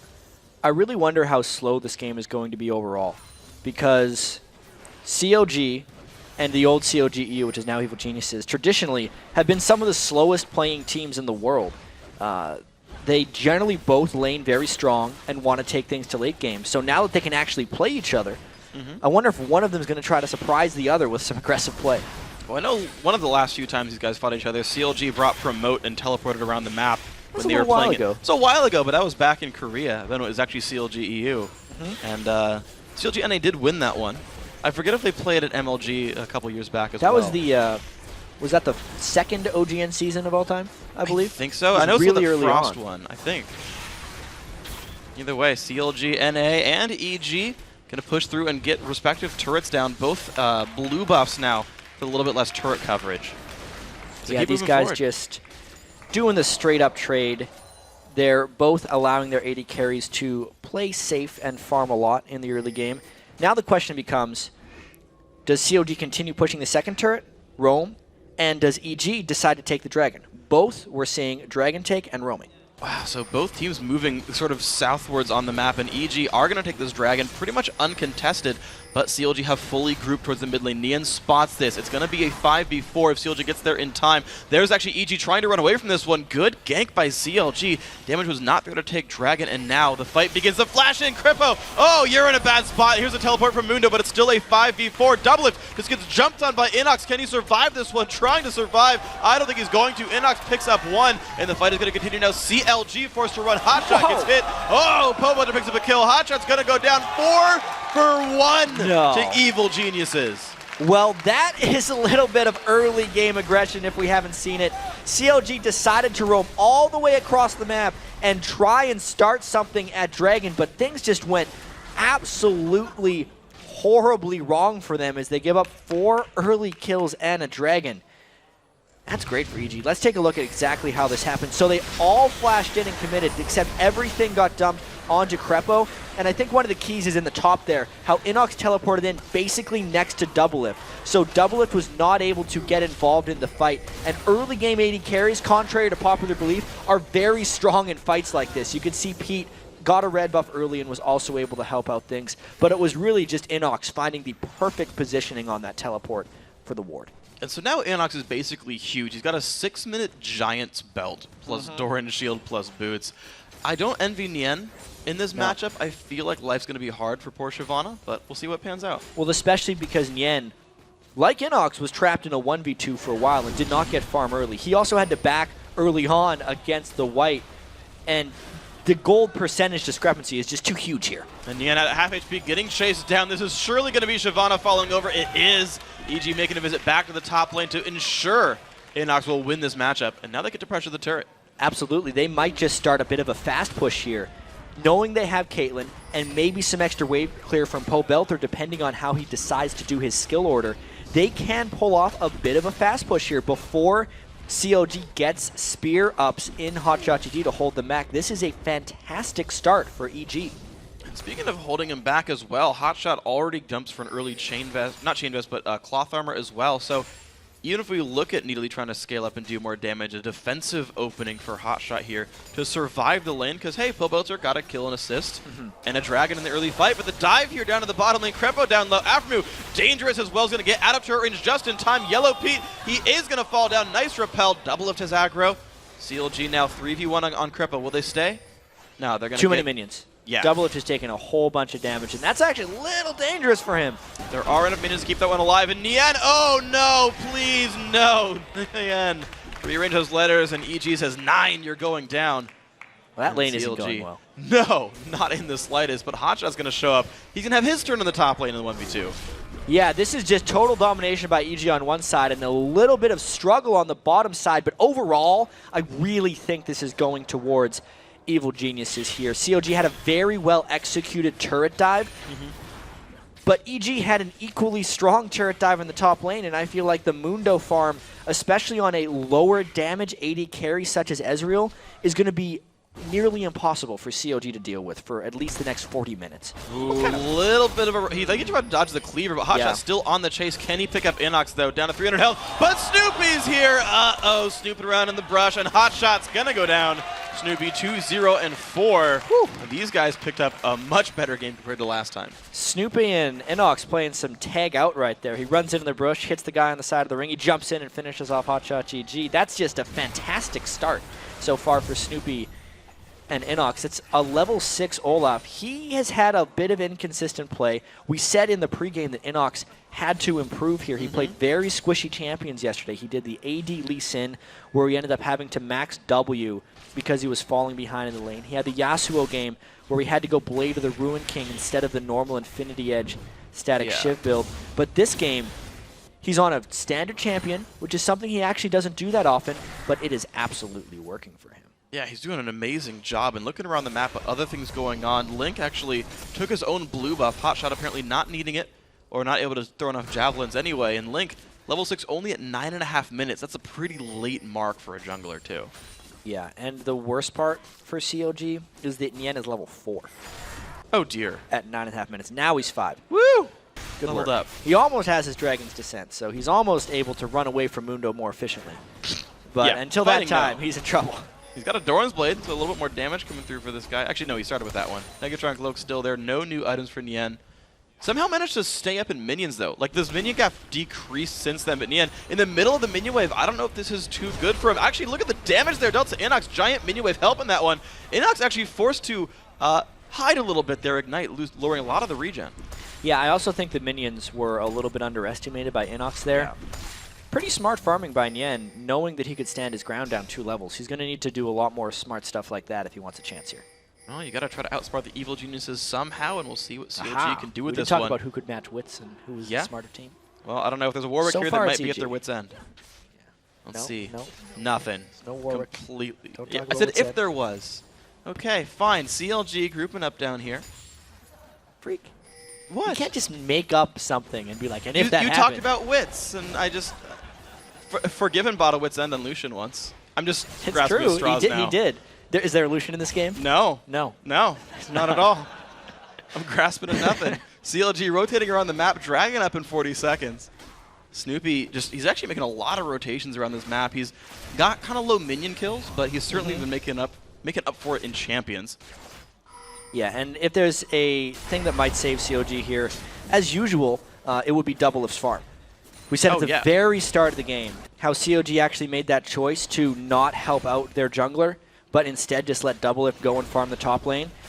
And also because of Link's dives in the bottom lane, he has accumulated a bit of a lead. He's going to have to get to a max item build sooner rather than later. His play and Afromoo's play is actually what extended that game against Cloud9 and almost brought them back. Yeah. They need to play even better in this one if they want to come back. We'll see if they can do it. Cocoon lands on a Yellow Pete, but it's a bit outnumbered. CLG's going to go in now for Snoopy, though. Half HP, pops the ulti. Afro's still chasing him, but he's in the middle of the enemy team. Ult's not going to hit much of anything. Forced to run away. Pobelter picks up the kill, though. Does not have Evolved Wings. Looks like that was Q there, and now Link forced to run. Double does not Arcane Shift very far away, and Inox is barreling down. That is a kill picked up again by Snoopy. Link on the run. Hotshot nowhere to go either. That's going to be another kill picked up by Pobelter. 10-2, and EG just dominating that fight. And this is exactly the type of game EG excels in. When they actually are able to get an early lead, they play as a team so well, and they know exactly when to engage, that if they're stronger, the game is just easy for them. They knew the Dragon was up, they grouped around it, and they caught CLG in the right spot. You could see they already had a pink ward and were waiting in it. They then used their front line and were able to take a lot of the aggro from CLG. Inox and Crepo took most of the brunt, things got low, and Pobelter could jump around and start executing things. Then, of course, Crepo was with the team. It's all about communication. The instant he landed that play, the rest of the team was able to fly in behind it. There wasn't much CLG could do about this one since they were already behind, and EG was playing so smart. Yeah, well played by EG, and Inox already with a Sunfire cape as well, so that lane's not going to go bad anytime soon either. Oh dear. A lot of things in their favor. Yeah, especially that Ravenous Hydra that we have on Pobelter already. Oh man. That's going to help them push as a team too, because one of the keys for Kha'Zix and how we could see his resurgence is because of this Ravenous Hydra. Just as a random aside, the first person to build Ravenous Hydra on Kha'Zix in LCS was actually Chuper. Yes. And everyone started making fun of him for it because everyone was doing Tear of the Goddess Manamuna then. And now he got the last laugh because he's played all over the place. And here we go. Inox now forced to run in the 1v2, and looks like this time Link gets to laugh back because that's a kill picked up there. Inox falling over. And CLG is still actually defending. So for what it's worth, though, you know, in CLG's win over Dig, I actually complimented them for having good strategic play in that kills went back and forth, but they had some really smart pushes and whatnot. And to their credit, CLG have kept turrets equal, of all things. That while EG's picked up a whole bunch of kills, they haven't gotten much other than dragons out of it. And I gotta say, that's at least something for CLG. Well, I think it was you who actually pointed out that it looked like they were trying to play like CJ Entis Blaze in that game. Yeah. They were trying to avoid as many fights as possible and then siege turrets. They didn't have the polish that a team like CJ Blaze would have, but they were really trying to pull it off. In this game, I guess it is a little CJ Blaze-esque because they usually fall behind in lanes. Now, it is usually their AD carry and support that fall behind in lanes, and then they have to work things back. Unfortunately, though, it's normally someone like Flame on Nidalee who's doing much better than Hotshot GG in this one, and the spears can start turning things around. Hotshot's going to have to get a lot more farm if they want that strategy to work again. And as we mentioned before, he has already taken the detour towards the Seeker's arm guard, so a long way to go until Hotshot's javelins are super relevant in this one. EG already starting the siege again with a split pusher. It's going to be Pobelter heading to the bottom, with the rest of the team saying, look, CLG group towards mid, everyone sit here, and then EG kind of spreads back to the split push. And EG groups a lot. It's very difficult for them to deal with since CLG doesn't actually have very strong wave clear here, and they're not going to have too much wave clear anytime soon. Doublelift didn't go with a normal static Shiv type 80 carry build. He's going for his old Tear of the Goddess Bloodthirster Ezreal, which takes an extremely long time to get going. If he gets his Iceborne Gauntlet, CLG's plan is to play the kite and poke game. But they just don't have that yet, which is why EG grouping and split pushing right now is great, because CLG just can't push the lanes back fast enough. And you know, I was wondering when Blue Ezreal is going to come back. When everyone's playing a bunch of I have to walk at you bruisers, who I feel like would be slow to Iceborne Gauntlet, like leave it to CLG, especially against Evil Geniuses, to play a slow enough game that Ezreal can get the items. And then Doublelift can go be a magician and kite everything. Doublelift is hoping it gets to that point. Well, yeah. He might. As of now, I mean, 10 kills at 16 minutes is a fast game. Yeah. So as far as Evil Geniuses is concerned, both of the times they have met around Dragon have been perfect times to shut down CLG. And this is actually pretty smart scouting by EG. They recognize that CLG lately has been a much more objective focused team. They're trying to rotate better and really make it to the turrets and the dragons, but EG is just better at it. And they rotated to the dragons first. They've caught CLG in a couple of bad spots, and that's where the majority of their kills got given. Ooh, Yellow Pete, Lantern, he's done 108. Ooh, the barrier keeping him alive, though. I couldn't even say all the words, but Yellow Pete dropped dangerously low. And that was actually, as you mentioned, sort of one of the things that really was good about Evil Geniuses, even back in the day, is that they were a teamwork-based team with good shot calling, good strategic play. And this time around, they actually started getting ahead in their lanes early on, and it's meant so much for them. This is EG looking actually good, finally here in the NALCS, with good play calling on top of good lanes. I absolutely agree on this one. They do have to make sure that they don't give COG too much time to farm up, though. They have stagnated a little bit in between the Dragons.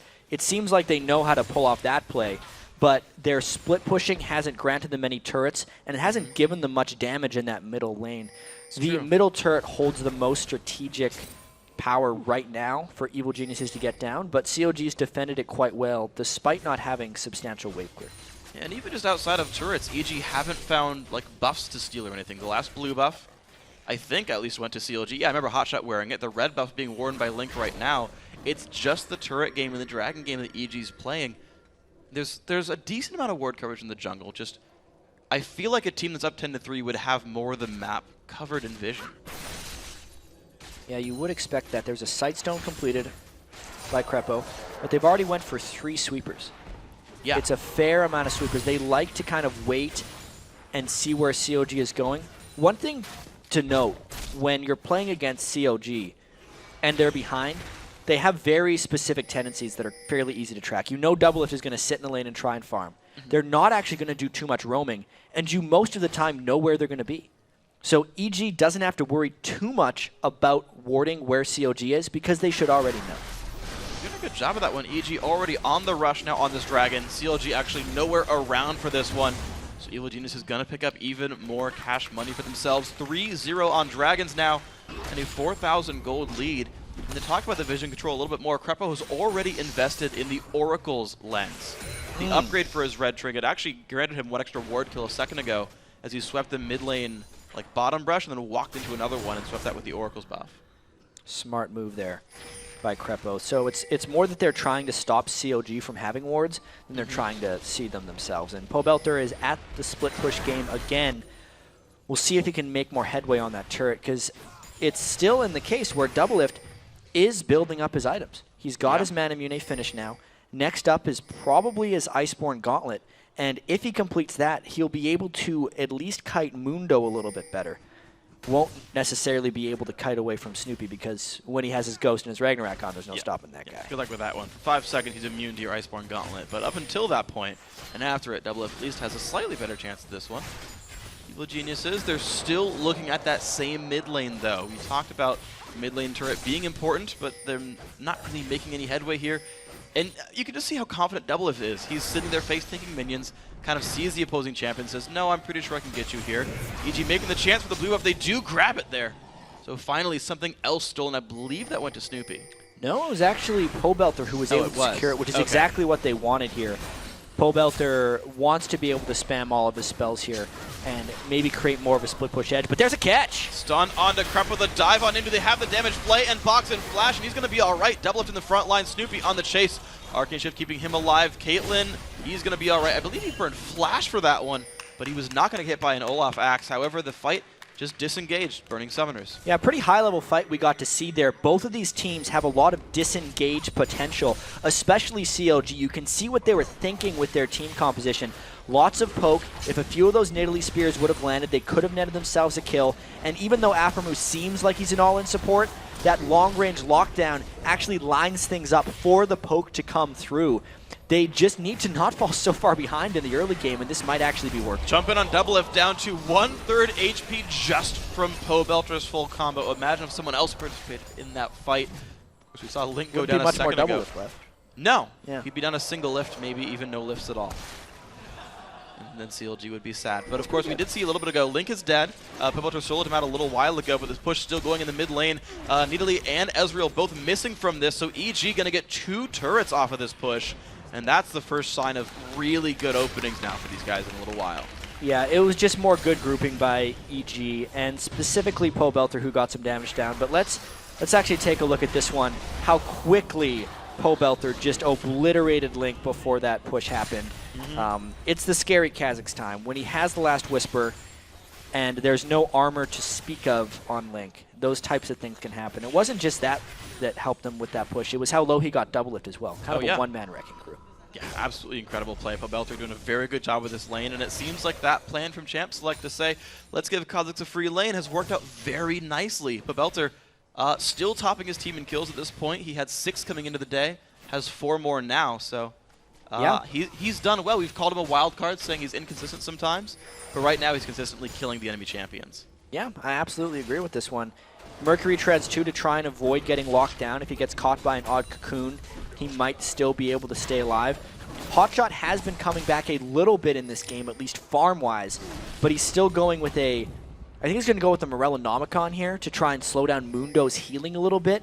That's going to diminish the damage potential of his spears, but I think it's going to be a good choice. Oh, look out. Buddy. Double lift. He does get pulled in here. Pops the barrier early on. Has nowhere to really go right now. Leona ulti not going to keep double lift alive. Down he goes. Yikes. EG in control of the top jungle now. See, that's the roaming that Evil Geniuses has. That's why they have 3 sweepers, and that's also them just playing on the weaknesses of Doublelift. They knew that even though Doublelift didn't have strong ward control in his jungle, he would be greedy enough to want to get the red buff by himself without protection. And EG capitalizes. Now they're pushing another turret. And 10 seconds of 4v4 in the top lane. Will Pobelter pushes bottom. The dive on his Snoopy gets caught up, but takes a lantern back home. Yellow Pete's going to be safe as well here. Bottom lane second tier turret does go down. That means 6 now for Evil Geniuses. And Doublelift's back alive with an ulti. Yeah, Doublelift tries to clear away some of these lanes, but you can see COG is getting suffocated a little bit. I do think EG is continuing their pressure actually quite well in this game. They're finding a couple kills and then immediately after going for an objective. This is the experience kicking in right now for EG and them just knowing how League of Legends works. Now they've done a very good job of keeping this one going their way. 50 seconds until Dragon. Ward coverage actually mostly expired in the top jungle. We tend to see teams start looking at least toward Baron, whether to beta fight or take it like outright as we get closer towards the end of the game when the 6 sort of outer and second tier turrets are dead. And I want to know what EG goes for this one next. Doublelift is still scaling up, but despite his farm not having the best game, oh no, Pobelter are going to make his life pretty difficult. He gets over the wall. Oh man. Really slick escape right there. Yeah. Pobelter jumped early because he was predicting Doublelift would shift backwards, but the patience of Doublelift allowed him to save his arcane shift and use it over the wall to safety. Well played, Doublelift. Not his flashiest play. I feel like the Vayne 1v2s look cooler, but regardless, a very good effect for him. Yeah. CLG it's hard to now, make flashy plays when you're 1 in 3 Ezreal. It can be difficult. You never know. You can press E. It's kind of flashy, but it's not really the same spell. More of a shift. Yeah, it's a shifty play. Stop. Not nearly as catchy. Pobelter still lurking around. Hotshot, though, on the split push. He hasn't changed a bit since Season 2. Getting that farm going. But unfortunately, a Dr. Moon is going to show up from the side and kind of stop him from doing this. You can see that actually yeah, Link, you're not going to get that one. It was a nice effort by Link. He had the timer on the Dragon, but obviously EG is keeping very exact timers as well. If they would have been about 10 seconds late on that, then they wouldn't have been able to catch him red-handed, but they did, and it extends the gold lead for EG quite easily. And EG continuing to extend their gold lead, taking over the jungle. Blue buff taken away. Doublelift 2 seconds late on the ulti. Actually tags both blue buffs. That's kind of cute. I didn't. Okay, good angle on that one. Yeah, for what it's worth. I mean, it was random, but hey. EG still in control though. They've taken the buffs away. They've actually captured enemy champions at the buffs. The Dragon's been theirs, and now it's just the next step for these guys. They're still kind of forced to stop the split push, but Link actually really aggressive move here. And the flay backwards, though. The jump in on Crepo. Stun on the Snoopy. He pops ulti for that one. CLG is still alive, and now Mundo plus Needly going to force their way across the map to join this fight. Doublelift still getting slowed. Rand would slow him down as well. Doublelift, can you get away from this one? Has to flash the wall, and barely does. Life-stealing on the race to keep him alive, but Nien's got nowhere to go. He's going to fall down. Inox shows up just to last hit the champion. Afro tanks for his AD carry. Good play there. You can see that CLG wanted to start that fight because Pobelter was not near, but they're just a little bit too weak, and EG was able to play the disengaged game very well. They're now going for the Baron, and there's a lot of CLG that is very much alive. It's going to be all about not getting caught out by spears and also preventing Link from jumping in for a miracle steal. If anything lets CLG back in this game, it would be a Baron steal, which is why Link is trying so hard for this one. Hotshot losing health. Pobelter there to zone out the rest of the champions as well. This is unlikely for Counter Logic Gaming as Evil Geniuses keep taking this Baron down. That's going to be theirs. No miracle steal from CLG. 5-man Baron for Evil Geniuses. Yeah, a rather chaotic attempt by Evil Geniuses, but they played it quite well. They were able to zone everyone on CLG away from the fight, and they were specifically able to keep the vision out of the Baron area. So any attempt that CLG was making for that steal was completely blind. That's why Doublelift's ultimate was so late in the attempt. It's still a nice try, I guess, all the same. 2 late ultis here for Doublelift. trying to steal away neutral objectives. Evil Genius is now 13-3 in this game. And really, Inox and Snoopy, I think they kind of started it all. They got a ton of control over Nien's lane. Inox creating a bunch of pressure, and then Pobelter has just been wreaking havoc throughout this game. Just picking up random people. Still only 4-0-1, but I think the fear of where Pobelter might be has been creating a lot. Just the fact that he wasn't in a fight made CLG kind of lose their minds and go for an unsafe initiation. Yeah, he was a bit of an unseen threat throughout a lot of this game when he wasn't laning. CLG... Is Unseen Threat one of his skill names? Passive. That was clever. Thank you. Pobelter, though, on the bottom lane split push. Happy with just the Last Whisper and Ravenous Hydra going a little bit more tanky. You mentioned the Merc Treads before, but the GA pretty much guaranteeing not much going to go sour for Pobelter in these team fights. Yeah, absolutely not. And it just makes their front line even tankier. It makes things extremely difficult for CLG to pull off. What CLG wants here is they want Hotshot to be able to poke EG down before a fight happens. There's not any real self-healing on EG, and they could try and stop the siege by landing a few good spears. But Hotshot doesn't have the power, and the initiation is just coming now. What a hardcore engage by Krepo. He's got turret aggro, though, but he's all right with this one, diving on through with his locket. Burns the shield just now. Double it, forced to run away, getting slowed down. Inox in the front line. Still no Iceborne Gauntlet yet for the AD carry, so no cutting potential whatsoever. Inhib turret goes down, stun onto Inox. EG fully in control right now. The Javelin's only getting some of Yellow Pete's health, not nearly the shots that you would want here from Hotshot. And Inox was just standing in front of the entire CLG damage line and blocking things so that EG could take that turret as easily as possible.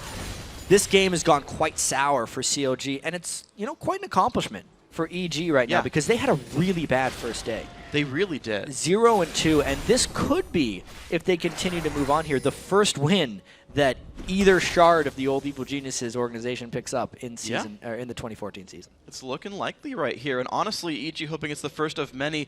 And I gotta say, not only is the team kind of showing a lot better, but the two guys I think who had the hardest time, Inox and Snoopy, both really put up a much better performance this time. The Inox teleport at the beginning of that game to just massacre the Dragon teamfight when he teleported behind Double Lift. Huge play there by him, and he's having a much better time of this one. And CLG now missing an inhibitor, and Evil Geniuses, they've recalled to regroup and start their push again. Yeah, and I'm thinking back to the Cloud9 game actually for CLG and how they actually pulled back in that one pretty well. But we mentioned before the game, what kind of mindset or mentality is CLG going to come into this game with? Whether they're going to be right on top of their game or whether they're going to be a little bit tilted, because the end of that Cloud9 game was so abrupt. Yeah. I do feel like they have not quite recovered mentally from that loss to Cloud9. There's so much pressure that goes into playing a team like Cloud9, just titans of the North American LCS, that when they almost beat them, only to lose, or felt like they were almost beating them, then to lose in like 7 more minutes, they just didn't carry any momentum towards this Evil Geniuses game right from the get-go. A 5 or 6 minute Dragon fight just set them back from there, and I don't think they've mentally recovered. And you got to figure, you know, this whole CLG lineup at this point, I take that back, Hotshot's back there. I figure, like, if anyone's going to be an emotional leader for CLG, it's Hotshot, who's been in, like, done and seen it all. He's like, I feel like if there's any force that keeps them on track, it would be him. He tries. I mean, Hotshot used to be the most popular streamer. He was kind of the father of League of Legends streaming in a sense. Yeah. He's an emotional fellow. That's a lot true. of the times. I can see when he starts doing poorly, things not going quite that well for CLG. Well, and right now, briefcases are making CLG a little bit sad. Got to dodge away from all that poke. It seems like a lot of these doing more damage than Needley's Javelins. Hotshot trying to get the damage off Inox, happy just to tank them and regen with his early Warmog Spirit Visage. Yeah, I feel like on this siege in particular, if Krepo lands another death sentence, there will be almost no hesitation for them to go in. Guardian Angels are up, Mundo's ultimate is up, everyone is kind of just ready to go, no matter what CLG throws back at them. Even Hotshot is low on mana, so the spears to defend are not going to be coming for much longer. Couple more left in the mana pool there. Shield coming out. Yellow Pete going to start attacking this turret right now. Down to 3-4 hits or so, and the damage still coming across to CLG. Logic Gaming trying to wave clear over and over again. Double if using his ultis. pokes still coming through, and this turret is slowly dying. That Lantern would have been the team fight start because Hotshot was actually going straight back to base and Link had just visited as well. EG is using the Lantern on top of AD Carry siege strategy, where if anyone decides to go for the AD Carry, he just clicks the Lantern. It's a very efficient way of getting turret damage down. Additionally, got those 3 Caitlyn traps that are stopping a counterattack.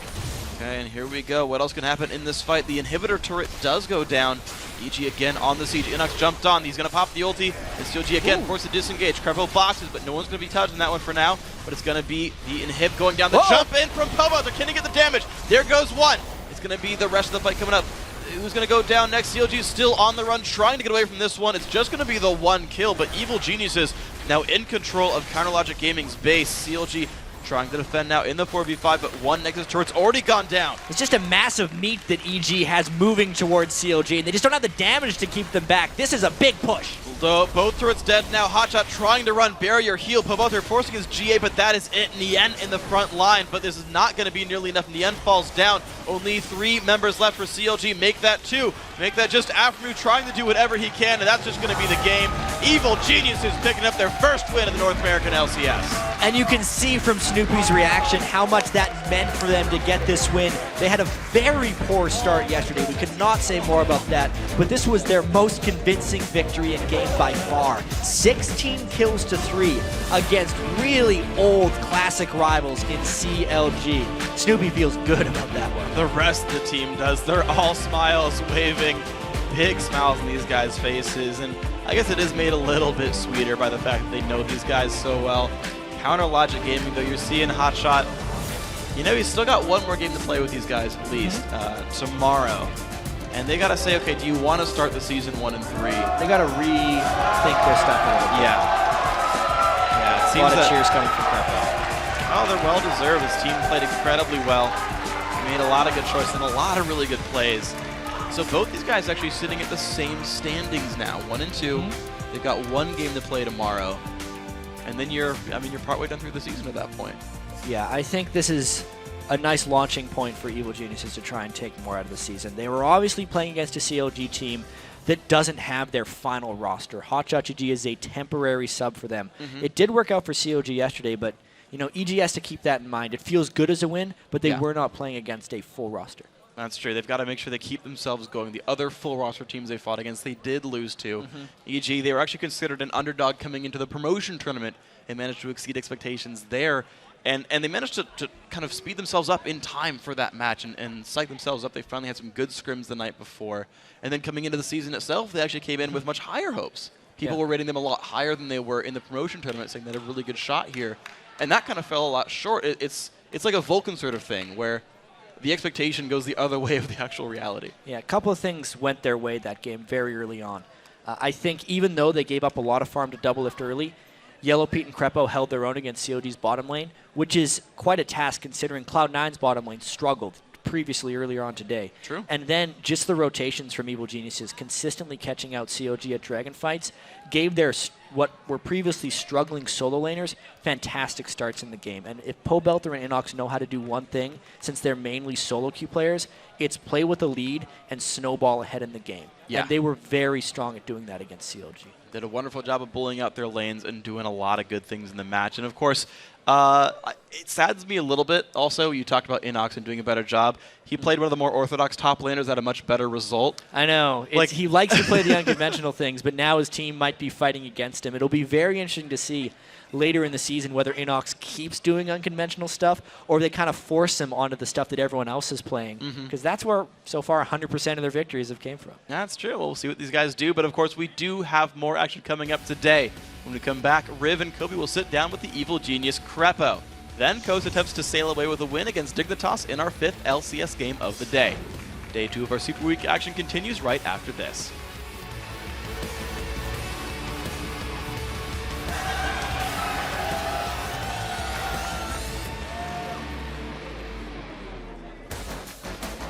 CLG forced to run. Hotshot gets hit. Oh, Pobelter picks up a kill. Hotshot's going to go down 4 for 1.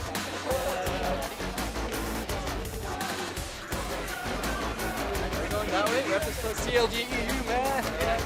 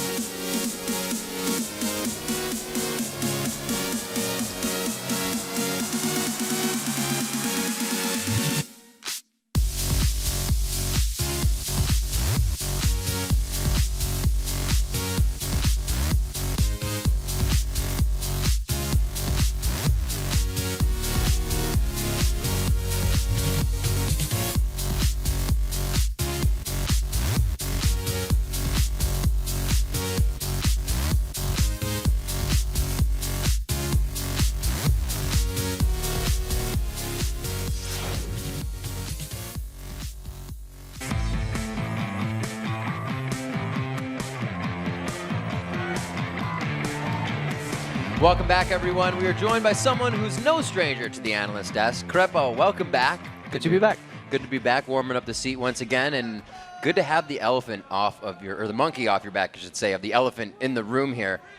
Getting the losses out, stop the bleeding. How's the mentality of the team now? You guys must be up and up. Yeah, well, we went 0-2 yesterday. Really bad first performance. A better second game, at least for the viewers, against TSM. And then this game was better again, so hopefully we can continue that trend. We still have like plenty of issues to work on. I'm personally not really happy with the way I played this game, but my team played really good, so we won. All right, so let's start talking about the beginning of this game. You know, champion select. A lot of people are expecting like everyone to just dump bans in the hot shot, but you guys leave up the Nidalee. Was that sort of a bait to get him to pick Nidalee so Pobelter could have an aggressive Kha'Zix pick, or what was going on with that idea there? I mean, Hotshot is really new to the mid lane role. Let's face it. Like he should be going toe to toe at the maximum with like an established mid laner, and rather we rather hit the bot lane from CLG. We saw like any first pick in both series, even with the traditional counter Leona up, and Jinx being picked. And Jinx is such an ugly champion to play against because in late game somebody's gonna die on each side, and Jinx will get the reset and we'll start rolling. So we wanted to get Jinx out and the Annie out, and then we picked the Thresh, which in my opinion has a very favorable laning phase against Leona. And yeah, they swapped. We kind of thinking whether they would swap or not, but we ended up going bottom, and standard 2v1s happened. Let's talk about a few more picks. Inox has been receiving a little bit of flack for his choice of champions, his choice of builds. What is it? We've heard it's a team decision for these choices. Yeah, that's a good point. I want to point that out to everyone. Like, why is he playing these squishy champions and not the standard tank meta? Because that's what's been working for us in scrims. Like traditionally, like we were sometimes really far behind in bottom, and then Inox would just play these like soft champions, like not so tanky, but really carry champions, and he would just go to town on the enemy top laner and then spill over that lead in the other areas. And this is a team decision. If we want one champion picked, we pick him together. We're all talking about it, so there's no point on singling out Inox and saying, oh my god, if only he played that tank champion, because it's very detrimental to a new player in the scene, because obviously the more experienced players, me, Snoopy, and Yellow Pete, will be calling more of those pick shots rather than him. And how is that? Do those guys look up to you, you know, when it came in, the 3 and the 2? Was there any of that separation, or was it just a full 5? We just really meshed well together. Cool. I mean, everybody gets along. They're both very calm players, and they listen very well to advice, and then chime in when they have like a counter advice. I actually want to talk about that a little bit more, because Inox and Snoopy this game seemed like they had some great synergy. What was the communication like? I know you were down in bottom lane, but the top lane and jungle really got rolling very early in this game. Yeah, based on the way we played our early game, I thought Mundo actually got ahead of Shyvana there, because our 2v1 happened a little better. We started duo jungling immediately with Tyson, and then when Shyvana came to lane, he missed like an entire wave under the tower, was level 1 for a long time. Then the Drake fight happened that we'll go into later, I imagine. And then he was just so far ahead. And then he was going into a massive wave was coming Yen's way. And Snoopy just said, like, well, let's just mess that up for him. And then they killed him. And they were like, well, he's going to come back because he needs to come back. Let's kill him again. And meanwhile, bottom, we had Caitlyn Thresh. It's as safe as it gets. So we were fine. I mean, they took our tower after a long time. They even dove us once, but didn't match up against what Snoopy and Tyson were doing up top. And let's actually bring that Drake fight up right now. Let's talk about it, because we're just talking about control, and this completely leads it into it. We'll bring the dragon fight up on your screen. You guys took control of this dragon fight and didn't let go for the rest of the game. What was really the idea behind this before we started? Yeah, there's a couple of reasons why we were in slightly better position. We were pushing out bottom. We had a little bit better push with Thresh and Caitlyn on the tower. Both our Mundo and our Olaf were basically duo jungling for a while, getting in the necessary levels in case we just tied it up. Both teams take the same tower. But then we had a decision. Either we go for the next tower, or we take the first tower, push it in, and fall back onto Drake. And that's what we do. And we knew we could win that fight if we rolled a creep like here, because we had a teleport going. So we start that Drake. We backed out initially because they came too close, but we decided to turn. I get caught a little bit, but I try to just keep him busy and off my carries. And then Tyson comes in the back. Pretty much solos double lift immediately. And that's like, I just had to watch that fight. He's soloing hot shot and double lift in the back, and that's why we win that fight. We had really good shot calling, turned on targets, killed Yen, kill hot shot right there, and it's pretty much sealed the deal. Really, at what point in this game were you guys able to shake any kind of momentum, the weight, or not momentum, the weight that was on your shoulders from games past here, 0-2? Pretty much this dragon fight. I mean, the lanes, we had a little bit of a back and forth. I wanted to counter swap to meet them 2v2 on top, and then they were like, yeah, we're not sure, let's just do standard.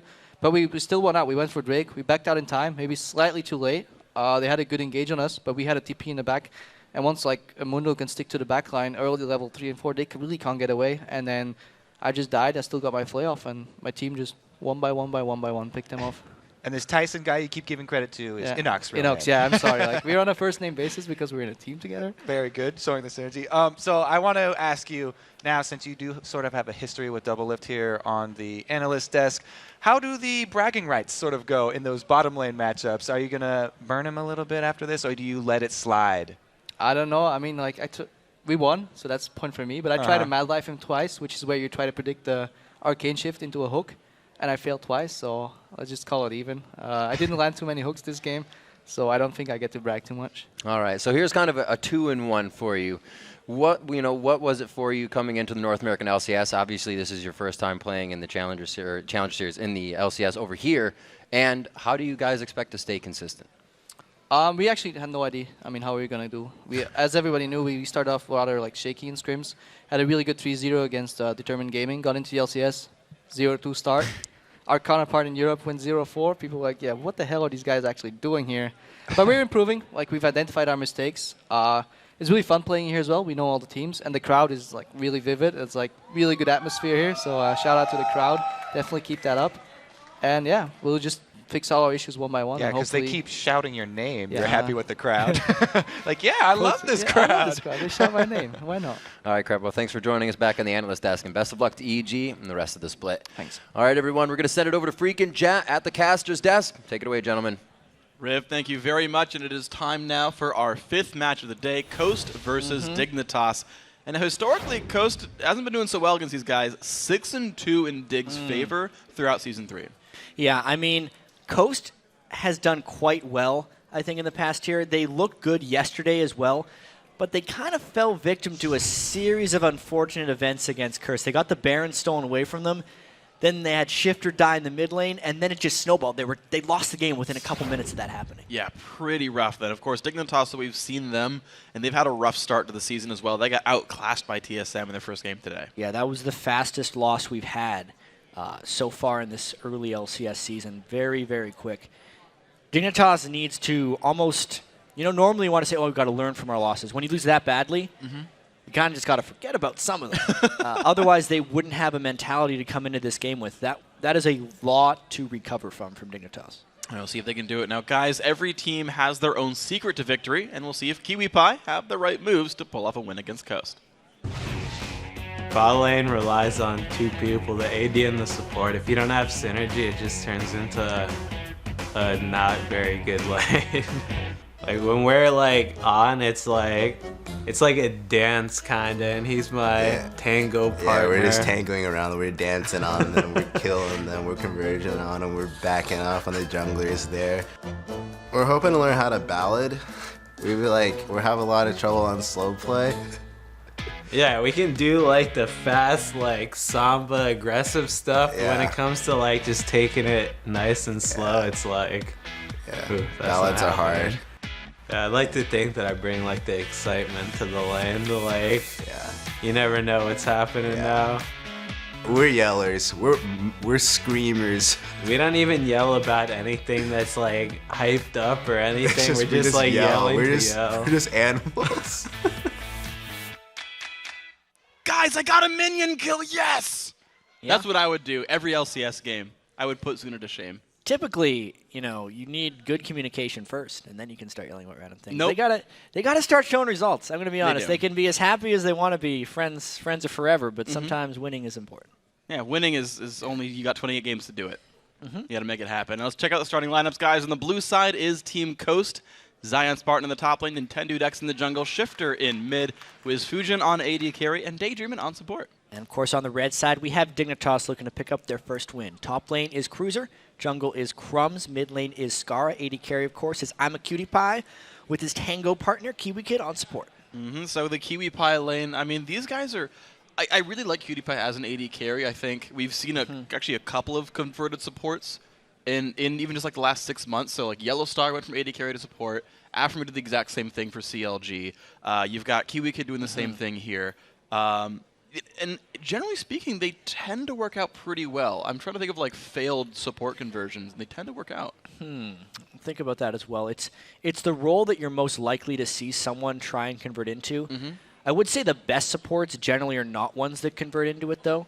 Yeah. Whenever we're swapped, they kind of cap out as like 4th or 5th best support, it seems. I'm actually really surprised with the Dignitas lineup how they haven't tried any unconventional stuff with Kiwi Kid. Knowing that he is picking up a new role anyway, why not kind of roll the dice and do something different? But what they're trying to do is hasn't been working out for him. Yeah. See if they keep going for it. Well, way back in the day on Rock Solid, I remember you were a part of that. You guys used to do some really crazy things way we had back Locust play Gangplank support, but that was because he didn't know how to play supports. But he didn't know how to play Gangplank. You press Q and click the enemy champions. Yeah, those were fast bans, though. Oh man. Renekton and Gragas, Shyvana removed from Dignitas, LeBlanc, Cassidy, and Ziggs all the way from Coast. A lot of those, well, heck, all of them aimed at Shifter. Way more mid lane bans than we're used to seeing, which means there were no support bans and no jungle bans generally. And yeah, not surprising to see Elise gunned down right away. That's an Nintendo jungler. He far and away thinks 2 junglers are better than the rest of them by a long shot, and that's Elise and Olaf. Yeah, I'm sad to not see him go for Olaf because while a less famous player, Olaf was his main go-to champion. Way back then, he used to go 21 utility just for cooldown reduction, so he could throw more axes. Yeah, that was Nintendo Deck style jungling. So back in the day, going for the Elise though, of course, more fast picks coming through as well. Jinx Annie, pick of the litter for the entire lane. Dignitas, their Tango is going to be Jinx Annie. Yeah, to go into this a little more, this is the 3.15 patch. It's not the patch that is on live right now. So there is a couple of nerfs that haven't hit yet that make this lane stronger. The early stun for Annie is still 1.75 seconds. And also the arm time for the traps, which in layman's terms is how quickly they will stun someone after Jinx puts them down, for the Flame Chompers is shorter on this patch, which means they can chain 2 of them together and basically create what is a hyper carry lane also into a kill lane, which is why they like picking it so much. Yeah, it's the same lane we saw, I believe it was CLG use that did so well against Cloud9. We've seen this power come through a lot. Now, Coast, second time in a row, going for Varus again here for WizFusion. Also, the Thresh coming through here, so they saw the lane and said, all right, we'll counteract it with this. Already a lot of crowd control coming down for Coast. This is something that unlocks Shifter and Zion Spartan to run things without nearly as much crowd control. Yeah. Generally, the way Coast likes to play... We'll get to that Wukong pick in a second. The way Coast likes to play is, since they have Varus now, it allows Shifter more roaming opportunities for kills, because the bottom lane itself will provide the crowd control, and he can get fed off of that. He can pick almost pure damage if he wants to now. Yeah, and speaking of which, the Riven, speaking of pure damage, the Riven of Zion Spartan has gone unbanned in this game as well. So a lot of the high priority damage picks still available for these guys. Of course, Wukong and Dr. Mundo locked in here, most likely top Mundo. Is that jungle or mid Wukong? That's yet to be seen. It could be a mid Wukong, but I'd expect it to be seen in the jungle. Crumbs had actually most of his success last year when Xin Zhao was in, I found, that and Jarvan. And you can build them a little bit similar to Wukong, at least with a bit of damage early if you so choose. Yeah. I've seen success, a lot of St. Vicious in solo queue, and streaming has done that. Also, I Will Dominate one with it in the promotion tournament. I generally think he's a highly underused jungler. Yeah, I think he's a whole lot of fun as well. And here we go, the next two picks for Coast coming through. And as you said, they are high damage picks here. The Kale for potentially the mid lane, and Yasuo also picked up, knowing the lane matchups. Yasuo was a good lane matchup against Mundo. He's very strong at level 1 and 2, and then Mundo doesn't necessarily get strong enough by the time Yasuo can build some items. Would not be surprised if we see Zion Spartan with top lane Yasuo there, and a very squishy lineup, which can be augmented by the crowd control from Varus and the invulnerability from the Kale intervention. Yeah, and if they get really tricky with it, you can dodge things with Repel. For what it's worth, extra style points there in the wind wall. But Dignitas still looking for their last pick right here. Hovering Karthus. Would he do that? Yes, Karthus. he would. Now it could... Lots of AoE damage. Yeah. Right off the bat. Yeah, big AoE teamfight team here. I'm like almost second guessing myself. Like, is it top lane Karthus? Are they pulling a Quas Is here? it jungle Karthus? I actually want to see jungle Karthus. I know. It's Vector rates is really good right now. I agree. Jungle Karthus is good. No one's playing it. Soon we will see it. Maybe in Challenger, because those guys seem a little bit more likely to do the crazy stuff. Yeah. This team composition for Dignitas, though, is extremely AoE heavy. I think if they can escape the laning phase, they're going to be fairly strong in team fights. But this is a hard lane. They cannot fall behind as much as they did like against TSM. Otherwise, it's going to be over before it started. There we go. You saw the lineup on your screen real quick. And before we get into the game anymore, the teams are loading. Let's check in with who you guys thought was going to win on LOL Esports. And according to you guys, 56% of you think Dignitas is going to get their first win of the spring split and leave Coast without one. Yeah, that is a very close fan vote, I'd have to say. Dignitas, after that 22-minute loss to TSM, needs a confidence builder. EG just had a confidence builder as well. You know, all of these games early on matter because the early positioning does a lot to a team's mentality. And Dignitas has had some mentality problems in the past. I feel like Skara is either playing great or he loses his confidence and he just starts looking terrible. And he's been in a bit of a funk lately, and he really just needs to get his confidence back more than anything because we know he has the capabilities to be a top mid lane player. Yeah, absolutely. And of course, these guys are facing each other. You know, both teams who could use some confidence boosting games. Both these teams without wins right now. So if you're going to win against someone, you might as well be a team with a 0 in the win column. Yeah. And kind of ups your chances, I feel like. Statistically, they're likely to lose. Statistically, what? Statistically, the opposing team is likely to lose, so you're more likely to win. That's how that works, why right? is the opposing team more likely to lose? I don't understand. It's science. It's a 50-50. It's not really You can't science. just say science and make it true. Yes, I can. It's how it works. Here we go, guys. Coast loading into the game on the blue team. Zion Spartan is going to be top lane Yasuo here. Nintendo jungling the Elise. And Shifter's that mid lane Kale. Watching Dignitas walk their way out. Yep, jungle Wukong. You called that one right, Crumbs. Have a fun time dashing around here. Here we go. People walking up to the river. Haven't seen this before. Okay, so very early on in the game, Dignitas has to be careful not to lose control of everything, in a sense.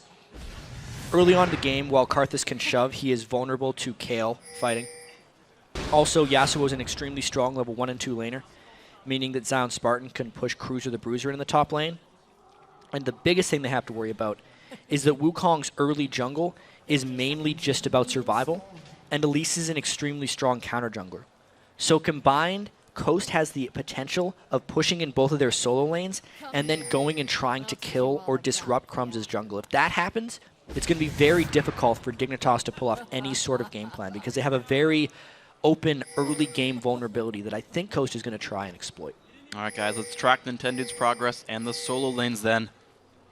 The 2-on-2, of course. Dignitas got their first pick on that one. We probably expect Dignitas to have a better time there in the bottom side. Zion Spartan, an aggressive ward up in the upper tri-brush. Nintendo going to be starting, looks like, his own blue buff here with help from Zion. So Coast sending their dual lane down bottom early to get the first shove.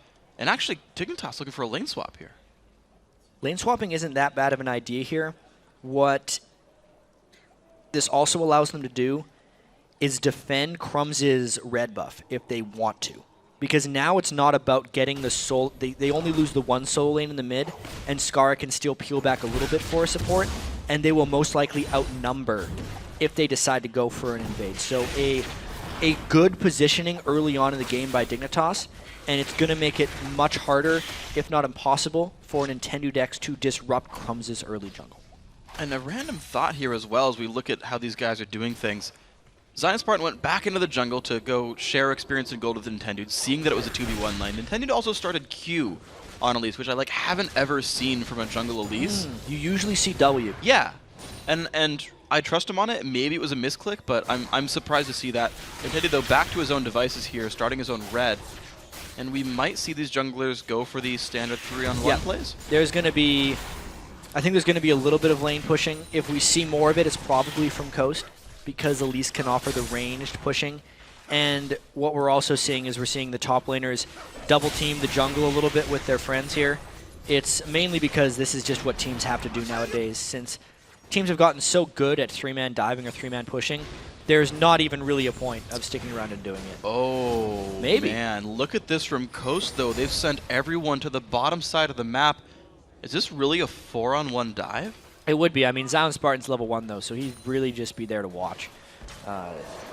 There's no way Cruiser is going to let that happen. It was a good ward he had over in the tri-brush, and this just means it's going to be a fast push by both teams. I wonder how deep Coast is going to try and go with this, or if they're going to try and get a dragon shortly after. They ran out of minions, though. Yeah, well, Dignitas have their 3-man dive here in the top lane. PewDiePie about to hit level 3. You're going to see this dual lane hit. Basically 3, 3, and 3 on all these guys right there. Minions dying on this side of the map. It looks like Coast will just barely get the turret first, but these guys are trading turrets so far. But Cruiser level 3 to Zion's 2. I got to say, that's a bit of a lead for Dignitas at the very least. Yeah, very, very minor. It's hard to tell early on in these lane swap games. Now it's since Dignitas swapped top, this is Coast's way of trying to get something back in the bottom. But we've seen multiple trades here. Wild Turtle was talking about it as well. How beneficial is a super early dragon, which is worth diminished gold from the last season, versus some damage on the second turret? Dignitas is going for the second turret, whereas Coast is just going for the dragon, and they're going to get it for sure. Yeah, Daydream doing a nice job of dancing the dragon aggro, and there we go. Dragon goes down. Kill credit goes over to WizFusion for 25 bonus gold right here. But Dignitas are staying in that lane. Half HP on this turret.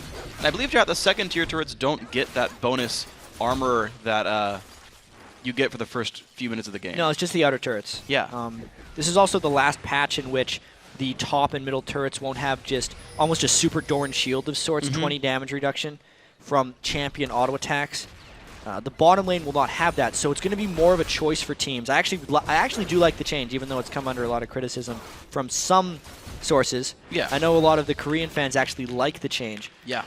But I think it's going to be much more interesting, seeing that there's more of a cost for Dignitas there, because really what just happened there is, even though they were the 2-man top lane, they actually got more out of it because Coast tried to do the counter and take the dragon.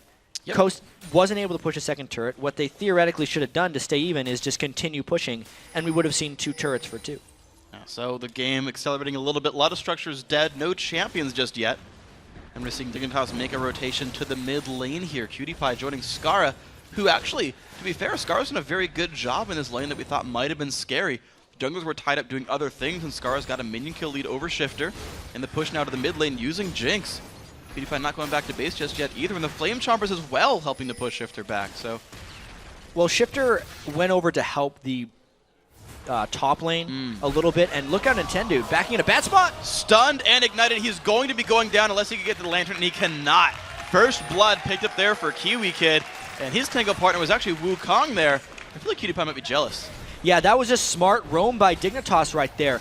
The expected move was for them to go all the way to the bottom lane and start pushing. Instead, they roamed and found some kills in the mid lane. So very smart tactical maneuvering there by Dignitas. And it's going to give them a bit of a kill lead, 1-0, and of course the gold as well in their favor here. And they're actually just staying in this mid lane. Cutie Pie just now making his way across the map. Neither AD carry actually having spent time to buy.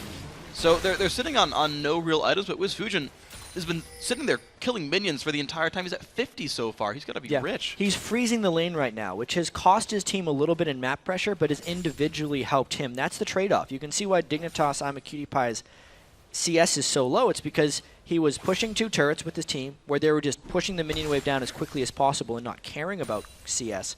And then because he generated the kill in the mid lane. We'll see which one is more effective. I'd like to think that I'm a Cutie Pie's has been, but now they're going to go into a lane, and once WhySo shops, they're going to have to deal with a bit of a gold discrepancy. Yeah, temporarily, Cutie Pie is going to be the better one off here. Has boots and a Vamp Scepter against Golden Pockets, which doesn't have any combat stats, unfortunately, for Coast here. His mid laners still kind of trading apart. They have bought some items, though, so Scar with the sustain.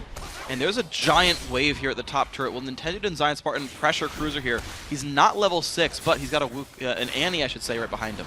Yeah, Kiwi Kid's doing his own thing this game. He hasn't necessarily been near I'm a Cutie Pie. They're hoping that Coast dives. He's waiting just outside of the Fog of War. I don't think Coast is taking the bait, though.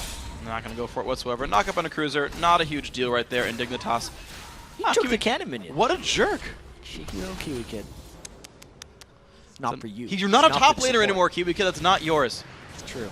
You're a support. You don't get gold. He has the Doran's ring as well as the Sightstone. I mean, he kind of took that kill gold and is trying to turn it into some offensive itemization. Still no gold per 10 item on him. I'm a little surprised by that. I would think that he would go for a bit more gold. There's a few players who go that way. I want to say Crepo doesn't buy. Well, Crepo definitely doesn't, but especially with a kill. I always loved back when Philosopher's Stone and Heart of Gold were a thing. For those of you that remember the good old days. RIP Heart of Gold. Yeah. Every time I get a couple kills on a jungler, I'd want to build them as quickly as possible. Because the sooner you can start investing in the gold per 10 items, the more valuable they become. They're kind of a snowball item of sorts in that sense. But instead, Kiwi Kid has went for immediate damage. He opted against the economic investment strategy, and he's going for immediate gratification. So going for the ward output, why the heck not? Let's see what he goes for this one. So far, Dignitas actually on a bit of a freeze themselves in the bottom lane. We'll see if Cutie Pie can catch up in minion kills here, because WhySo now with a BF sword in his inventory and a dragon in about a minute and a half. There's potentially room here for Coast to make a play off of that. The Stinger here for Shifter as well. He's sitting in the mid lane farming. We're at a bit of a lull as we wait for the teams to regroup for something. Yeah, Coast will have the exact timer on the next dragon, but they also don't have the teleport down that they would want. Luckily for them, if Zion Spartan decides to roam down for that next dragon, it's not like he's going to be leaving a turret to Dr. Mundo's devices, because they've lost every turret in that lane. I would expect Coast to try and group down for this dragon and fight Dignitas head on. Yeah, 45 seconds right now. Zion jumping over the wall for the white camp here. Just still getting the farm. He's basically in farm mode. Zion Spartan just wants money. Coast shows back up in the bottom lane with still a 20-something minion kill lead, with the wave pushing in towards their turret. Skara on the roam down as well. Dig look like they want to get ready for this one. This is going to be a really crucial point in the game for Dignitas, because I think their team fight is really strong, and they have the potential to control the dragon, especially with that skill down. Pretty much everything missed there. Crumbs shows up. There's the Requiem as well, but it's not going to land on much. Nintendo dodges every single second of the Cyclone, but still has nowhere to go. Lantern's not going to save him either. Nice try by Daydreamin', and the chase is on. Flame Charmers, they land just barely on Daydreamin'. Tibbers shows up to the party as well. Double kill here for I'm a Cutie Pie, 3-0, and they're not even done. Crumb's going to dive the turret as well. The rocket comes through, and look at that one, 3-0 instead. Huge moves for Dignitas right there. Coast was actually trying to set up a team fight so that they could get the dragon, but Dignitas was one step ahead of the game, and they turned it around with a counter gank pretty much of their own. They have the stronger team fight. Look at all the AoE spells they were able to use in that. And Scar was able to participate even though he was in the mid lane. Just take a look at this one more time. With the Chain of Corruption missing, it was just an easy start for Coast. They have 3.5 people. Even though Nintendo X kind of escaped the Cyclone, he went in the wrong direction and couldn't quite make it since I'm a Cutie Pie got excited from the Jinx passive. They could just completely chase him down. That's the unnerfed arm time on the Flame Chompers, catching the Thresh and gives them the kills they needed. Well played overall, and even to save him the ultimate too. I like the patience by Cutie Pie to know that he was going to kill these champions and saving the ulti for when he needed it. But interestingly enough, Coast are actually the guys who get control over Dragon. Dig invested in the turret kills and a recall instead. Yeah, Dig opted for the turrets, gave the Dragon to Coast. We'll see how that pans out. Considering WhySo was just freezing the lane anyway, I don't know if I completely agree with that decision by Dignitas, but it's one they're going to have to live with. They are still up 2,000 gold, and they have now taken 3 turrets to 1. So maybe their building advantage will have its own benefits. Well, I mean, you look at Dignitas, and they certainly got the advantage as far as their AD carry is concerned. Already the Bloodthirster completed for Cutie Pie, despite the prior lane freeze by WhySo, right? The selfish benefit he was going for that you talked about. Dig got more team objectives, and their AD carry still got ahead here. And look at this, the mid lane actually left open as well, and Crumbs is coming around behind. Nintendo, oh, good Kale, but that might not be enough. Another, oh my gosh, well played there by Coast. He does survive. Oh, Shifter, no! Shifter, scumbag! He dodged it out of reflex, I feel like. You see a giant rocket coming towards you. Your first thought isn't to just go into it. Nintendo was unable to dodge it out of reflex, and the home run there from I'm a Cutie Pie. Nice shot right there. So, Cutie Pie 3-0-1. Only 70 minions, but why get minions when you can kill champions? Zion back to the top lane, almost static Shiv. Sunfire, though, already done for Cruiser. It seems like at level 9 now, of course, his matchup's going to be really about itemization more than anything else. Yeah, with Sunfire Cape being completed for Cruiser, I feel like Zion Spartan is pretty much just in farm mode. But as far as Yasuo goes, he has escaped the laning phase as well as he can. Scar could not escape the laning phase in the previous game against Bjergsen, and neither could ManCloud, actually. It hasn't been a good day for Yasuo. Zion Spartan is doing better than most, though. Yeah, he's actually got a slight, at least 4, minion kill lead over his lane opponent. Took a trade right there and chewed through Cruiser's ultimate and stayed more or less alive through it. Burned his Ignite for that. But now they're just equal on combat summoners. Let's see where we go here. So Coast, they've actually rotated themselves back down to the mid lane. I'm a Cutie Pie actually alone in the bottom lane right here, farming up his BT. WhySo's got his Bloodthirster done as well. So these guys waiting. They're trying to get the pickoffs right now. They have a few pink wards inside their jungle. Uh-oh. Look out. They could really chain some good stuff here. This is going to be all kinds of painful. Scar gets the kill credit on 1. Nice play from Daydreamin', but I think that's not going to be enough for him. Crumbs picks that one up as well. 2 more for Dignitas, and they're making some nice moves in the mid game. And Coast has really lost control. They were trying to set up a gank of their own against Amundo, but the patience of Crumbs actually to get the auto attack and the Q before any of his other spells let him maximize his damage. The armor shred on the Wukong Q just allowed his Cyclone to do even more damage there, chained with the stun of Kiwi Kid, who has been roaming a whole bunch this game. Both those things making a pretty big impact. He's been part of 6 of his team's 7 kills. The only guy who's ahead of him on that one is Crumbs with 7 of 7. So those two have been doing a heck of a lot to make the game happen here. And Cutie Pie, with his support leaving him, completely fine. Never died on a no-escape champion. Yeah, absolutely. And it's because Coast hasn't been able to make any aggressive plays towards them. The few times they've tried to get up in I'm a Cutie Pie's grill, they've been counterattacked by even more people from Dignitas. I think the early game vulnerability of Dignitas has been easily surpassed here. They did the lane swap at the start of the game, which allowed Skara to shove up the lane and get a slight edge on Shifter. So Skara hasn't been pressed and has always been able to assist with Requiem in these fights. Yeah. Additionally, you could see that I'm a Cutie Pie hasn't really needed Kiwi Kid as a support, and it's allowed Kiwi Kid to roam around and be a part of 6 of the 7 Dignitas kills. It's really Kiwi Kid's roaming and Skara's ability to participate with his Requiem that have given them this huge edge. And speaking of more big edges, and just sort of the other stories in the game, Kiwi Kid, we talked about how he's been investing his gold. So he picked up Boots of Mobility, got the Distortion enchant for more flashes, and he finally did pick up some gold pretend with the Nomad's Medallion. So he is investing so heavily in a very successful future where Daydreamin's just like, well, I'm 0-2-0, and not having the best time of this one. Yep. Zion Spartan, I think, is the only guy who's, I guess Zion and Shift are the only guys going really untouched in this game.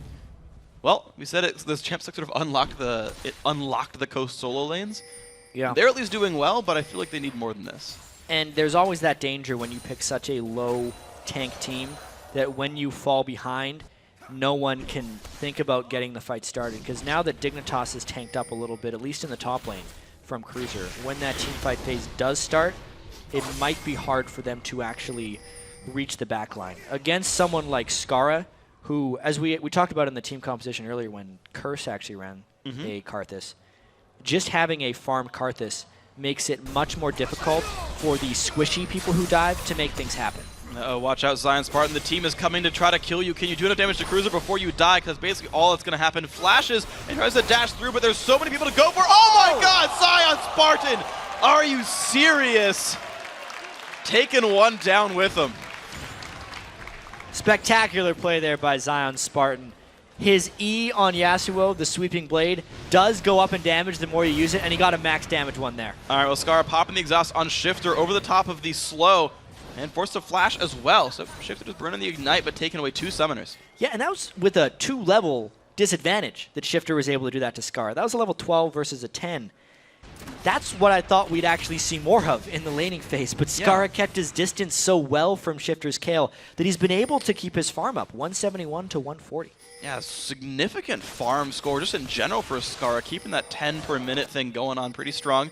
Coast grouped up for Dragon a little bit early, actually. They went down to the area, but it wasn't there, and now Dignitas have made the rotation in time. The Zion Spartan's top lane, this is an easy man advantage for Dignitas, and the reveal in 10, dude. Don't try. Yeah, don't go for it.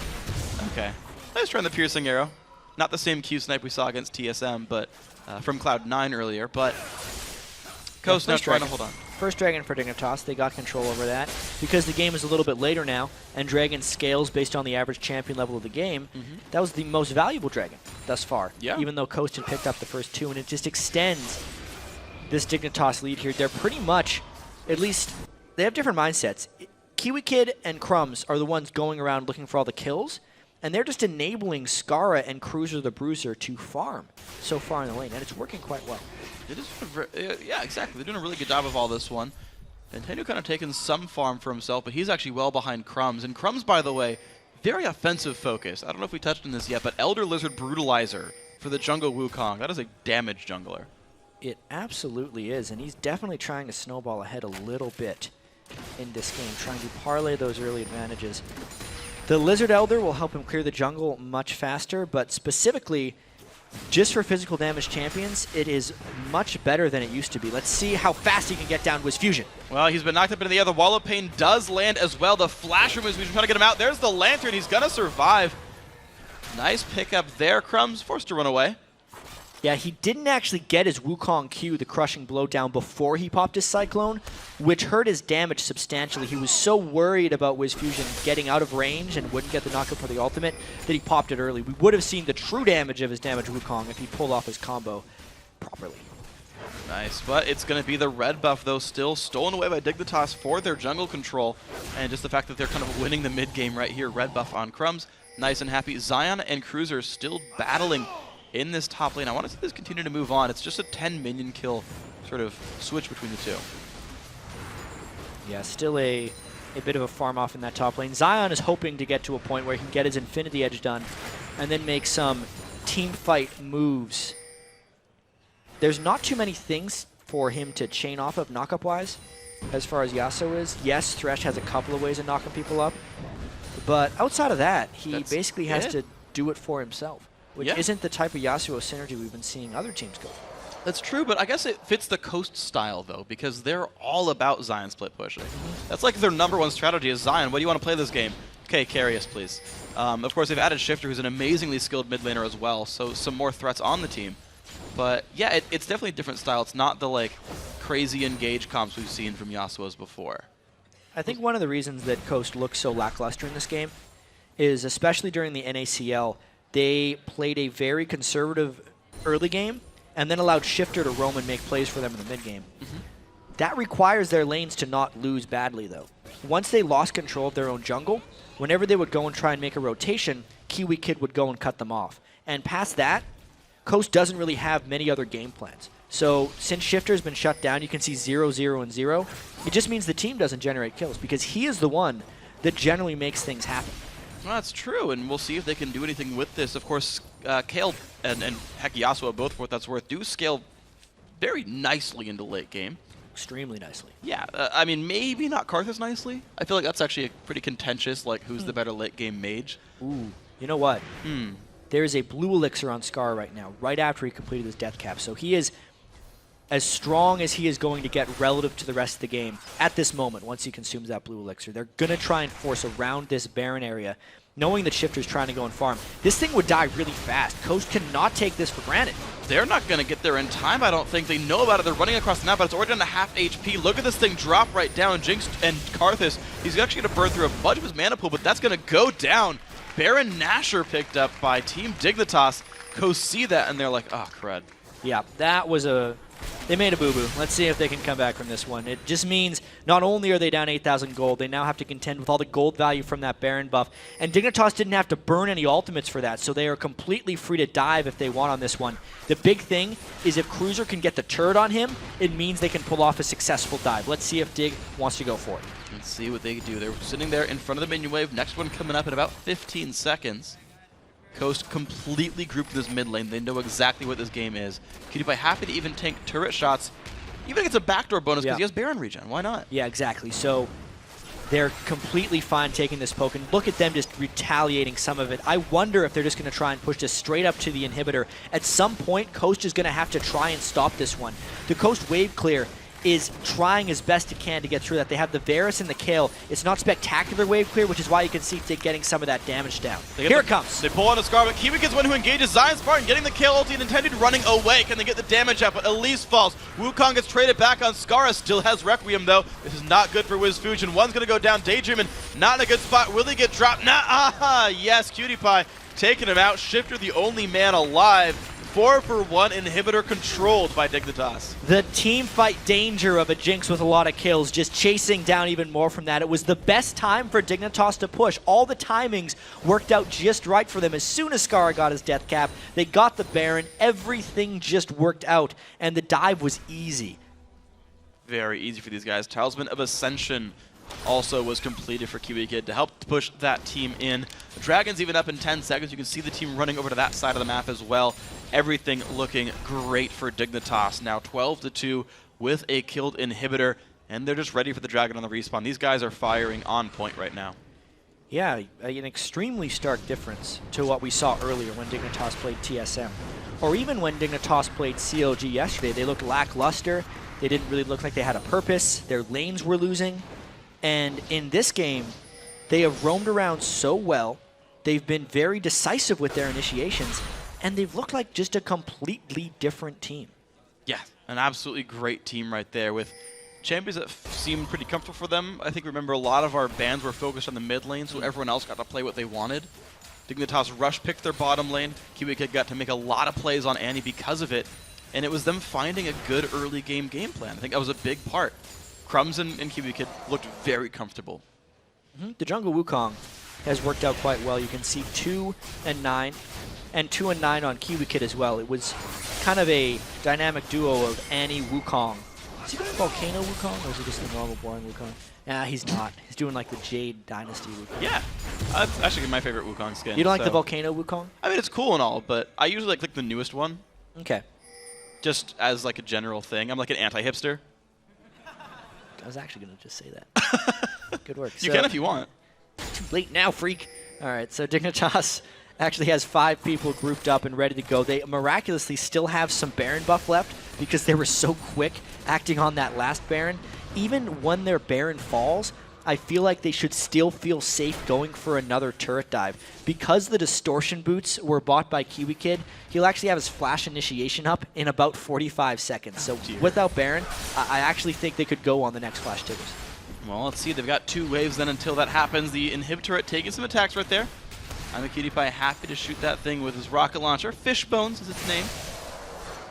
And we'll see what they go for this one. Not javelins, cleavers. They're like javelins, but they hurt more. No. Depends on how much AP you have. Depends on the AP. With Cruiser's build, I would rather have cleavers than javelins. Well, yeah, if you build Randwoods and Centaur in Italy. Just saying. All right. All right, there we go. The siege going to continue. Baron buff no longer here, but the flash almost up. Almost up. Got a couple seconds. Let's see. It's got 5 seconds left. So this initiation, they would want to get Kiwi Kid to drop the Tibbers, and they want it, in the perfect world, get the turret onto Cruiser the Bruiser's Mundo because he's 232 armor, the whole crap load of regen. Yeah. Last time it got on Crumbs, and he actually died since he's a very squishy Wukong. But built they, MR. they don't seem like they have any qualms about going in here. They're posturing themselves very aggressively. Well, here we go. Cruiser going to go in, and nope, it's actually, I'm a cutie by a pull dagger, but the turret's dead, so here we go. Nintendo dropped dangerously low, and control over the inhibitor is here. Coast haven't even engaged on this one. They gave up the inhibitor just for kind of receiving mean looks about this. Yeah. They backed out. 2 out of 3 inhibitors now down for Dignitas. They might want to shop before cycling down for the third, since Skara and Cruiser are a little bit low, but it really just depends on how confident they are feeling as a team right now. They've actually spent a decent amount of their gold. They're sitting on about 4,000 or 5,000, which would still give them about a 10,000 gold lead, which might be why they're still sticking around. Well, there we go. The minions swept away. They did look for the rotation on the minion wave there. About 25 minions in that pool, but they didn't get it here. Mid lane inhib should be coming back up, and there it is, actually. Dignitas going to stay for this one. Yeah, well, may as well. If Coast gave up the last one, they might want to give up this one, but they land a Cocoon. There's a fight! Skara dangerously low. He drops there without getting to do anything there. The fight comes in. Look at the engagements. Fusion trying to survive. He does survive for now, but Cutie Pie finds him. 1 for 1 so far in this fight. Now will Coast push them out of the base? Not before losing their inhibitor. Pretty good catch by Coast in that fight, but it just clearly wasn't enough. A lot of damage got dumped into that Kale intervention. Yeah. But as a team, Coast just wasn't able to re-engage. Running through the Karthus is something they can't really do. Zion Spartan, especially without an Infinity Edge, can't go in and do any type of meaningful damage onto I'm a Cutie Pie. He'll go in once. I feel like Kiwi Kid will just stun him, and then that Infinity Edge, I'm a Cutie Pie would finish him off. So we can just see the nice combo here. They chained double CCs into Skara and then blew him up from range. And at that point, they wanted to just run away as best as possible, which they did pretty well. They had pretty good disengage because they're pretty much all range champions. It did mean they had to abandon their inhibitor, though. Yeah, and you talked about sort of Coast being unable to chase them as well. You mentioned that there's no real knock-up synergy here for Zion Spartan.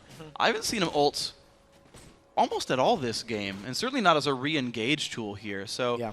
Unfortunately, Zion's been sort of sitting there auto-attacking. Finally finished an Infinity Edge, so that's done for him. But a much less frightening Yasuo from what we've seen in some of the games in the LCS so far. Yeah, this is definitely not Yasuo's day. No. He's 0-2 so far. This Baron is too fast for Coast to even consider trying to stop. I do think Dignitas has played a much better game this time. Surprisingly, like the last 3 games of the day here have been very one-sided. Yeah. We had very competitive games, I feel like, in the first day, but here they've been, totally decisive. Different. Yeah, incredibly decisive. Fairly clean. Yep. I feel like good decision making. They're not getting too aggressive with dives. Remember, EG actually didn't have anyone die for the last 15 minutes. Yeah. I feel like the 3rd kill from CLG was minute 12 or so. This one 13-3 as well. It's a surprising champion select to work out for Dignitas because normally teams have been so paranoid about what to do in the early game. And especially Dignitas has had issues falling behind in the early game. If I think back to when Dignitas was a very strong team in North America, which I think was in the start of Season 3, they were doing it with, Xin Zhao and Diana and Kiwi Kid on stuff like Elise in the top lane and Draven from Cutie Pie, even Graves, just like these early game champions that would just dominate lanes. And then because Dignitas was so far ahead, they would just kind of push all the lanes and win because they were ahead. Yeah. And then when they stopped being able to win the early game, they kind of stopped being a dominant team. They started losing a lot. Yeah. Which is weird how they picked the Karthus in the Mundo, but then still win the early game. It was kind of just a miraculous performance by Kiwi Kid to get them through that early game and make plays happen. Because the team comp wasn't actually speaking to an early game domination, but they dominated the early game anyway, and we're seeing the results of that. Here's a fight. There we go. The rocket comes across, and there's the knock-up on the 2. Zion Spartan just barely getting away, but then still dies. Looks like everyone else forced to run. So low on the health bars here. Of course, Scar has already Requiemed, but it's enough to get them into the base. 3 members already dead. Sorry, 2 already dead from Coast, and Dignitas just completely in control. They're going to take the win at about 31 minutes in and put themselves on the scoreboard. Scar giving him the claps that he loves to do after every victory. We haven't seen those claps for a while. Yeah. They lost 2 Battle of the Atlantic games, 2 games at the start of the season, and finally they have a dominating victory over Coast. 15 kills to 3. Scar played very well on his trademark Karthus. Yeah, completely did a great job in his lane. It's weird to say won his lane when he didn't kill anyone, but when you're Karthus and you get 50 minion kills without dying, yeah, you won your lane as Karthus right there. Scar putting up a great performance. Everyone else doing a good job, and Kiwi Kid especially I got to talk about because converted support player from the top lane. Got a lot of flack actually for his top lane play at the end of the season.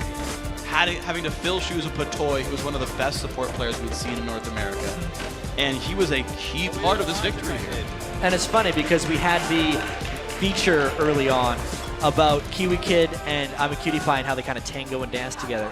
Yet this game was all about Kiwi Kid just not being with I'm a Cutie Pie. And they both just kind of did their own thing, but it gave them all their roaming advantages. Yeah, it's like, this is going to be a weird one. Kiwi Kid walking across and asking someone else for the dance. And Crumbs did say yes. Yeah, he did. And to be fair, though, for Cutie Pie, right, even though he was left alone without a dance partner, he danced by himself pretty happily. I feel like he's the type of guy who can dance by himself? Who can dance quite well by himself. Yeah, I believe it. He could put on a mean head banging. He's got the great hair for it. I was hoping he'd do some like classical dancing.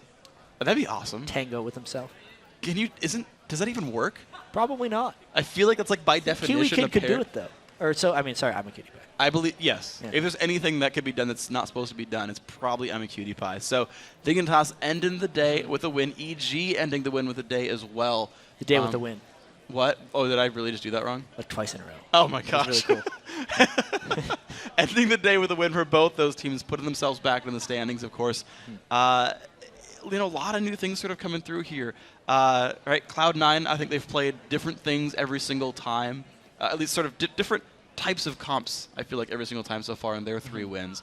XGG looking pretty good. TSM looking pretty good. These guys all started putting some wins together. Coast is kind of like the one team where I'm like, I feel like you guys had higher hopes coming into this one. Yeah, Coast, definitely a disappointing start to their season.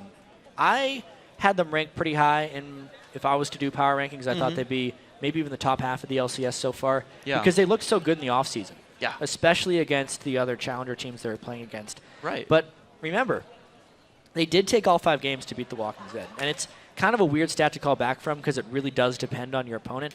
But they were very close to not even making it in the LCS. The last team that took 5 games to get in the North American LCS was Velocity, and they had the worst regular season record in LCS history.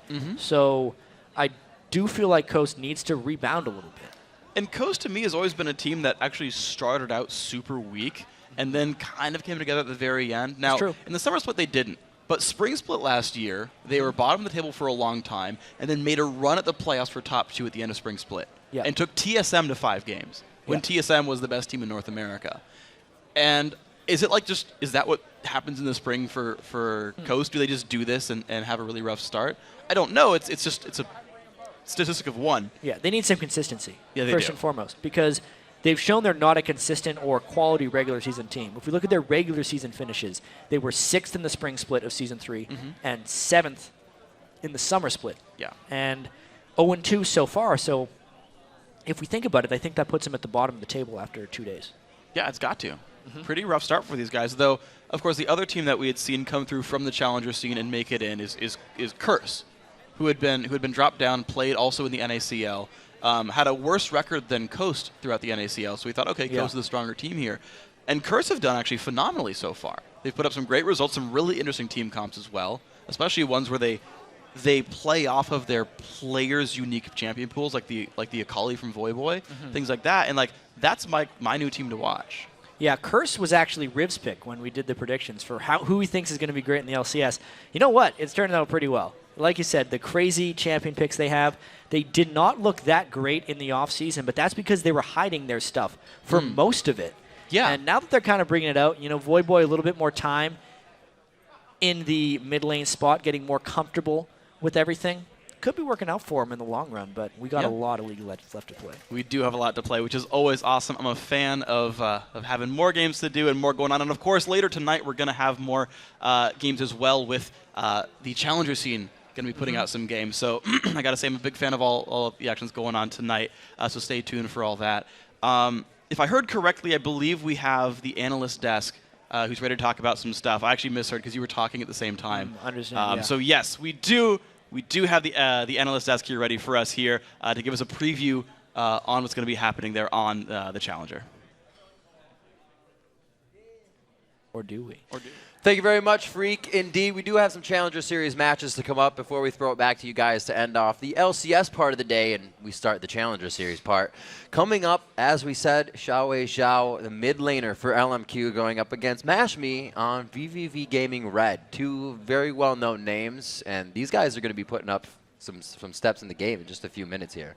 You're right. Our first match is what a lot of people are going to be tuning into for the Challenger Series because LMQ came over from China. They're going to take their shot at the North American scene here. A lot of hype around them. They've beaten plenty of LCS teams in the ranked 5s. Some things even like the other Challenger teams stop queuing sometimes when LMQ are in queue for these ranked 5s because they're that scary. So everyone's excited to see them play. And then, of course, Don't Mash Me is on VVV Red now. So former LCS player looking to get back into the scene. Absolutely. It's going to be a super amazing matchup. Next on that, we have the first in ranked 5s, Cognitive Forge. These guys are coming out as top seed, and they're going to be playing up against WhySo Esports. So this Cognitive Forge team, they're actually the #1 coming out of the ladder. LMQ, with all their hype, was #2. So the second match actually should be just as good. Wait, how are we going to consider this, right? Because we know it's Xiaowei Xiao. We'll talk about the first game a little bit versus MashMe. We know MashMe is always known for kind of Twitch play, clean up the fight kind of play coming from AD carry. Xiaowei Xiao is known for his just all-over control of the map and what he can do for his team. So is an AD carry going to be able to stop a mid laner, which we've been seeing take control of most of the games in the LCS? I don't think that Domash would be using that Twitch just the way that the meta has switched, but that's a good you shout won't have out. too many squishy people. That's like an insight into his mentality, even as an AD carry. He likes to go in stealth, assassinate people late game. Xiaowei Xiao is a very, very solid mid laner. He's been prominent over in China for a while, and he's a similar style to maybe old Froggen, I guess. He farms up quite a lot, very good in the CS department, and pretty versatile with that champion pool. Can play some safe things there. Coming over, it's got to leave an unpredictable, you could even say taste in your mouth when you play a team like that. They're kind of organizing themselves to NA strats now, but they're also bringing over their strats that they have used completely throughout their entire time as being a team. So it's kind of a mind game in that aspect as well. How do you strategize against this team that can flip-flop between two regions? I'm definitely a huge proponent of all the international teams coming on over. Since we don't have as many tournaments where these teams get to play, happy to have them fly over and play in ours. All right, we're going to throw it back to the caster's desk with Freak and Chat. They are joined by Crumbs to get a little bit of a breakdown on the last game. Yes, indeed, we are. Crumbs, welcome to the desk, man, and congrats, by the way, on a very good win right there. Thanks. That was it looked like an easy win. Like, it really wasn't, because coming into this super week, you know, those first 2 games, personally, I didn't think that was a really good showing of the team that we can be. And that last one really showed what we've been practicing, the team synergy that we want to have. And that's what we've been working on. And those first 2 games, you know, some things happened in picks and bans in the actual beginning of the game that really threw us off, and we weren't on top of our game at all. So that's why they were so one-sided. And I think that this first game really allowed us to sink our stride into how we want to play the LCS. So it's really good feeling now to actually get back into it. So let's start with this game right here that you guys just played. A lot of really interesting stuff coming through. Haven't seen Karthus a lot in the new season. Jungle Wukong, especially going Lizard Brutalizer, a whole bunch of damage. Yeah. Like, tell me about this team comp. All right, well, the first thing is that this team comp is not something that we thought of ourselves. This is something that another team played it against us. And I'm not going to tell you what team it was because I want to keep their secrecy, but they played it against us, and we thought it was a great idea. So we copied it off them, and we tried it against us. And it worked great. You know, with Jinx and Wukong, you push so much faster than the Elise. So you saw they had 4 people down at the bottom turret the first one. With 4 people, they took the turret slower than we had it with 3. And it's just really fast pushing. And then when you have Annie on your team comp, you have such a strong engage. And with Wukong as well, you can follow it up really easily and do very high damage, especially when you go a Spirit Lizard, just all damage out build. And regarding that build was copied from solo queue mains. Like, there's a lot of solo queue guys that play jungle Wukong, and then that seems to be their build. So I was like, you know what? These guys clearly know Wukong better than I do. It's something that I want to pick up. I'll try it out, and I liked it, so I played with it. Nice. Yeah, everyone likes to talk about the 50 to 60 armored MR you can get just from your passive and the masteries on Wukong. Yeah. But Kiwi Kid, to me, made a lot of roam plays in that game. Can you talk to me what the communication was like since he was all over the map, not just babysitting Amacutie?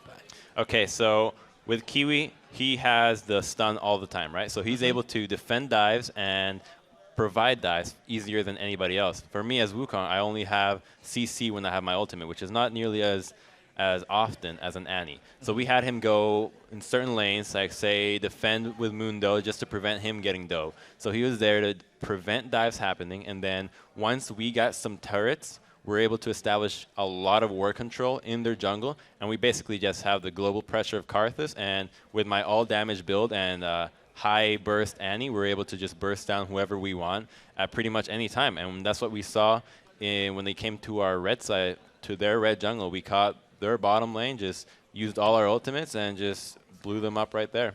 And how do you think Kiwi Kid is actually progressing as a player?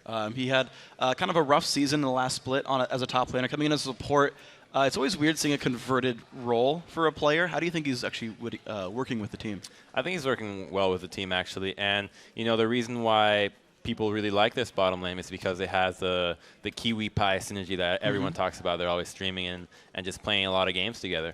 And they seem to really know each other. And, you know, sometimes they're struggling, but I think their struggle is just mostly regarding the fact that it's new. You know, it's a new role. You can't just hop into it and say, I'm going to play this competitively. It takes time. So as the season progresses, as we practice more and more in a more strict regimen, I think we're going to be able to do a lot more work regarding bottom lane synergy and just all-around plays that you saw with the synergy between, I guess, support, mid lane, and jungle. Okay. Yeah, it sounds like you guys are definitely looking up a whole bunch, but maybe talk to me a little bit about how Scar is kind of working through his stuff, because he's went back to something like Karthus. No one had played Karthus mid lane in a very long time, but he's had a successful go at it because that's kind of his core champion. Could we expect more of that from Scar, or is he going a different direction? Absolutely. I think we should expect it from practically us and every team here. As you saw Curse, they pulled out a Kali mid, which is just a throwback to, 2 seasons ago, and then Karthus top lane. So this just shows that the current meta is not what it looks to be, which is just, say, Yasuo middle and then super tanks top and then these other supports that just are so conventional. You saw over in Europe, people are playing support Kennen and things like that. It just shows that at the current state, the game is in a really good place for playing whatever you want. You just have to be good at it and know its strengths, and everything's playable, everything's viable, and I absolutely love that about this new patch. So I think it creates a development in how teams think, that they have to worry more about what they want to play instead of thinking, oh, we need to counterpick. It's always, no, this is what we're going to play. They can play whatever they want to play, but this is what we think is good. And that just adds a new dimension to the game, which I absolutely love. Well, it's good to hear. I like that you guys are trying out new stuff. I'm still a fan of the mid-Pantheon from the end of the summer split last time around. Yeah, and almost all the teams that have tried new strategies this weekend have won with it. So yeah, exactly. So we do actually have a replay of one of your guys' mid-game team fights around 22 minutes in, Crumbs. If you want to get us through that, we can get the replay up on your screen. So you guys are 8-1 in the game. Looks like you're siege in the mid lane. Walk us through what goes on here. All right, so in this team fight, we have Annie with Flash and Wukong with Flash, our 2 engages. We're going to look for a wall just to get somebody. They get the Annie Tibbers on 2 people. Then I go in as Wukong and then try to just get as many people with my ulti as possible. You notice I took tower aggro immediately. So I just knew I'm going to die right here. I already got all that I needed to do with my engage. And we just have the follow-up with the Karthus ulti. Before this, we're saying you don't need to overcommit for a dive. We have Karthus ulti to follow things up.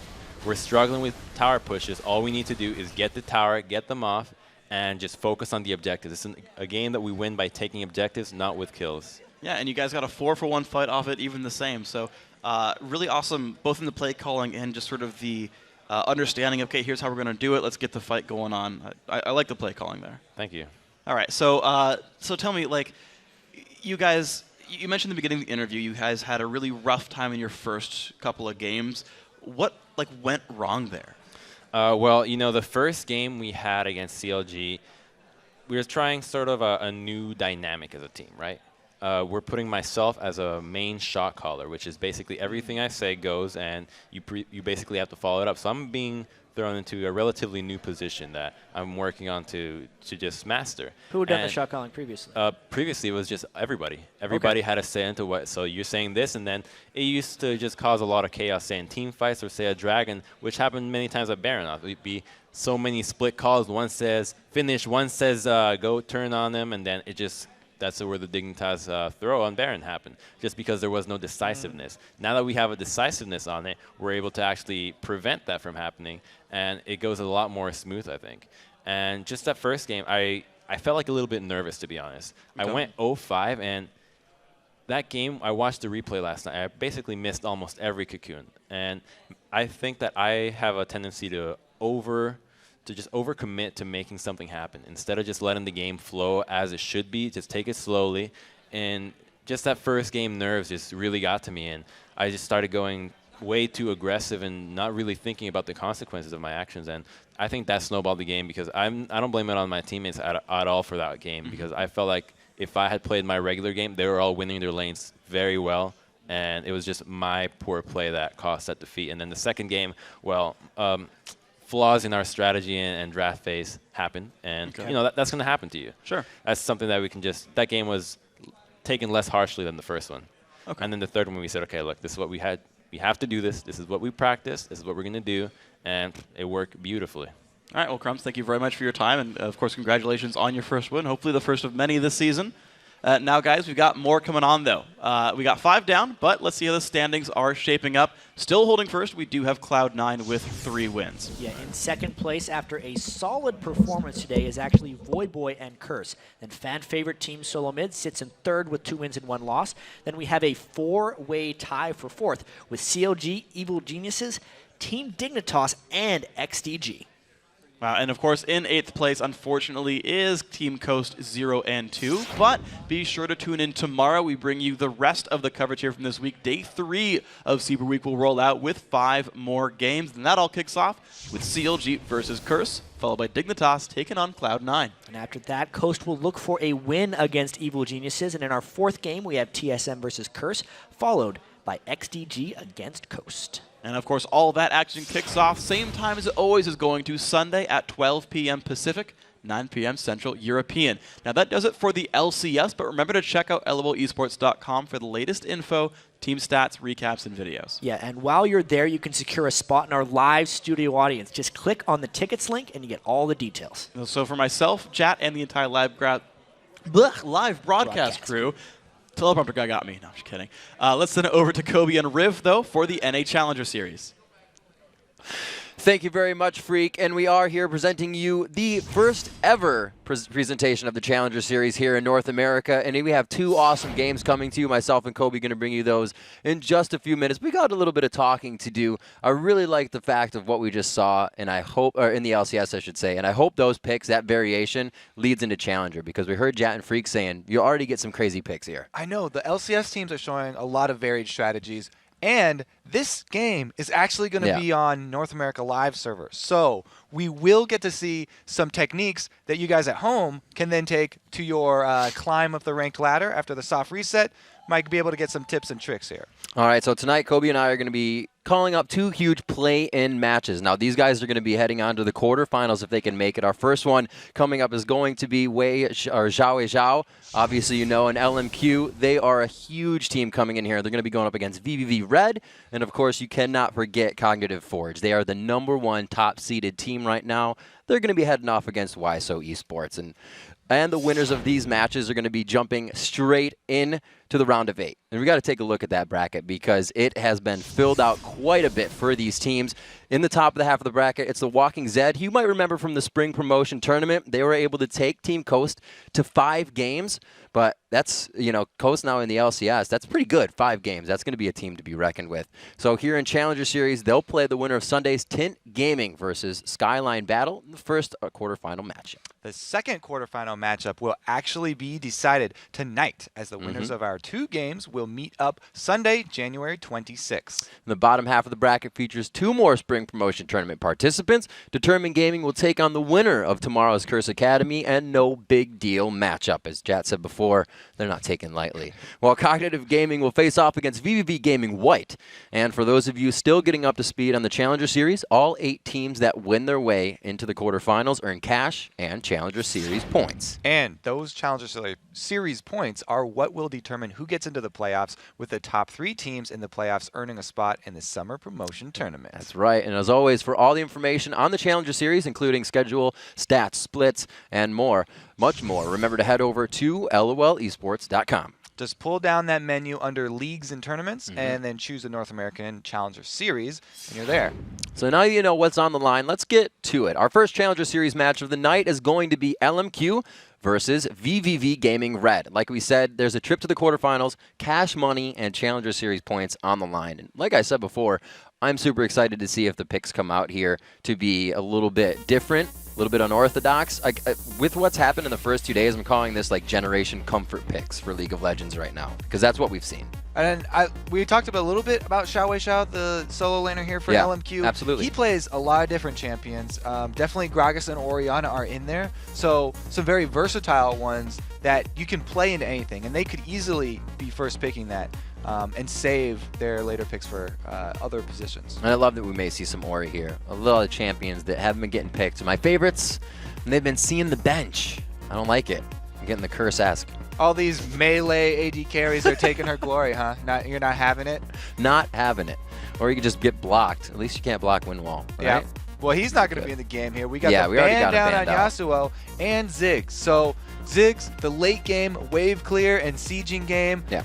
Not really going to be a part here. A little part of me is glad, because it's not that fun to watch the building destruction and the constant wave clearing. More like to look for the kills. We'll see if Nidalee going to be left in here. I'll see if any poke comps are going to be coming out. Kassadin being taken out. A lot of Kassadin, Kha'Zix, and I guess you could say Teemo. A little too much map pressure from these type of champions, and you always see him banned out. Ty is getting Kha'Zix banned out against him all the time.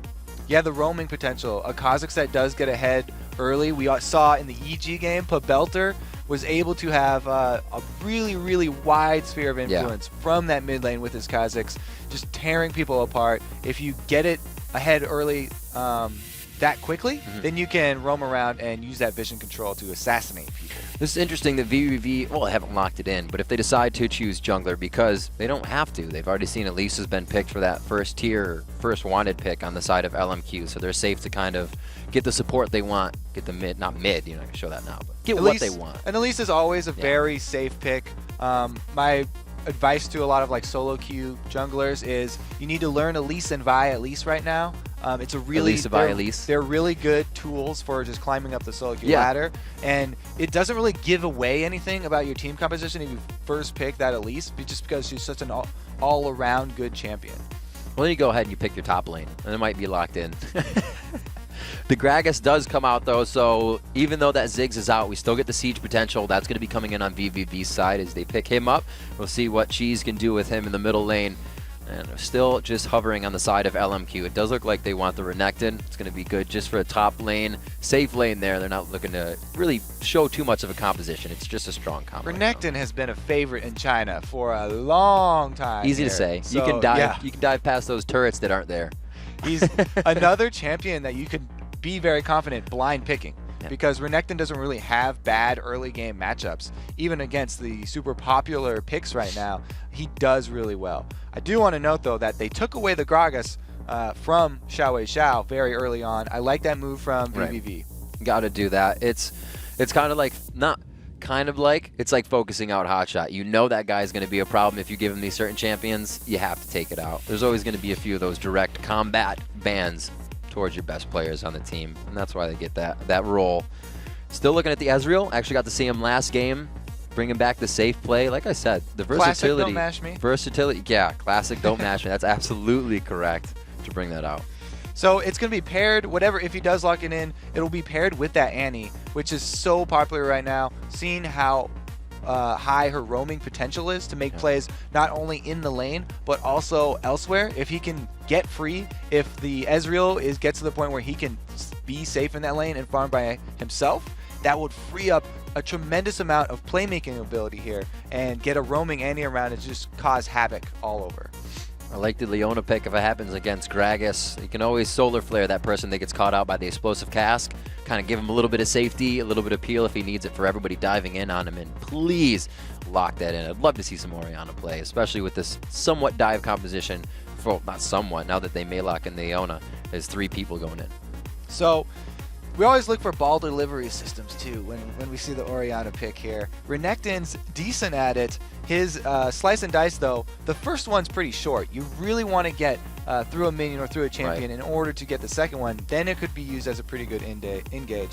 But besides that, it's going to be that long range Leona catching people out. So that'll be the main thing to start up these fights for LMQ. And by the way, that's pretty much what they're looking like. They want to have nice team fights, so they're going to be looking for that dragon control. Yeah, it's going to be a slow game at the turrets, at the dragon. Everybody has a little bit of poke, a little bit of zone control to do there, more so on the side of Gragas, but you don't want to center it on an Ori ult either. So it's going to be pretty good for these teams. The lanes don't look like anybody's going to have a definitive win. If the 2v1 happens, who do you give it to?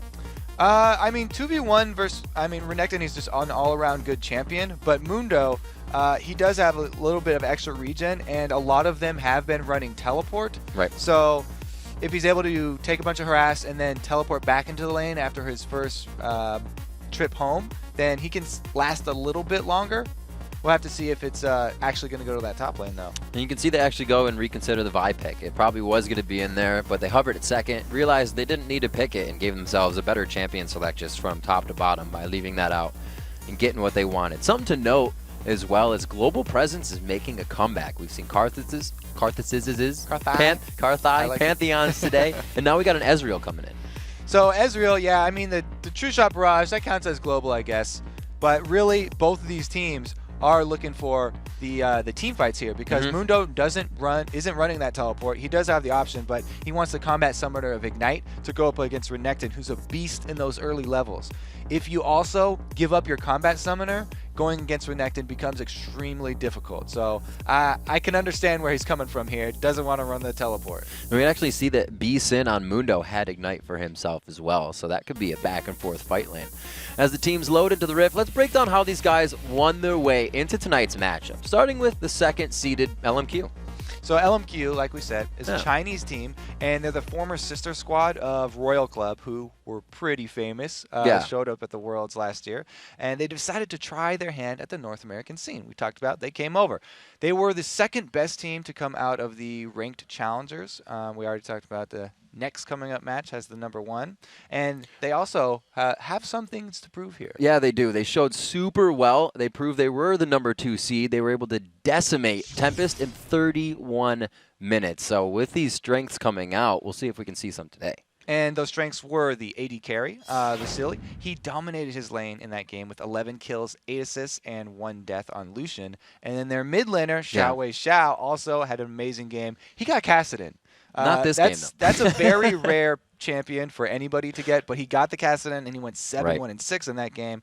It's not surprising because, he has been a top-level mid laner in China for quite a while now, and some interesting facts are, I compared him to Froggen a little bit. He's got basically the second place record for hitting that 300 minion mark. In the LPL, it's first place because Froggen never played there. So he got to 300 minions in just over 23 minutes.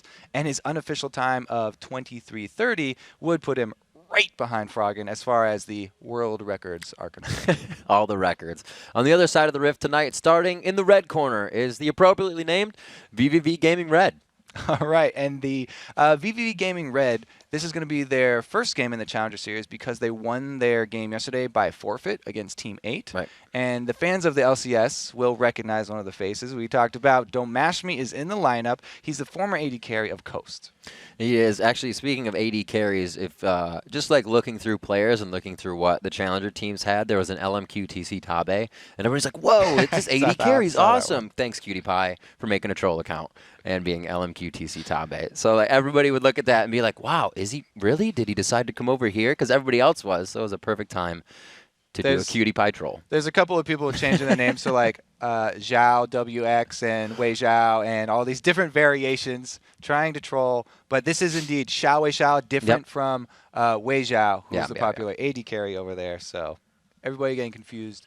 It'll all work out in the end. It'll all absolutely work out in the end. So we know that Wei Zhao, Xiao Wei Zhao in mid lane, he did get his Orianna, didn't get Kassadin. Gragos is actually taken out and taken on the side of Cheese, so we'll have to see how he plays against that. I've heard it is true that Gragas kind of pokes Ori around for a bit, but it's always hard to hit those ultis when you can body slam. Yeah, I mean, Ori pretty good, in most matchups. He's one of those champions that can fend for herself. You know, she can play aggressive versus some people, but she can also go really defensively and just hold on to CS. It's one thing I like about her kit. Yeah. Like you need a few more in your shield, you go a few more in shield. Something like you can do with Lee Sin in the jungle. We actually saw that when Inox took it, he went W in the top lane real hard and then tried to roam a lot. So different styles coming out all over the place. It's been a different split than most. I know, just starting out. We've got Warwicks. 2 days in. How many champions We've were got Teemos. We've got everything popping down. I mean, I almost forgot the Teemo. Come on, why'd you bring it back up? Yeah, you want to erase that from your memory? The games, they do get kind of painful to watch because the entire team is scared to move around the map because there's mushrooms everywhere. Suffocating is like my favorite word coming out of this weekend. We'll get off of that, though. There's no Teemo here. This is going to be a pretty clean game between two very strong team fight-oriented compositions. So really it's going to come down to the individual play, I think. And that'll be great for the Challenger match because people are watching Challenger for those little take-home things that they can use to get closer to Challenger themselves. And to make it into the round of 8 for these guys is a different weight to take on, but definitely one off of their back. They have new teams to look at. They've made it past that second step, and they can focus on, maybe something new, maybe something that will take them even faster to the win. I still like that fact about the LMQ whenever they're in ranked. It takes them a long time to find a game because a lot of other people will stop queuing against them because they don't want their ratings to drop. Just coming into this tournament with that kind of reputation, it's got to be a little scary, even for Don't Mash Me, who's already played in the LCS. I wonder when you get a chance against these teams. You remember back to PAX Prime with CLG versus Legion, when Legion drag it out to 75 minutes, and the primary cause was to figure out how CLG was beating them so much. So just start thinking about the next game and just absolutely. Stall you take that one. time, stall it out, be like, we'll give you, tire you out and try to get more momentum behind your team in the game, because a lot of it does come down to mind games. A lot of it comes down to if you actually go on tilt a little bit, most people can't come back from that. That's what we were talking about earlier, where the silence comes in and the communication drops for a team and it becomes chaos. And especially since they are playing this one live, there's a couple other factors they have to deal with, pauses and stuff like that. And this is actually the live patch that was very recently came out. So all the adjustments, you need to make those adjustments quickly. It just kind of reinforces the value that League of Legends puts on flexibility. That's pretty much what you're rewarded for most in this game, is being able to adapt quickly. So we'll have to see if these teams have been able to adapt already to the new patch. If they've been watching Cloud9, they seem to have a pretty good handle on it, how to go from patch to patch. Everybody thought that would be their kind of downfall, but it seems that teams that can just adapt faster are the ones to make it. It's not that you still have a good team fight. It's you actually have to change up your style of play. It's been pretty crazy. Looking at what has happened throughout all the splits, it's interesting to see now with one of the tankiest metas or most mobile metas we've had right now, that all the comfort picks are coming back, like I said earlier. All the Karthuses that could get wiped out, they're being played a little differently. Scar didn't go to the bottom lane. They stayed in the mid. So there's still things that can be mixed up for these teams. What would be your comfort pick if you had to go play sub into this game? Into this game? What would be your comfort pick, Oh, man. Probably Ori. Probably Ori. Oh, there you go. Yeah. You go right I would say LMQ. Kennen, but then level 8, and you're not going to kill anybody. You just get kicked out of the fight, or somebody's going to push you out. I like the Ori call here because, it does work with their team. It looks like they're going to have some early dragon fights in the future here as soon as they do get their game rolling. What about you? My comfort pick? For this game? For this game, I would take the place of that Vi. I love that Vi Vi so much. Probably my favorite champion. Amumu's always got a place in my heart, but Vi is just so much fun to play. The feeling that you get actually hitting people in the face with that champion, it actually kind of translates, and you get a little excited. I don't think Mumu would get you to the second highest elo in Riot as you are right now, but pretty impressive. Good plays. Wow.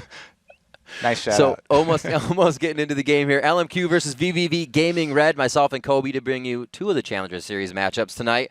And as I said before, this is the premiere of the Challenger Series here in North America. We've been doing EU the past couple days, and we are going to be on to the Rift, Kobe. This is going to be one hell of a matchup. We see Xiaowei Zhao taking the mid lane. Mashmi is on 80 carry for the names if you haven't been too familiar with these teams. Those are your guys to lock on to. All right, we have made it into the match, and it looks like a Targon start for Leona. I do really like this pickup, by the way, just because you can shove the lane super early with the execute from that item. The first 2 minions going down is a huge help in these dual lane fights that have really become so centered around the early level 2 and the early aggression. Especially when you have these champions like Leona who can make you pay for that early. The BM begins already. I like the mana pop buy here, and obviously the fast charge off fountain coming from Rockblood. Gets that charged up right fast. Looks like he will want to use it in lane and chug that potion to keep going aggressive. Yeah, he's going full combat here with the Doran shield start on Annie. A little bit less aggressive than the Doran ring because it's you're going to have a less power, but you will be able to take more hits. We've only really seen that in Korea right now. Yeah, right? when Leona lands her combo on you, you'll be happy that you've got that shield. And we'll see if Rockblood really itemizes for that Leona too. I wouldn't be surprised if LMQ tries to take advantage of that early level 2. Yeah, another thing I wanted to shout out is the early trinkets. I'm definitely a huge fan of the 5 ward trinket start. But we do have 1 sweeper on LMQ coming out already. The reason I like the 5 wards, trinket wards, instead of having the sweeper early is because your early sweeper, the only wards you are going to be clearing out are other trinket wards. That only last 1 minute anyway, so it's kind of hard to find those in the first place. And if you guess wrong, then you're kind of wasted your trinket there. And I would much rather start out with a ward trinket and then switch early. Over to that sweeper, maybe my second back or something like that. And don't you always kind of point out that the wards die when the junglers are kind of getting ready to come out of the jungle as well? So I mean, look at that aggression down bottom, not even level 2. Rockblood eats the cookie, but he doesn't eat the mana pot, doesn't eat it just yet. He is going on his biscuit, and he is very, very low. It's not even level 2 for these guys. LMQ is going hard in that bottom lane. Right, level 2 coming up in a couple more minions. Annie is having to recall already. Pretty happy that she has that shield. Was taking a beating to the face. That is still absolutely not good for these guys. That means that they will not have synergy at level 6 unless they're somehow left alone or able to get kills there. And it looks like Xiaowei Zhao is going pretty aggressive here early with the Ori. Trying to get as many auto attacks off to harass as well as the command attack and dissonance for the early damage chunks. Getting him on Gragas, forcing him to chug some of those potions that he has, burn his way through that flask. You know, I do actually, and haven't considered this before, like the matchup of Annie versus Lucian because you can kind of walk Tibbers in front of a culling during the fight, block pretty much all that damage.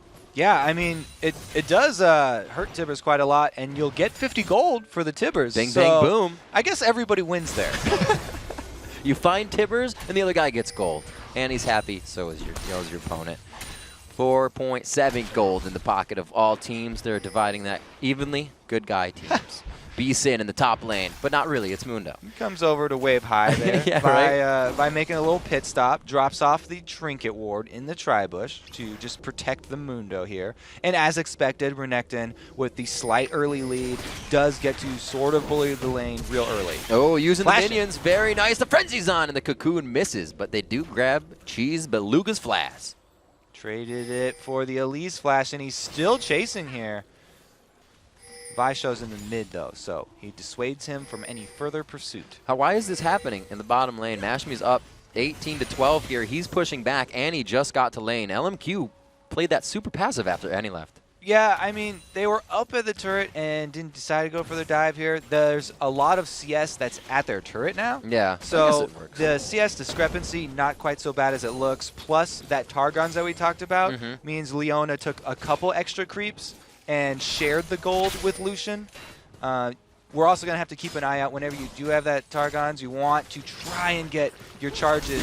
Ooh, little aggression. Cheese Beluga was actually playing that one a little bit more aggressive and staying to the side of the minions. That's kind of almost a tell with anybody that needs to get around minions to attack, like an Ahri trying to charm. Definitely one of the biggest things, as a jungler especially, is you want the laners that you're ganking for not to give your gank away. If they're behind and they're playing pretty aggressive, then you should be tipped off here. Your opponent's probably not just being playing bad. You get a lot from respecting your opponent.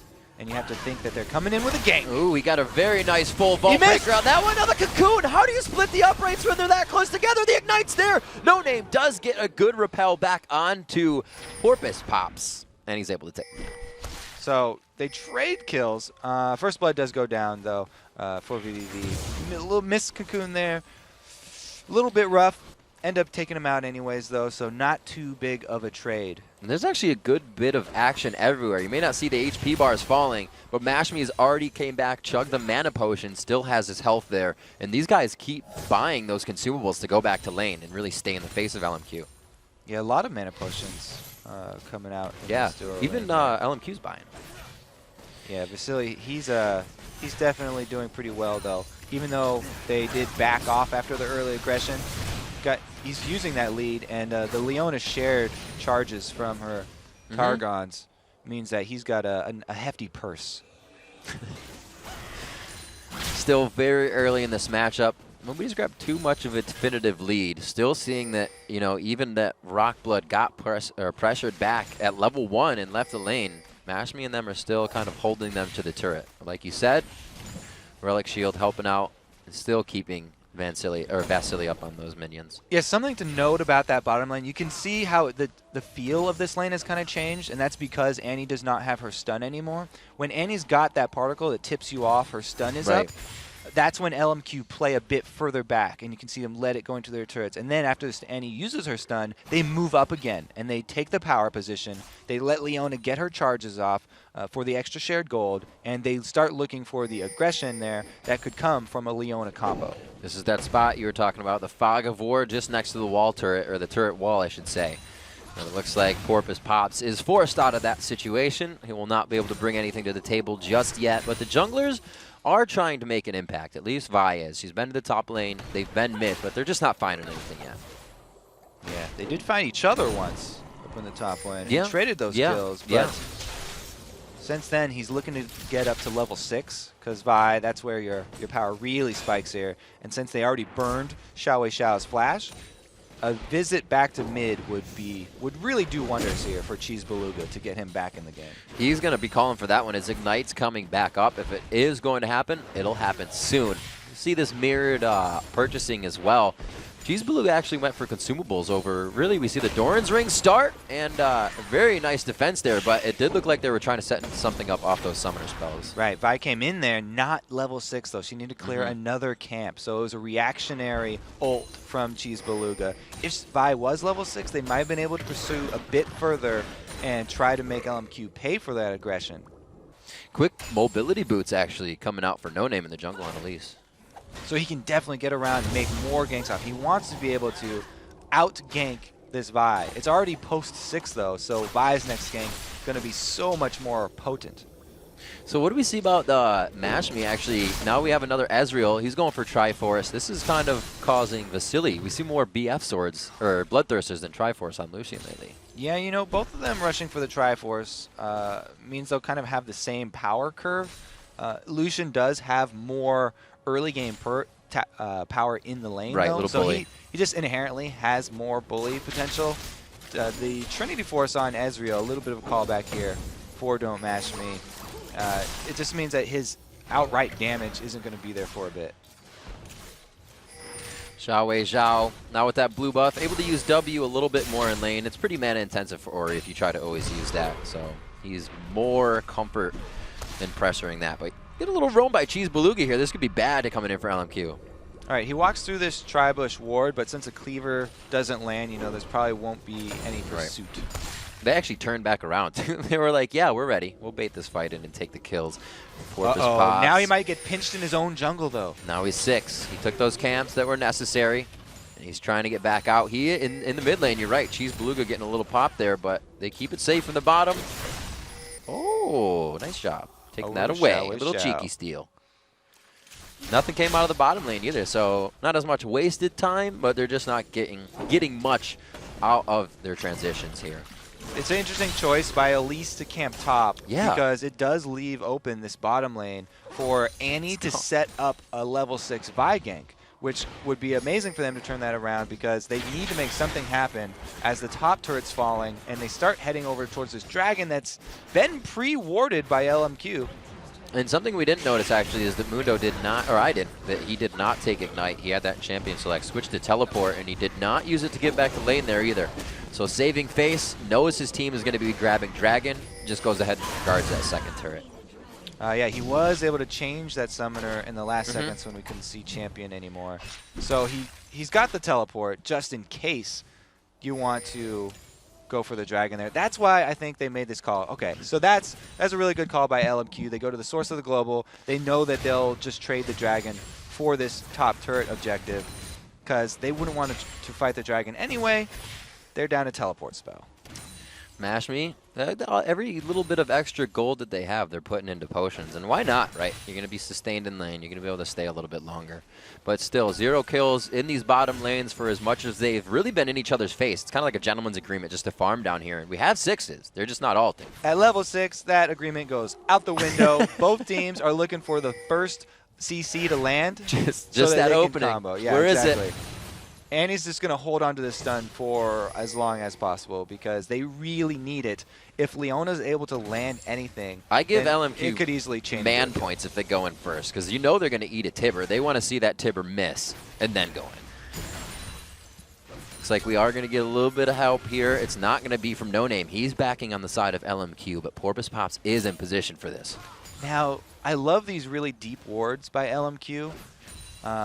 It's not... Oh, I think it just died there to see Vi come down. They've got the side bush warded here, but it was just pinged out by VVV. So it's going to be hard to pull this off, but they have the CC for it. The wards in this top lane, or the top side of the jungle, obviously not seeing Elise up there anymore, or not seeing Vi, I should say. Elise heads down towards the bottom lane. So LMQ is doing a very good job of, if you will, moving off the ball and figuring out what they need to do before it happens. Oh, and they have Ori. Go figure. Race number 2 in the bag for WhySo. Definitely keeping the factor in mind that to always get more, you'll do better. Sometimes you sit back and you're like, all right, I have some. I'll be fine. But he's 137 to 95 in that lane. Ackerman, you could see he was waiting for that war check. Renekton, another one of the champions, with the auto attack reset, is able to get those away. Actually, it's the 2 swings there from the W.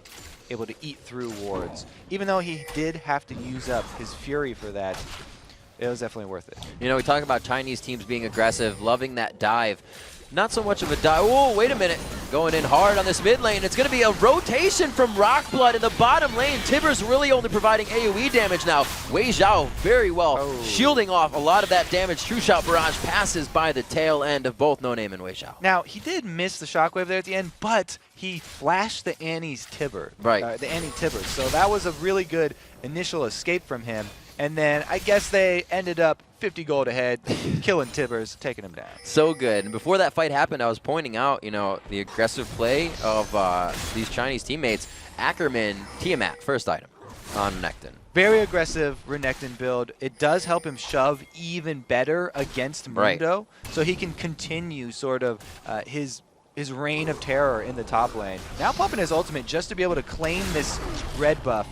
And he does get it because he blocks the Mundo cleaver. He put on ulti? Oh, he's going to follow him? Oh, Vi's coming around the side. Porpoise Pops is down to the left. They don't have the words to say that's happening. Oh, hesitation. No, don't hesitate. He's got the red buff. He's just going to transfer it back. Wait, he has enough time to run to his team. Flash over. Oh, the slice is almost enough for the dice, and now it's B-Sin. He can't safeguard. He can't strike out of this one. Coming over from the side, he does go down. It looked like he went like negative and then came back, but he goes down in the end.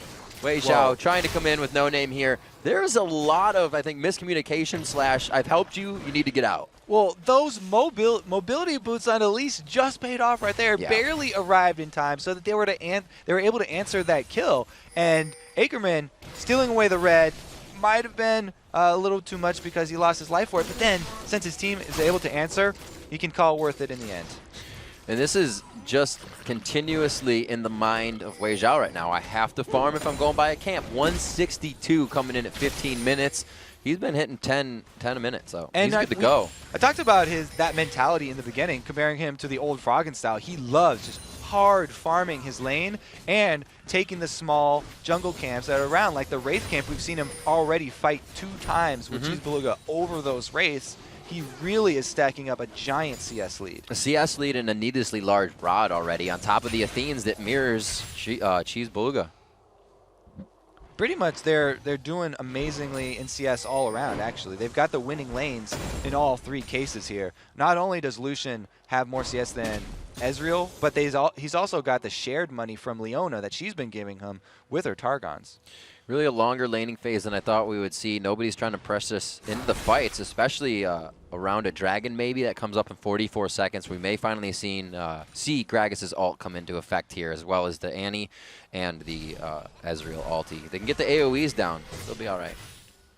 Now, that was an interesting play because he was waiting for the Ezreal to face check Revolution. Did not throw out the cocoon. No, but he still wants to take a bit of damage to try and bait in. Porpoise pops. The ward baits. All the ways.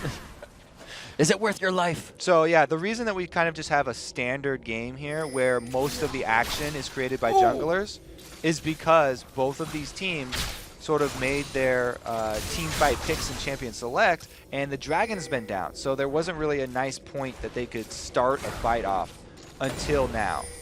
I like the leveling by WhySo in middle as well, going for full dissonance first before he gets all the levels in queue. Oh, Ackerman a little too far forward. Take the turret. Somebody get the turret. Ackerman goes down, but they pull that back. No, he doesn't. What? He's Wait, alive. How does this happen? Oh, wow, that missed him too. I need glasses because I think he died, but he didn't die. He's a god. All right. He's a god. Let's keep your eyes on this Renekton. He's taking the turret so right now. Deep. Yeah, let's zoom in on that. He's right between the Vi and Dominus. Okay, so he's got the tiny bit of extra health. The shield. He went down to 6 life. Now here comes the True Shot Barrage. Just barely whiffs. The shield, I think that threw you off because it was all white and gray. Well, no, yeah, because it would have been the health that Exactly. took him to negative 400. Well, it would have been that low, but damn.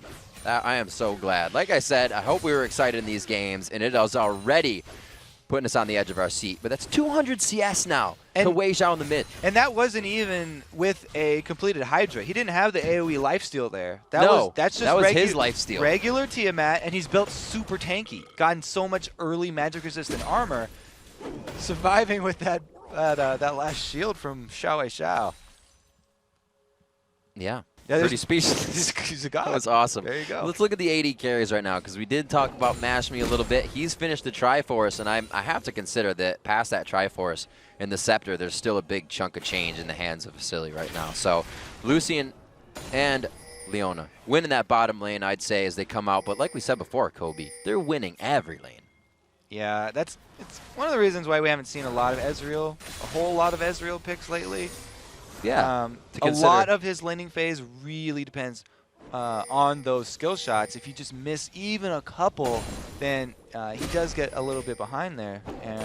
Lucian, meanwhile, very much a lane bully, even with the adjustments to those blinding lights for his Q. So seeing this, wouldn't we consider that VVV has to break this laning phase now, being down in each one? They got to put their powers together. Yeah, they need to find a pick-off here with the Gragas, but look at the wards that have been dropped down by LMQ. They're doing an amazing job of roaming into the VVV territory with all their wards ready after they've taken control of this bottom side map. No middle turret and no bottom outer turret means that they want to claim the blue side for their own, because Gragas without a blue is much less of a problem. You can't continuously wave clear like Ziggs. They're not just winning, they're definitely keeping VVV from having any openings of coming back. So they're multitasking the fact that they're doing well with still adapting to everything VVV is trying to do. Like you said, the ward's coming out, doing very well, and they're able to get initiations like this. B-Sin getting caught out. Oh, the ground control used right there on the Mundo. He will not go where he pleases. He will not pass go. He will go straight to the fountain. And it's just a very standard game being played here from LMQ. They win all of their lanes. Then they insert their influence into the blue side jungle so they control the blue buff as well as the dragon with their team fighting composition here. It's pretty much the standard plan for them to finish it out. And then they pick off a kill because of their amazing vision. And it's okay if they stack all their CC because they're taking down the main tank here, the Mundo. Right, and that kind of confused me for a second because I figured he'd be in the top lane. He has teleport for when they need him. Dragon's already down.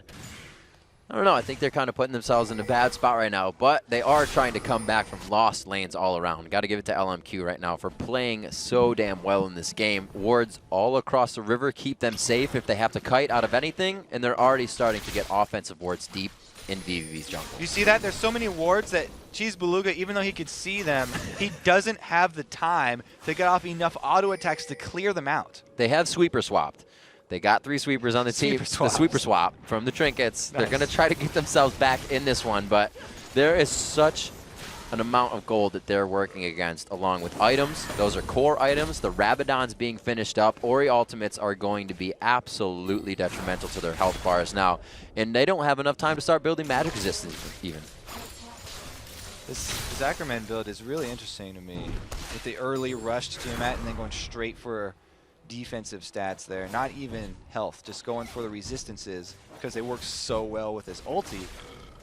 It's going to be really hard for him to take all this damage if they decide to Vi-ult. There he is, on to Ackerman. He's not going to have that sustain. No, he gets up to half, so he can charge it back a little bit with that rage, but I don't think it's going to be enough. It does take 3 to take him down, though, and when 3 are taking it down, you look around the map, and that's just VVV trying to get a bit of gold. They don't have the minions in position to push anything else, and this is just them trying to gain ground in a long stairwell. Pretty funny answer because LMQ just used everything they had on the VVV top laner. So they answer back and say, yes, we can do that too. We'll take down your Renekton. Side lanes not pushed too well. You can see that it's slowed down LMQ. They know they need to formulate a little bit of off-the-ball play before they can go back to their mid lane pushing. And we see that the lanes switched out now. I'm saying VVV needed to get out of those lanes. That's slowing down LMQ a little bit too. Yeah, VVV are in a tight spot here because, you know, LMQ did all the work winning all 3 lanes. It's very hard for them to choose a direction to go to. Porpoise Pops kind of has to make the choice. Which lane does he want to salvage? Which lane has the biggest opportunity for carrying here? And wasn't really able to get much. I mean, Mundo was able to survive there with 2 kills, but if they just have a tanky Mundo running around in the back and not any damage to output while he's running around, then they won't be able to actually win any of the team fights with LMQ. And LMQ can just continue to take dragon after dragon and increase the gold lead until they're at the point where they want to dive. For all that's happened and how far LMQ is ahead on the other side of the map with kills and whatnot, it's only an 8,000 gold lead, and that still stands to be quite big at 23 minutes, but it's not anything that, I should say, it's something that VVV can come back from. If they hold out, they do have a team that'll scale pretty well in these fights. They also, I mean, except for Ezreal. VVV, they do have a chance because they're going for the Talisman of Ascension. They could have that speed boost, and that's what you need to catch somebody out. They've got a Gragas, an Annie, and a Vi. I mean, if they get into a position where they find a few members of LMQ separated from the rest of their team, then they can definitely make a play on that. The only problem for them is that LMQ are not separating. They're coming in as 5, and as 5, they definitely trump this VVV team as far as raw team fighting power is concerned. Very hard for them to defend this turret. Thought they would have dove a little bit, but there's a Gragas there. They're playing it smart. And an Annie. Just thinking of the old who LMQ is and what their play style is, but they do see that turret, and they're hatching a ward right now. Moore is actually sitting on top of that. Let's see what could. Poke doesn't actually do too much. They do get the cask out, but that's only going to allow LMQ to play a little bit safer here. Use the Greg Salt there to try and spread out the team and clear the wave at the same time, but old Vasily on the side, continually auto-attacking the turret, able to take it down. Did he grab that with the ult? No, he didn't. Not too close on that. Did go to Orianna, so WhySo is going to be able to facilitate his team with about 1.83 seconds of ball movement now that he has a level 5 and that blue buff on. It's actually ridiculous. They talked about dancing earlier, and that's what it's like when you play Orianna. That's why she's so fun, because you dance with her. And I really like how his build is going now. He's gone for so much damage after the Athenes, straight into the 2 giant AP damage items. The Death Cap plus Void Staff combo is just the ridiculous spike that you would want on any mage. His shockwaves are going to be destroying multiple people. The shockwaves can be followed up, or Tibbers, as we saw earlier. He just killed straight Tibbers. We haven't seen Rockblood do too much flash initiating. He's kind of been towards the back. A lot of cheesed Beluga's ultimates have been defensive Gragas ultimates, and we haven't seen them try to do a fight on their terms yet. Well, I mean, their options are so limited now. Not much is on their terms. Yeah, since they don't have the vision, even in their own jungle, it's very hard for them to switch over and clear it out. Yeah. Yes, they have 3 sweepers, but it's so dangerous for them to go that deep in their own jungle because LMQ are sticking as 5 members, and they're challenging every ward kill. Ward kills take so long just to get off here that they're not even allowing VVV the time to get those auto attacks in. And the game always gets so much harder when the opposing team now owns both sides of the map. 5 turrets taken down for LMQ. They look right now at the top 2nd tier turrets down to half health. And it looks like they're going to stay here for the long haul until this goes down. So VVV, in the comeback at a turret, if they can get a Gragas ultimate to knock one of these members forward and 4 of them back, then they can use that Annie combo to kill whoever's knocked forward and just hold. I don't think that they're even going to be able to pursue a team fight. Whoa! After that, he's gone! Oh, he gets the Shockwave double man, but it's also the duo Solar Flare, and they're going to come into that fight very easy. When you think you're safe, you got to watch out for the Ori ball. Very well placed by WhySo. That Death Cap Void Staff combo that we talked about, definitely paying off right there for WhySo. He just annihilated Gragas. And that is going to make LMQ feel a lot better, knowing they can do that instantly to the health bars of the other carries. They're feeling a little bit more confident. We may see, think more tower dives maybe. Wow, looks like they're just going to go force a Baron right now. Even with no inhibitor down, those 2 kills are enough. Orianna doing her best to zone, but she's by herself. Should still be all right. Getting the shield down. WhySo plays it smart with the flash to get Baron out of that low. one. Very low. Mashmi's on the other side. Oh, that Q almost hit, actually. You see the Baron health. It's down to about 1,000. The smite goes to No Name. Will the chase beyond? Oh, he gets into it. He activates the Tiamat. Throws down a bunch of damage as he gets the Call the Meek in there as well. And it looks like he will try to possibly lock down Rockblood, but he does not want to go in seeing the rest of the team. Yeah, they definitely want to take that win and go back to base to purchase, because they just got a huge advantage here. And if they go back to base and get their items with this Baron buff, then there's not much of a response from VVV. But if they kept chasing, being already down their Renekton ultimate, then that would be one small way that there would be a chance for VVV.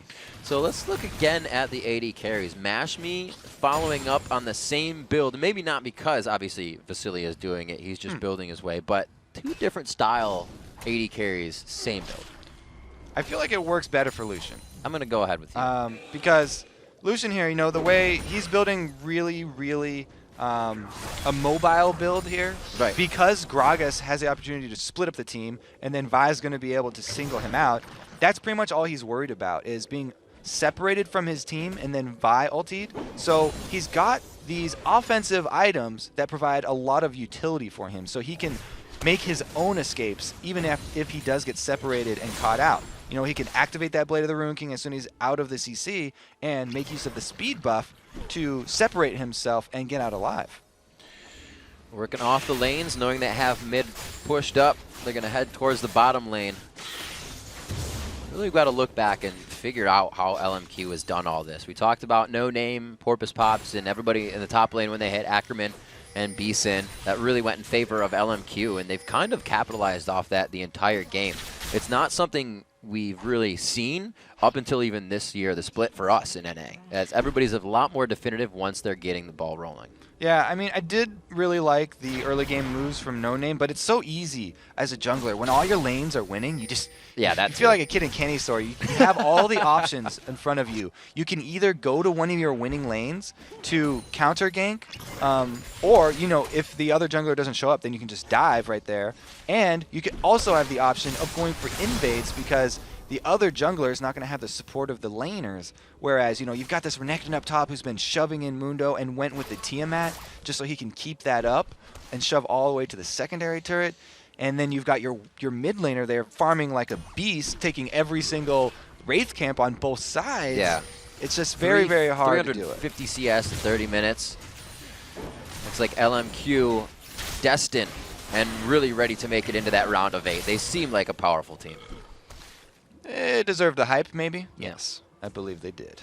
I mean, just from the laning phase, I'd have to say these guys definitely deserve it. It was very strong. They weren't challenged, but they also didn't lay back at all once they started to get a lead. We just talked about that. Now with Baron surrounding them, they have about 1 minute left on that exactly. So we'll see Baron in 4 minutes, but this next minute is just VVV really trying to hold on tight. We'll have to see if you know, LMQ actually decide to go for a dive. Gragas is doing a really good job clearing out these waves, but every time he does, it's after Vasily has gotten a couple shots onto the turret. And Vasily can get those double shots after proccing his earlier attack, or his ability, so they're easily chipping away at these. Oh, there it is! They're trying to get onto Ackerman. You can actually see B-Sin coming off the fountain, just bought that red elixir. So these guys know they need to make an impact in this fight. They actually missed the shockwave there again. So Xiao, another whiffed shockwave. They still, though, they've got an ace in up their sleeves with the Leona ultimate. Right. That is pretty much all that they need to actually go in for a team fight. So they're sticking around this turret. They got it down to half, and they're going to continue the pressure even without shockwave. That's something that LMQ has been doing all game. They go for what they want. They never kind of turn back and second guess it. Now onto the inhibitor with every member of VVV in their face. They are not deterred here. Oh, wait a minute. Oh, there you go. There you go, one more hit. Ackerman not finding himself in too bad of a spot. The ball's right next to him for the shield, and they are going to dive in on this one. There goes the culling, and it's going to pass everybody, but hits Porpoise Pops just in the end, and it looks like it's Ackerman. No, not Ackerman. WhySo getting a kill for himself with Vasily as they back out to reassess the fight. They're not going very far.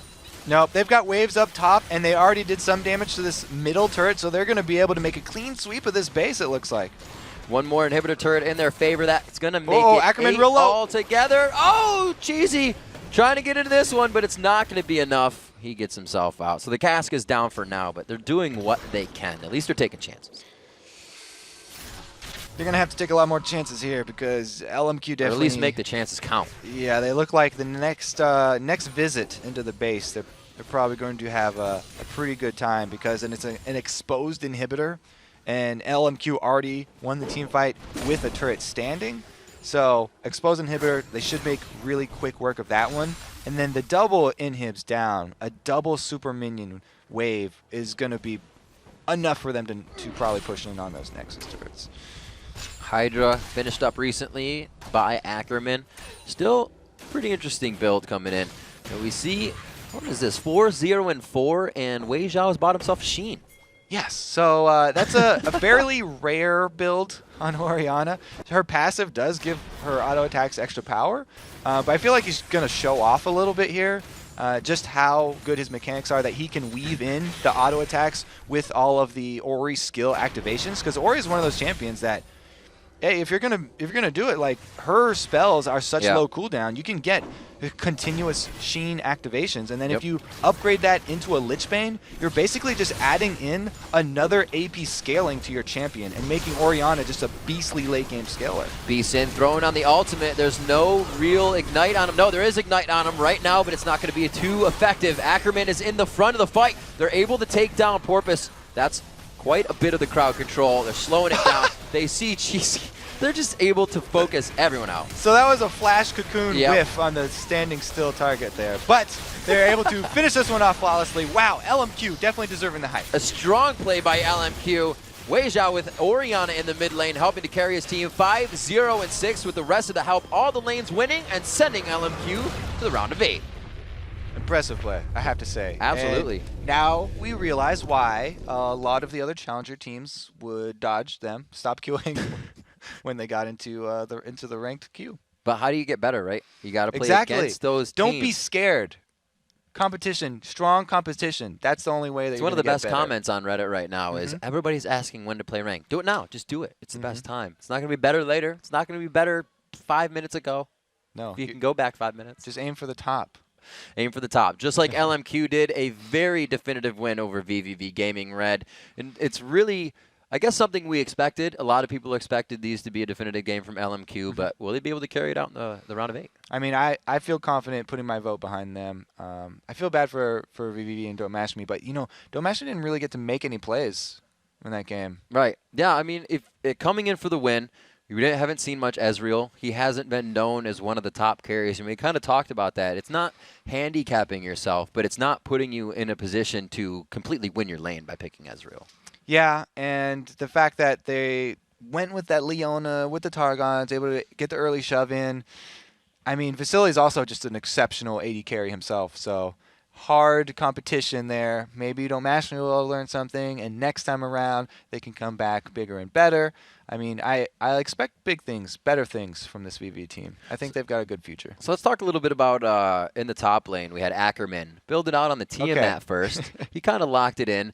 Ackerman was pretty aggressive. Usually we see everybody going for defense. Why did the Tiamat work for him at first? I really like the play from him because he's playing to Renekton's strengths, and he's kind of building to extend those strengths. You know, usually Renekton has the upper hand in the early levels, and then if you get the Tiamat, you can continually shove up that wave. And he also had ward coverage, so he was drawing a lot of extra resources of VVV up towards him. The fact that all 3 lanes were winning at the same time for LMQ is really kind of what allowed him to do that. So if all your lanes are pushing, then it's much easier for you to go aggressive like that and build the Tiamat and get that extra AoE damage and then switch over to building tanky afterwards. And for just VVV altogether on the other side, and I know this is quite a conditional question, but when do you start to group? When you lose 2 turrets, when you know all the lanes are losing by 20 CS and there's no turrets down, when do you have to make that call to stop a snowball or get back in? Well, I mean, with the way these teams were set up here, with both of them kind of team fighting compositions, they did need to make use of picking somebody off. So you want to run to whatever side of the map you have more vision on and kind of hope for to make something happen there. Because like I said, it's such a hard choice just to put all on the jungler. If all of your lanes are losing, putting it all on Porpoise Pops to decide, okay, I'm going to go here, try and get you back in the game. Because if he makes the wrong choice and the other jungler is there, he's going to lose by default since his lane is weaker. All right, we'll have to see. We have more games to go. We got to take a quick break, but when we return, the top-seeded Cognitive Forge battles WhySo Esports with a spot in the quarterfinals on the line. The 2014 North American Challenger Series. We'll be right back. Don't touch that browser.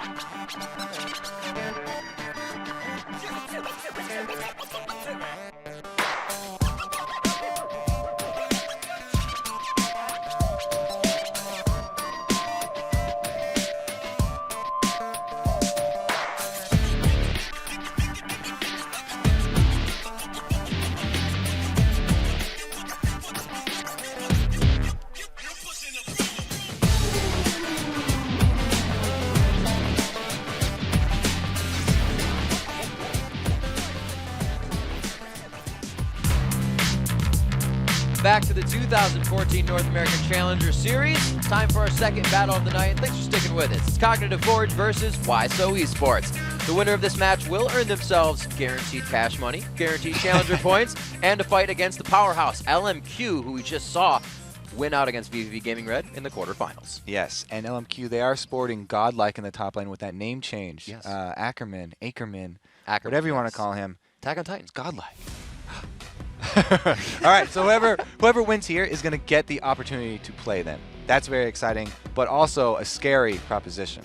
Yeah, a scary proposition indeed.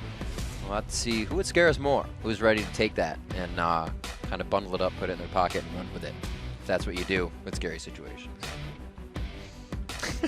If you're Cognitive Forge here, then you're probably not as scared because they were #1 coming into this, and they've also got some familiar names for people who have been following the challenger scene, and even looking back at past LCS qualifications. Grim Samurai has been in there. Nubby Pooh Bear has made some appearances, as well as Atomic N actually in the LCS. So yes, he was. They've got some names that are no strangers to the competitive League of Legends scene for this 5-on-5. This is great. I love that all of these teams still stick around. The players know that this is a league that is really something that can get them into, get them back into where they want to be for players like Atomic N. And then something I mentioned before is that all the new players are so hungry, and I really think that's what gives it so much life. Yeah, this is the direct stepping stone into the LCS. So you're going to want to perform here so you get that opportunity to play with the big boys. So we see the normal bands going out. Vi actually passed through last game. Not this time. I'm sorry, Kobe. Tough luck there. No jungle cast. But I mean, like we talked about, the Elise Vi, pretty much these two of the highest junglers right now, either picked up or banned very early. And then also Ziggs and Kassadin, two of the highest mid laners. Same thing goes here. You're seeing what these guys really put at priority for each other. Style of Nubby Pooh Bear, you know him a little bit better. What is he aggressive? Is he a roamer? Yeah, I feel like he's a pretty versatile player. Okay. Definitely also a fan of Gragas is up right now, so I think that might be one of the contested picks around here. But I mean, it's just such a versatile pick. He works in so many different compositions, and he's really powerful right now. Yes! It feels good. So good. They do grab up Gragas. That is locked in. It's going to be Sphinx and LG Hunter to pretty much bring in their picks now. So they know what they're going up against. They have to figure out, probably pick Kale, but what they can team fight with, because that's going to be a big portion of the game here with Gragas. Right, so when you're faced with a Gragas who's going to split up your team, what kind of things are you going to be looking for? Well, let's see. You can either go for split pushing compositions, look for a very strong assassin, because that will be able to do well against him in lane, and then in the late game you can have him split push, and your team will try to avoid those casts altogether. But you also have to worry about the tower siege game, because teams that run Gragas will often bring in something like Caitlyn or something where they can do a lot of turret damage after they knock you back, right? Poke or off the turret clear out your waves. So a couple different things that you're going to have to worry about. Having the Kale is kind of an all-around pick here. We've seen how well she scales into the late game because she often gets Lich Bane. Like I said, it just is basically adding another AP scaling onto your champion. So her late game is inherently going to be very strong. And then the ultimate is just a great tool for whoever gets knocked into a bad position. Only problem is Kale has to be close enough to use it. Right. The range was reduced on it it was a Right. long time ago. Long but it's time shorter ago. than it used to. Yeah, absolutely. Seeing what Mikasa will pick up here. These guys love Attack on Titan. I don't know what it is. Don't you? Yeah, absolutely. 25 series of awesome. So we'll see what they decide to go. Another Ezreal. I guess it's more of a safe pick. Feels better. That's really what it seems to have been so far, because like I said, it's not the lane you're going to super win unless something goes exceptionally right for you, because that's not a lane you're given a win in. You might have to wait on that one a little bit. It wasn't locked in. But he is a champion that can sort of deal with the Shyvana Olaf dive, which is something that almost AD carries, that's the stuff of nightmares for AD carries. An Olaf. This meta? Yeah, exactly. Olaf with the Ragnarok, you cannot peel him. So you've got an amount of time there where you can't peel, and you have to make do with your own jukes and your own mobility. So bit of a defensive pick there. Could have been a defensive, just gut reaction. And maybe also swapping off of it because you have the Kale. A little too safe there. If you're going to intervention somebody that can flash away, that's a little waste of an intervention. So yeah, the thing about Kale is she's such a late game threat that a lot of the times there's a big opportunity cost to using your ultimate on somebody else because you're going to be squishy and you're a very high damage. You have very high damage output, so the other team's going to be looking to kill you. Right. If you give your intervention to someone else, then you're left sort of defenseless here, and they can switch targets. Like target swapping against Kale, that's how you beat a Kale team. Just go from one of their threats to another one of their threats. So like, I don't know, if you played WoW Arenas or something, quick target swapping is very, very useful against Kale team. I didn't, but we do see a Twitch coming in today, which is different. You called that one out at the beginning, and I did not believe you.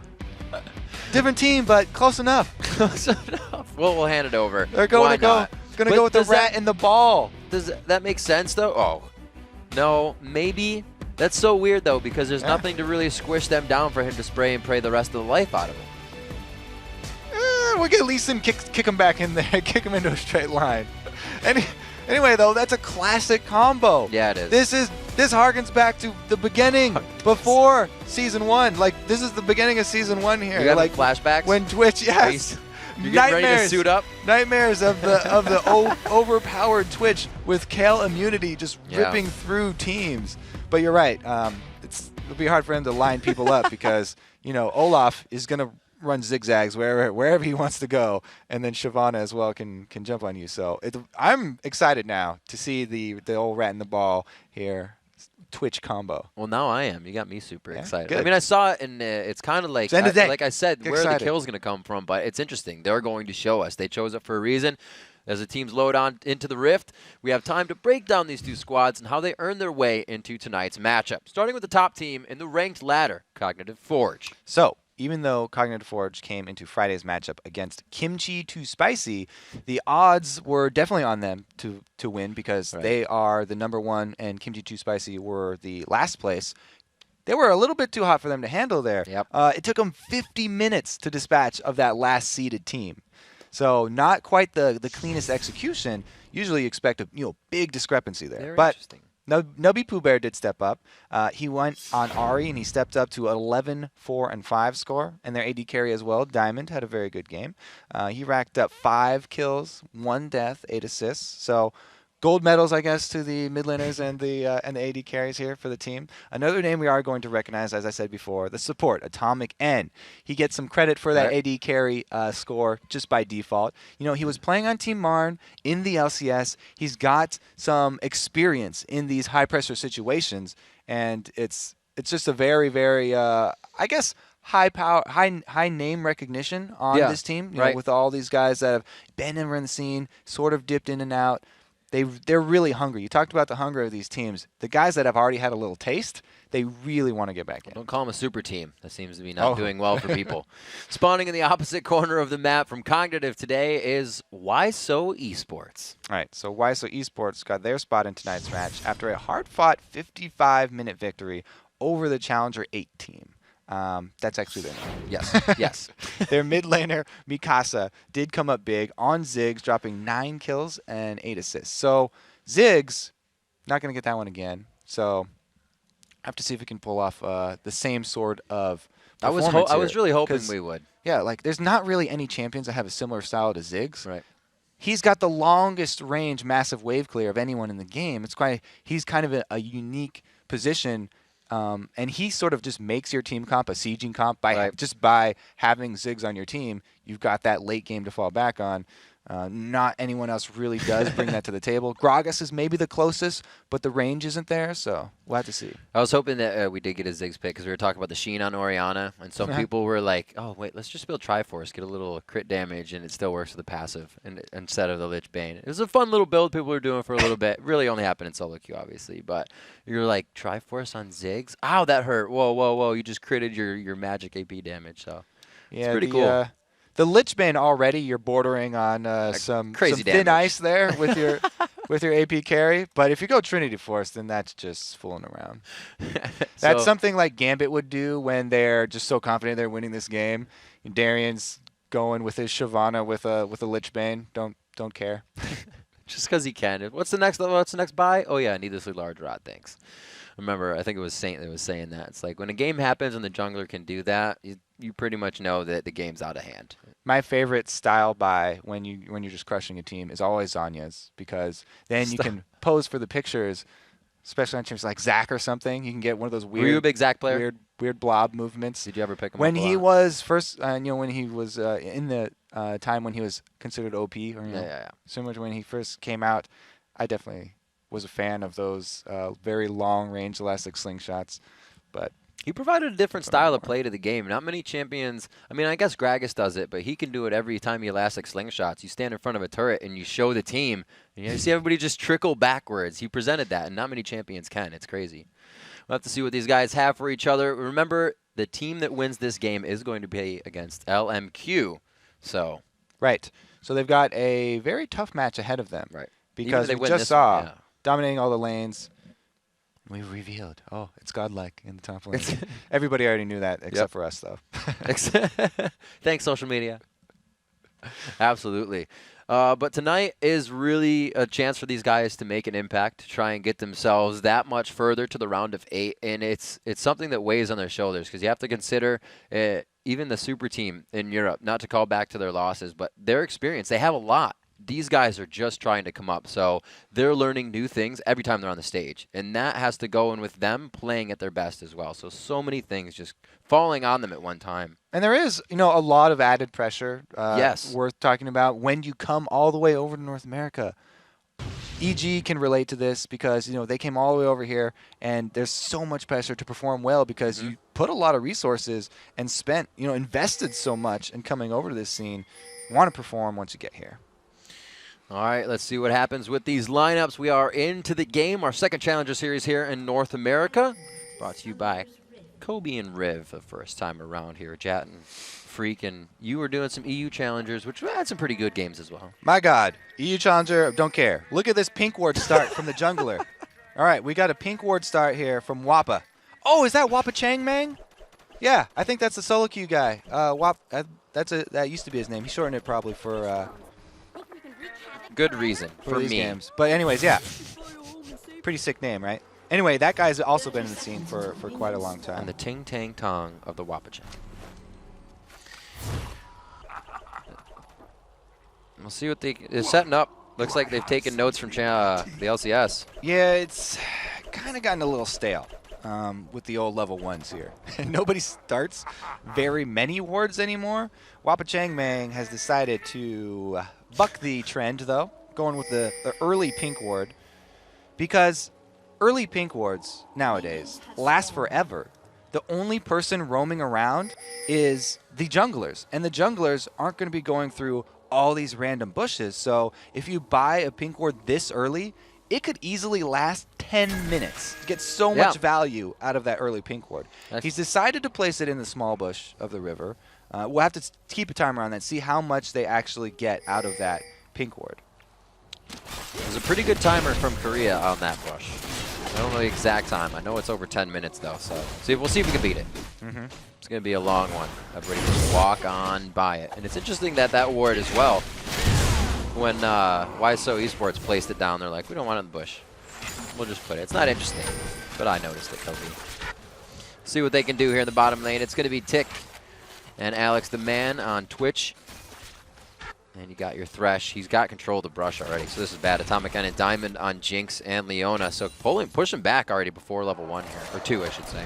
It's a good point. The side bush control is extremely important with champions like Thresh that are looking for those initiations from the Fog of War to hide the wind-up time of his death sentence. When you see it coming, it's so easy to dodge. But if it's coming out of that bush, reduces your reaction time and makes for a lot of much better plays coming out of that Thresh.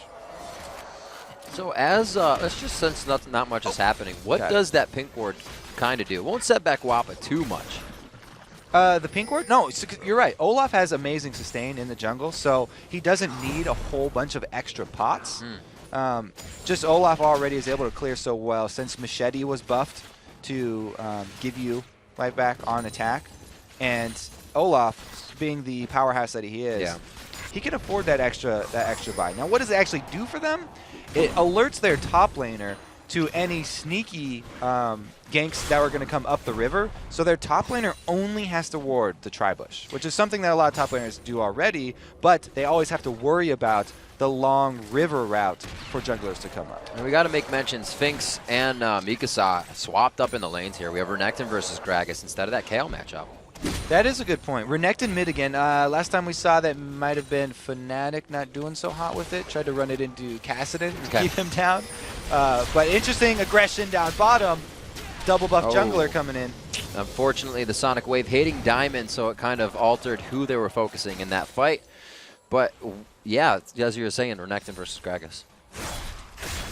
Renekton versus Gragas, they're both melees, and Renekton has a pretty big upper hand on a lot of melee champions. That's why he's so strong in the top lane. The short lane, though, reduces the effectiveness a little bit because Gragas can clear those waves from range pretty easily with his barrels, and it's such a short lane, like he doesn't have to overextend if he does want to get up there and in his face. So with Body Slam being able to take you all the way back nicely to your turret, shouldn't be too rough for him.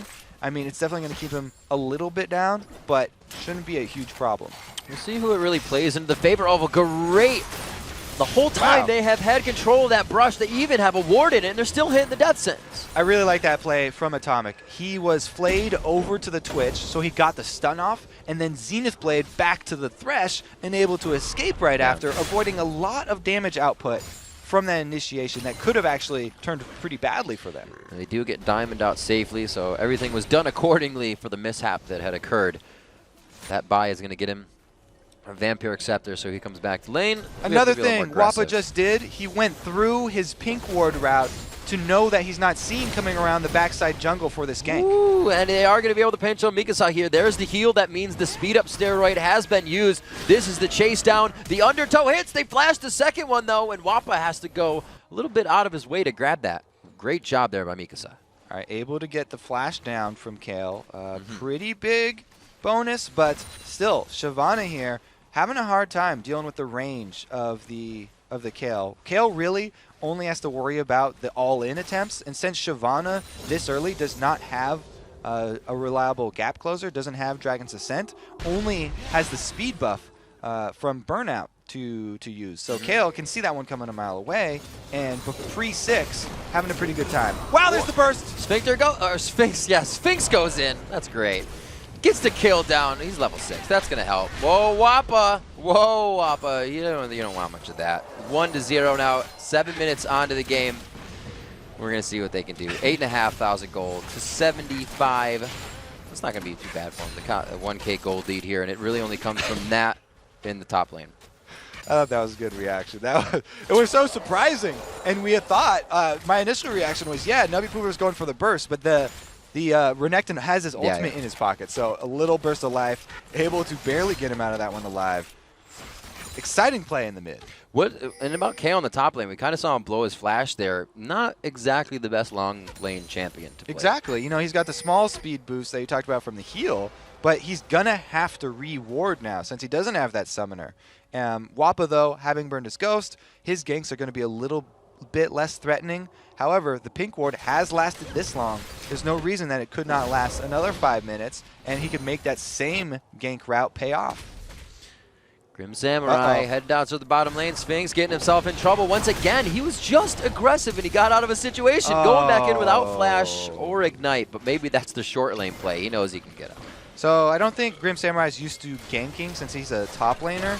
Whenever you gank Renekton, you really want to come from the side, so he can't slice and dice through you. Oh, he gets the edge of the hitbox. Beautiful job going on to the AD carry. A smart choice by Atomic End, but he may have put himself too far back, not knowing that Lee Sin was also there. It looks like they'll continue on this one, Kobe. Looks like they'll pick up another kill. Lee Sin's going pretty deep for it, but he used his Q already. He used the Q to where Jinx was, and then had to flash over because Jinx flashed, so he wanted to land the cripple. They didn't end up getting that one kill. Beautiful hook from Tick.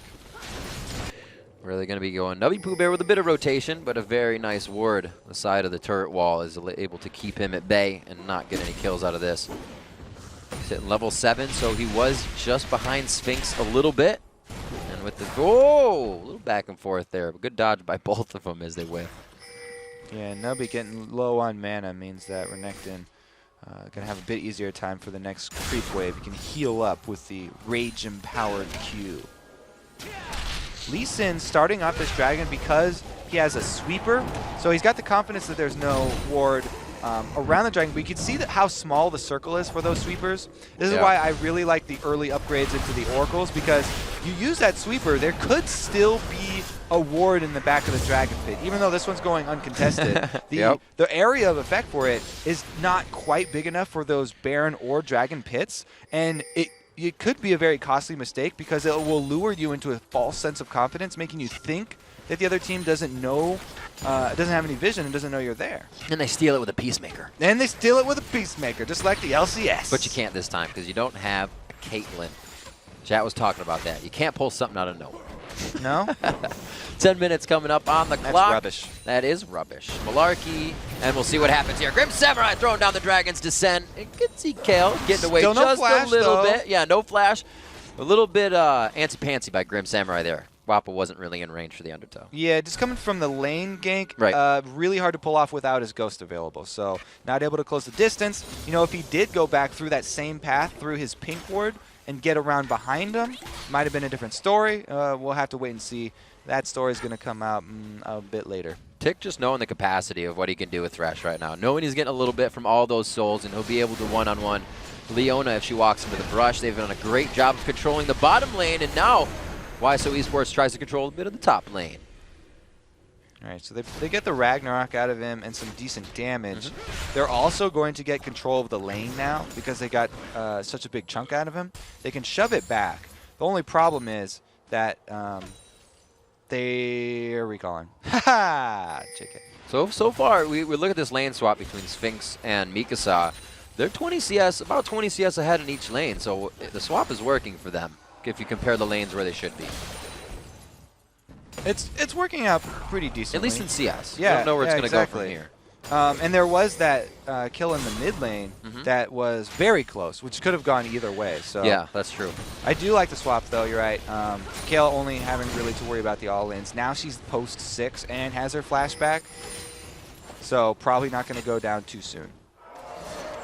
Not much of a minion wave there. They have the siege. You can see Tick kind of changing his position. Almost goes for that sentence. A little telled there, though. We could even see it coming in. And CFG is starting to figure that out. That's why they're trying to re-get vision control of this bush. Those hooks coming out of the side bush are just so dangerous for an immobile AD carry like Jinx, who does not have her flash available.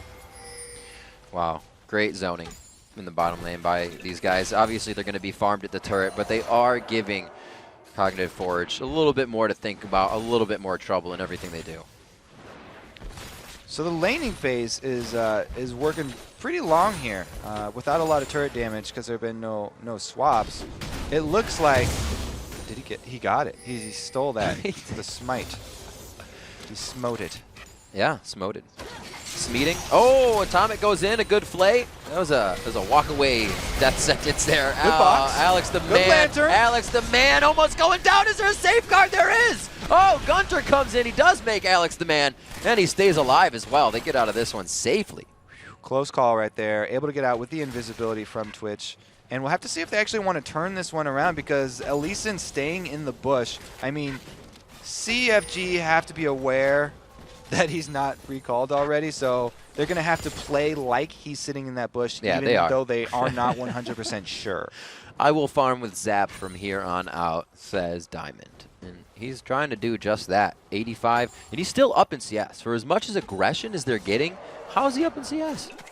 It's only 3, but they're still up. They've been back to the wall the whole time. Well, when you lose a lot, you use a lot of your time and concentration going for harass, like this combo has with all the landed thresh hooks, then sometimes you lose out on the CS. But he's also had a couple of ganks down bottom and been revisited a few times.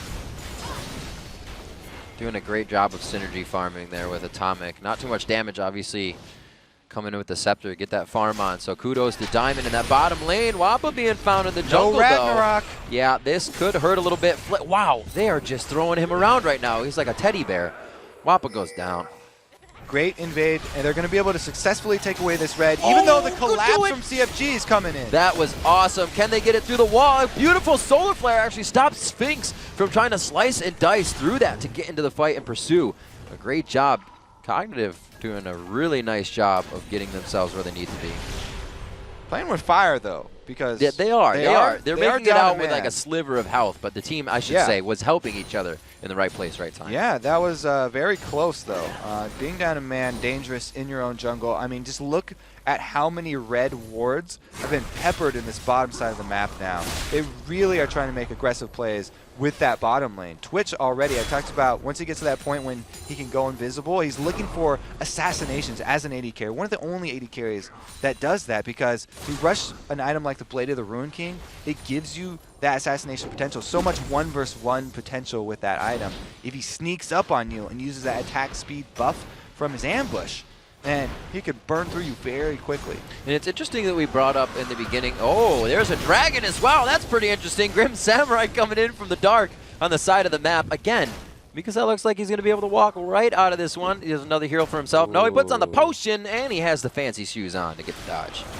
Nice little sidestep there. It was such a great move from Grim Samurai to get in there. They got the flash almost enough to get Mikasa low enough to ult at least, but they'll take the turret. Yeah. Objective actually a really big prize for them. They're going to trade that for the dragon. Since Wappa showed up in the top lane, they made a really quick call here and just are going for the dragon. Now Gragas has definitely a large potential for stealing neutral objectives like this, and it's up to them to just wait until the barrel explodes. Ooh, it goes actually to Gunter. Very nice smite control. Actually didn't get the smite control. Nope. They just queued it. Maybe got the percent on Sonic Wave, yeah.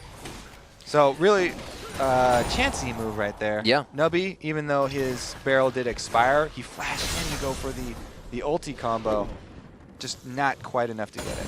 You know, something we might finally be able to see, we made mention of before, Kobe. The lane swap seemed weird because you're not going to get the Kale roam to start that with Alex the Man on Twitch, as we were talking about, getting that scary Twitch with intervention.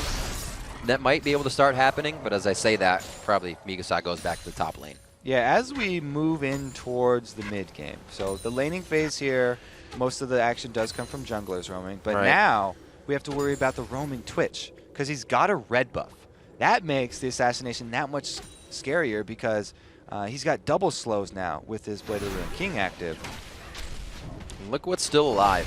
The first pink ward put down on the map, we're at 16 minutes in, and it's, I believe that's the same one. I believe he placed it at around 130, 140 or so. So, yeah, upwards of 15 minutes. We talked about the value of the early ones. That one definitely... It's a good return on investment. Exactly. We have actually seen them focusing that top lane, and something that Wappa does, and a lot of junglers will. Oh no, he found it! Lee Sin has finally found the ward. Wappa actually didn't do anything with it! No, there he goes. He's like, wait a minute, that's gold! That's 5 hits, though. It's going to take him a while to finish that. You got to get that Q out. Extra attack speed. Get it done quick. Meanwhile, but they've been using that to focus the top. Yeah, exactly. He doesn't have a splash. That's not going to be good. You're only invulnerable for a few seconds. Give that red buff to Grim Samurai. So that makes that lane even harder. It's a long lane for Mikasa.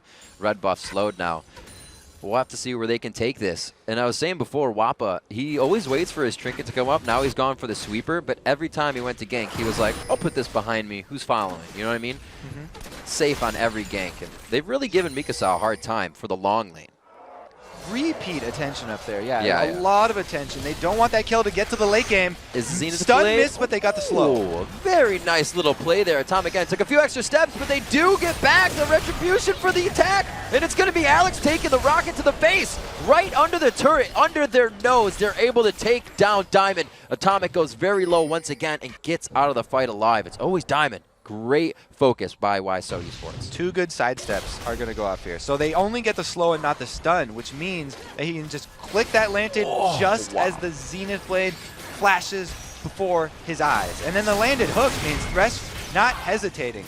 So 1 turret hit goes off, and he barriers a little bit late, but it takes all of barrier damage anyway, and he just flashes to the side for style. It just goes to show kind of WhySo Esports' ability to reassess a fight. You saw the Flask go out onto Jinx. You saw the Atomic going on, or damage going on to Atomic.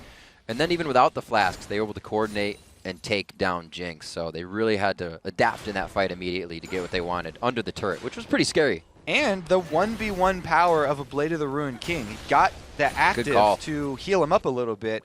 That plus barrier was enough for him to survive the combo. We'll see where they can go for this. Nash's Tooth already out onto Mikasa. He's going to be putting down some pain onto Nubby Pooh Bear. We'll see what those attacks bring in damage next time we get a view of it. We don't see that Gunter is going to be doing much for the team right now, but with these aggressive plays, Alex the Man and Tick are playing in the face of Cognitive right now, and they should. So that should probably be drawing some more attention from the jungle down to their lane. As you say. Grim Samurai should be okay right now up in the top lane because it's past the point where Renekton has a huge bully potential on Shyvana. Wow, they're just going to go again looks down like, bottom. They did bring same Wappa. minds there, thinking alike. They were going for the ward, and it looks like Tick was like, we don't have enough vision. We don't have enough this. Wappa says, we need some kills, and they get down to the bottom lane. Very nice job. They're able to kind of get back some of that gold, but it's the assist that Thresh had. Gunter there. They're able to finally get Atomic End. There he goes, finally going down. That's his first death of the game. He's been actually doing quite well to keep himself alive, but Diamond finds himself in a bad spot here. Blade of the Rune King is used, and the active was already there, so he's not getting any more slow out of that. They are going to gain control of this bottom lane, though. They've made Gragas roam all the way down, so even though they won't be able to push him in too far, he had to leave mid lane. So they just basically trade turret damage up here, or down here for up there. There's one of the picks they could get. Jinx won't be able to follow up on the damage, but I think this is going to be a kill here coming in for Nubby Pooh Bear. He gets the full-length body slam to get the chase kill. We see mid lane is taken over by Mikasa now as Sphinx heads to the top again with the Hydra build on Renekton. I love that by Nubby Pooh Bear, expecting the dive. He stays in there and sort of baits it in, knowing that he has Jinx in the back pocket and his ultimate's still available. Very, very well played, and they're just barely holding onto these outer turrets. A lot of this gold sitting there ready to be taken. Here again comes Wappa up the backside. Grim Samurai going back to base here. It looks like Sphinx is still going to get caught out somewhat. Oh, he tricked out Wappa. Wappa tried to take a turntail and go down towards the Tri-Brush, but it looks like they get one undertow here at least. He could probably slice and dice right through Wappa to get out of this one, but he goes towards the less amount of crowd control, and that's Shyvana. He's closing in a little bit, but he bought enough time for the cooldown of his slice and dice. So that's actually really good coming in for WhySo Esports. They go top, they go bottom, turret for turret, or not turret for turret, turret and another one. And now it's going to be the mid lane, really the one to open up the rest of the map for these guys. And we'll see if WhySo Esports has that prioritized after Dragon. Yeah, they didn't really make anything happen after they saw Wappa top for the gank onto Sphinx. But they're able to capitalize now with the Dragon. And that's going to be a pretty big chunk of gold. Absolutely. That's 3 dragons in their favor now, so they're only stacking up. Nubby Pooh Bear with the early Zanyas as well for Gragas means his combo won't do quite as much to burst people down, but he will have those extra stasis seconds that he can fall back on after he uses his abilities to wait for cooldowns. Wow, very nice job by WhySo Esports. They're ready to huddle around the team. Not really baiting out attacks there, just catching CFG off guard and not allowing them to follow up. 198 to 184 in that mid lane, but they're pretty much even here, even in kills, I should say. One interesting buy, though, that Void Staff coming out right after the Nashers. So that's going to be a very high damage Q from the Kale. He's not going with the Lichbane Rush after his Nashor's Tooth.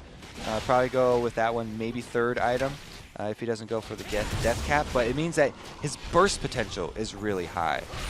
When this Olaf and Shyvana jump in and try and rush down their Twitch, not only is the Twitch going to have an intervention to fall back on, but also Kale is going to have a pretty big spike of magic damage on either of those champions who have not built any magic resistance. There it is. The Wet Noodle fight in the top lane. Are their health bars moving? I think they're healing. Yeah, I don't know about that Void Staff Rush, because look, I talked about no magic resistance on the tank. There's actually, I don't see a magic resistance item here. That's true. For Russian the whole Bork team. on Grim Samurai, so that's not going to be any tank that they need. And Sunfire Cape looks like to be the next thing for Olaf. Yeah. Like you said, Kale's going to want to use that intervention on herself. We saw Overpow 2v1ing over in the EU Challenger. Another interesting thing that WhySo Esports are doing is not having the Twitch roam even though he's got a pretty Yeah. big power spike right now with his Blade of the Ruined King and Shiv combo, they're just keeping him down in the bottom lane, solo shoving this lane like a lot of teams would do with more mobile AD carries like Bane. They're actually using the Twitch with the same idea because he's got an invisibility, and if he sees anyone come down to try and gank him, try and use that to escape. Well, Leona has a pink ward. We see Grim Samurai in a bit of a problem here. Uh-oh. Now it's Evasive him on the maneuvers. chase. Last time it was Sphinx trying to get out. I don't think Grim Samurai is going to make it too far on this one. It's only up to who gets the kill. That's going to be Sphinx on the call to Meek. He brings that up for himself. Now 2-0 in the top lane. 218 CS. And Alex just pushing away again with that static Shiv. Yeah. Really helps out his wave clear, and he's continually pressuring this bottom. Now his support's running for his life, though. Trying to ward up for him and make his split pushing a safer and easier job. I could just imagine the comms between them. I got you, wait, go, okay, I'm warding. And he's just down there going invisible when he needs to. Tick is just... Wow, that was a huge win for him. Yeah, what? Only a death sentence and he pops the Ragnarok. That's a very long cooldown. Just for one death sentence landing from a solo Thresh. There's no kill potential there. I think there's more scare of not having vision into what that was going to lead to, and that's the security system that Tick's been putting up. Thumbs up to him for WhySo Esports. He's really helping to control the bottom side and the push of that lane.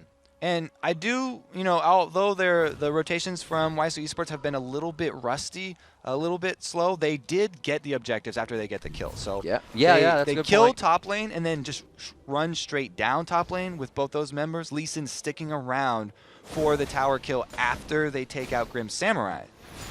And you can see, as it should be, the hardest lane to push is Gragas. They haven't taken down the mid turret yet. We're going to get to see how much HP is on that in just a second. And you can see it's taking quite a hit. It's down to about a third, a little less than that. So it won't be too long. That's potential gold for the pocket of WhySo Esports. Twitch going for the assassination kill, finally. Oh, the Chomper is hard to work around, though. That was so much damage, and he only got one hit of his spray and pray off. Yeah. Not something that that Diamond wants any bit of. So the Blade of the Ruined King has been used in the bottom lane. We can see that that's kind of all gone. The active and the ult's gone. He could come up for a flank, Gonna help with the team now, correct. Even without the active and without his ultimate, an extra person on the field, this would be a power play in mid. It's scary. It's like watching a game of cat and mouse. You gotta get quiet. They won't hear you. The thing is, they're not the ones with the hard engage, so they're relying on slows to keep them there for this team fight. If Thresh is not going to land a long-range death sentence, then it's going to be very hard for them to make that initiation themselves. And they have to just return to the lanes that are winning and the split pushing style that they've been using to great effect so far. We got double sweepers on both teams now. Those were actually traded out some time ago. Alex going all the way, just gets out of chompers. This is deja live. vu over and over. Yeah, the time, this the is connection a time. 4.1 patch, I mean. So those things take a little bit longer to arm, which means they can't chomp you as quickly after putting them down. Alex is loving that right now. He's almost got taken out. A lot of people starting to focus that bottom lane. You have to consider that Cognitive Forge is kind of getting flustered right now. They don't know how to stop everything that's going on. There's too much on their plate. The Dragon control should be heavily in favor of WhySo Esports.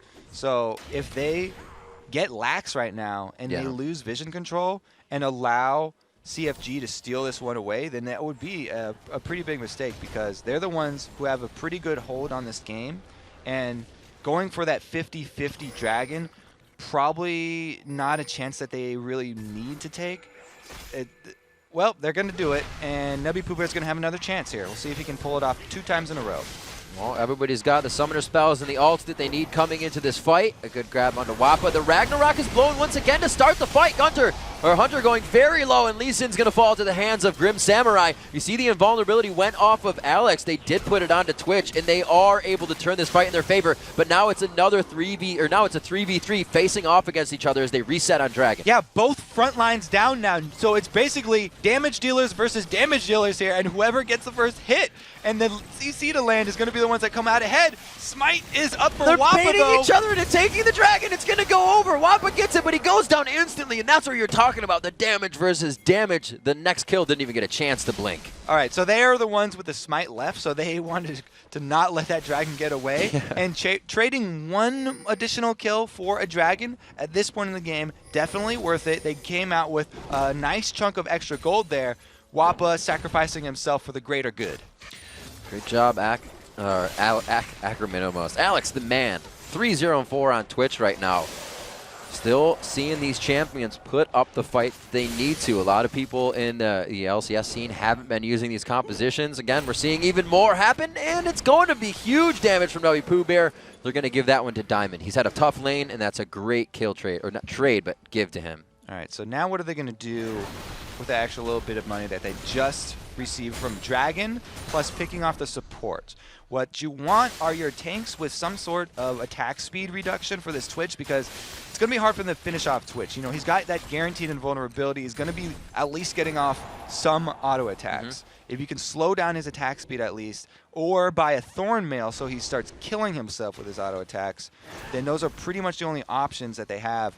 Because from this point on, Twitch does scale ridiculously well with all of the piercing shots that are going to come from his ultimate, the Spray and Pray. Now, one of the wards, or a few actually just disappeared around Dragon, but you can still see there's 3 and then a 4th by CFG. They're trying to ward up as much as possible, but then you look at WhySo Esports. They have the pink wards to shut everything down. They want Twitch to be able to move freely, and really they're enabling that. Talking about pink wards too, we might need some sort of vision picked up here for CFG in order to kill that Twitch. They've continually just had Twitch split pushing down bottom, so he's gotten this strong. And if you bring a gank with some sort of vision, then you can make him pay for that. Only problem is it's so much harder now in the new patch to go for those things. Wow, look, you can tell Diamond knows that Alex wants to assassinate him. Being very, very careful in these bottom lanes, but that makes it harder because CFG also needs Diamond in these fights, but unfortunately he's held to that bottom lane to try and stop the split push right now, which is actually going to be the triple push, something we see Dignitas do quite often. I think that is a good idea for them because they have been able to get some pretty good wards down in the red side jungle. And they should be quicker with their rotations. Tick actually gets caught out once again. Yeah, that was pretty big for him. It's a good choice that the team didn't try to go in and help too much. I mean, they have Sphinx in the top lane right now. Look at how deep those red wards are. He knows without flash, he needs to start running as soon as they get any sight of the movement here from CFG. Good pressure towards the mid lane. They're trying to hover together. Definitely staying power in numbers right now. Trying to clear out everything. Gunter, 4 men. It's a 4 versus 5 situation, and they're still pushing all 3 lanes at once. Yeah, it's not really what should happen. But it's not enough wards, right? Cognitive Forge is kind of on their heels since the mid game. Such deep ward coverage should enable them to continue up with that same strategy too. It looks like they aren't going to switch it.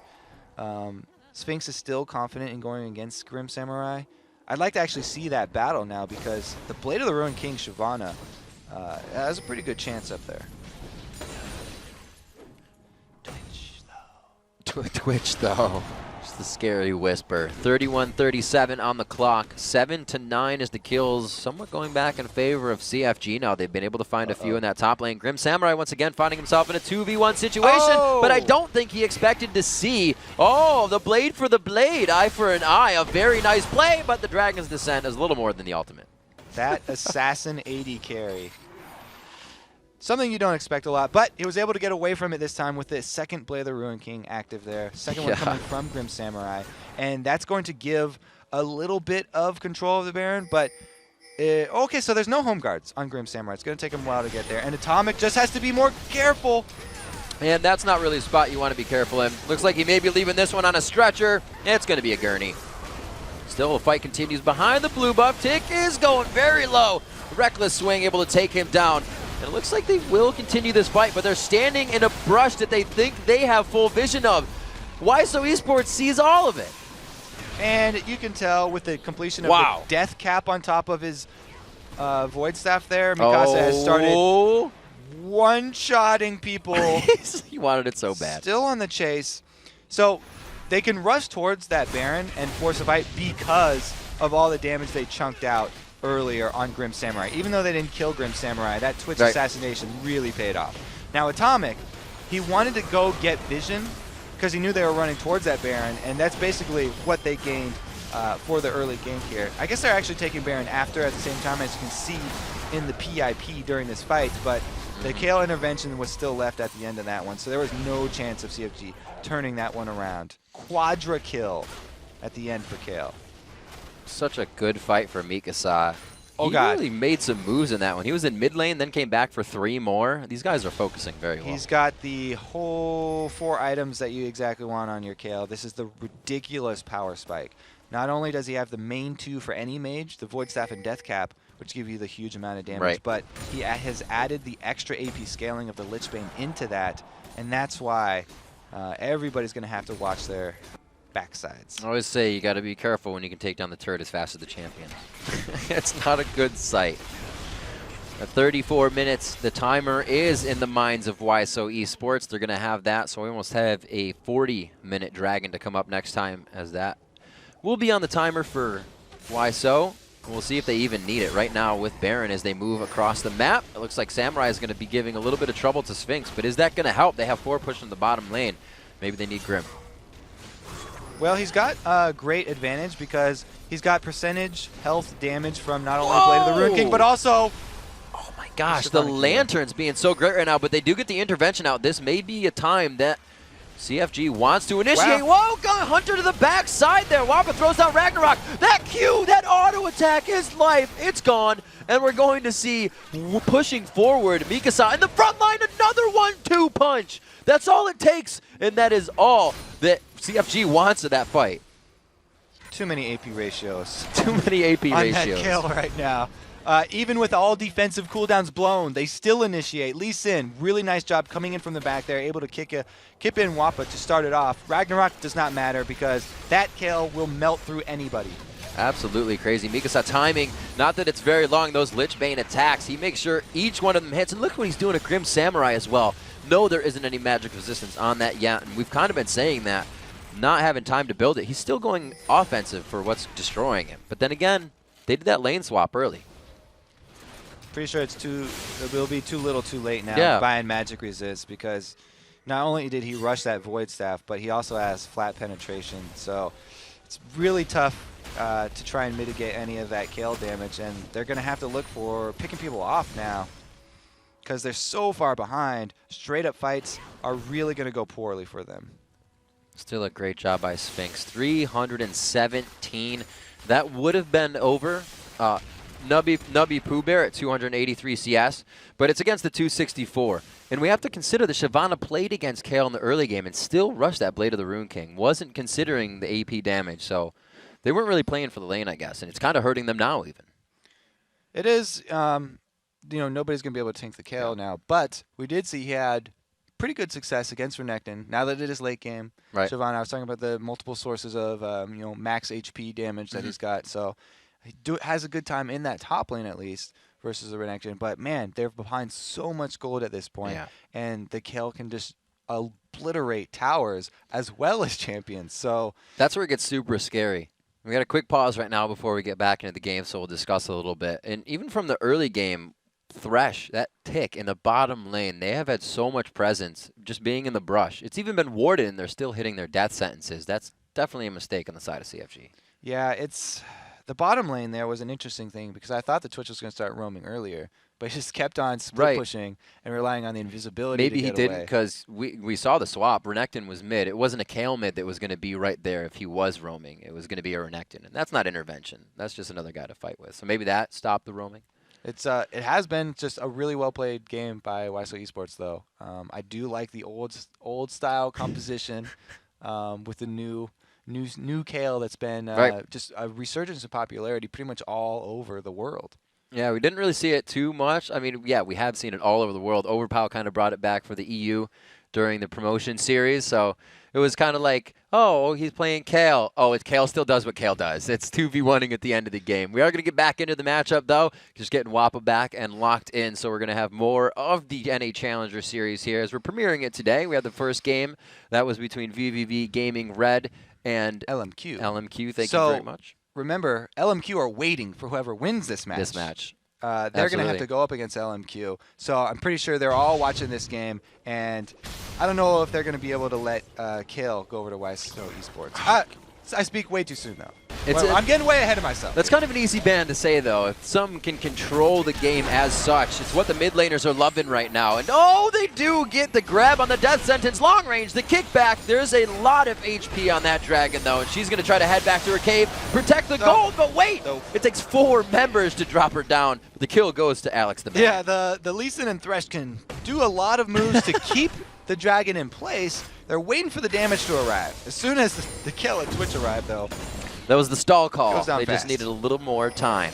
Like you were saying, Kobe, that gold, 64,000 to 50,000 right now. The 14,000 gold lead is spread across the whole team very nicely. And even though no kills, Gunter has 13 assists. He's over half participation in these kills for his team. Thresh Hook misses, and Kale intervention used. That intervention was perfectly timed, but is Alex in a good enough spot? The team has been spread out very well here with Mikasa going down instantly. The double kill comes out, and it's going to be big for Wape as he's reconnecting to the game, and he is ready to go. It did not stop his momentum whatsoever. They are pushing CFG back into their base. We're going to see what they can do. Wapa's still full health, but the rest of his team is not faring the same, and he is seeing them fall around him like flies. Tick with very low health, but wait, he's almost turning this around in a 3v1 situation. The Flay stops him. The Ragnarok would be imperative right now, and the rest of the team, the batting order comes back around, and Nubby Pooh Bear's there to finally help. Nubby with the home guards, able to arrive and grab another kill, but another inhibitor turret down. So there are 2 doors open now for the CFG base. What a last stand, though. They still have a chance in this game. They can grab one more kill here on Duel Gunther. Straight line is the fastest way away from your opponent. Oh! He catches it, and he gets the Thresh Express half. Throws a Q. He's just throwing stuff for fun now. I think he was trying to hit that Wraith for a little extra distance, but it's okay. He was standing next to it. He was moving fast with the lanterns. hard to hit those things when you're moving sideways. All right, we'll give it to him. We'll give it to him. Trying to be nice to the junglers. It's brotherly love. I get it. I get it. So we'll see what these guys have for each other, right? We got a minute and 40 on the Baron. We got almost the same time on both objectives. And right now, you know, as we usually say, that Dragon gets up there in gold. It's only a little bit off. Coming in. They keep trying on Grim. Well, they did get his We get the jump away every time, down. which is great. Yeah. And the ulti actually just came up for Alex the Man. So that was really just coming off of the potential scare, and it worked. Yeah, don't worry, everybody. That thing is in the past. That is in the past. Yes, indeed. Our pause is proactively. Oh, so this Banshee's Veil is a really good pickup from Alex because he doesn't have to worry about the Gragas ulti now. That was what was a huge issue here in the last team fight. Unless they're able to pop that Veil real early, then it's going to be hard for CFG in this next one coming up. Looks like they are focusing the top turret. Their waves are at mid and just past on the bottom side. We got to remember that bottom inhibitor is open just like this top one, so they may choose to go around the horn here if this fight's that much in their favor. They do have their choice of lanes. Top is pretty much as good as bottom at this point, though. The hard engage, like I said, is lacking in this team, even though they have massive damage.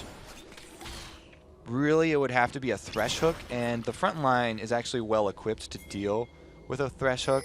Wappa can just pop his Ragnarok, and Grim Samurai is fairly tanky, so. These guys are a chain gang right now. They have a rope connected to them. CFG is not moving without one another. It looks like a little train. They're going to loop around, and they're going to head up to blue buff, where they'll all kind of coordinate and figure out what is going to happen. But right now. It's a blue elixir Lee Sin, by the way. Cool dance. Blue elixir Lee Sin. Yes, it is, actually. Blue. Just firing the rocket up towards the top side of the map to get a little bit of vision. Knowing that rocket's gone. Now they go for it because they saw the rocket go by them. Yep. But they've got this ward trail of breadcrumbs left through the jungle. They can see the movement. WhySo Esports are ready for this. They're going to burn down this Baron so fast, though. This really is a turn and fight, and it actually groups up CFG perfectly. If they want to turn on this. The call. They're split on the call. They just actually threw down. Nope. Rocket of the Iron Solari was hit off by Gunter, so they're not going to have that just for the next fight. They make the move to rush the inhibitor here. Baited him down into Baron, and then they use the speed buff to get over, to get early damage on this inhibitor they're probably going to be able to get this one as Jinx is recalling from base. They have Kale from the side, but the Solar Flare comes in. It's going to be a huge jump in from Grim Samurai on the Dragon's Descent. And whoa, they all just put themselves on the back side of the line. They had the Solar Flare, they had the initiation, and then they lined up with each other, but the health bars are falling on both sides, and they are blinking red and bleeding on the side of WhySo Esports, but somehow they keep breathing, they keep fighting on, and they get an inhibitor turret with the bottom one open still. All right, way too much damage on this team right now. They're going to be able to rotate down and get the second inhibitor that we talked about, but they don't have minions. So Wappa might be able to buy enough time for a single member to revive. Maybe Leona can get there in time. They're going to face take this turret. There's no minions, but it doesn't even matter. No. There's way too much damage. Way too much. Kale is huge right now. A great game by Mikasa. The switch of Vernekton to the mid lane and Kale to the top lane was absolutely amazing. The intervention coming in through big plays, and really props to Alex the man as well. 4-1-11 on Twitch. The composition just coming out perfectly altogether. That Kale. 370 CS at the end of the game. Talked about those 4 items. When you get that combo onto Kale, she just obliterates whatever target you got in front of you. These games really impressed me with what these guys came out with. You'd think it would be a lot of what happens in the NALCS or what they follow or what they see, because Cloud9 said, the Koreans last year, that's what we did. We played what was OP, and that's not what they're doing this year. And they're still finding wins, and I'd like to see that the challengers all have diversity too. I'm glad that there's not a lot of followers we've seen this weekend. People in the LCS are running their own paths. People in the Challengers League, obviously, running their own champions as well. Everyone's sticking to their guns. Crum said it best. You just have to play what you know well. You can play whatever you want as long as you play it well. I like that. I like that a lot. Wise words from a wise jungler. Now that tonight's 2 games are in our match history, let's take a look at the updated North American Challenger Series bracket. In the top half of the bracket, it's the Spring Promotion Tournament participant, the Walking Zed. They will play the winner of Sunday's Tint Gaming versus Skyline Battle. The second quarterfinal matchup features tonight's 2 victorious squads, LMQ versus WhySo Esports. They will go head-to-head next Sunday, January 26th. In the bottom half of the bracket, Determined Gaming will take on the winner of tomorrow's Curse Academy and No Big Deal matchup, while Cognitive Gaming will face off against VV Gaming White. All right, everyone. Coming up Sunday, the North American LCS continues with 5 more games. Day 3 of Super Week kicks off with a battle between Counter Logic Gaming and the Red Hot Curse. The action begins live from our Los Angeles studio at noon Pacific, which is 2100 for those of you in the Central European time zone. Indeed it is. And then immediately following the LCS, we have 2 more Challenger matches coming your way. Up first, Rux, Fabi, and the rest of Curse Academy take on No Big Deal. Then Tint Gaming faces off against NK Inc., Evaniscus, and Skyline. Oh, interesting to see how that other Curse team does. Should be some good games. Absolutely. There are a lot of former LCS players in the Challenger Series. As we already went over in these couple games, they're all trying to win their way back into the league, and we saw some of them with their dreams crushed tonight. Broken hearts, crushed dreams. It happens. That sounds familiar from somewhere. All right, that does it for us for tonight's North American Challenger Series broadcast. Thanks again to our friends at Coca-Cola. Now for myself, Kobe, and the entire broadcast crew, thanks for watching. We'll see you back here tomorrow.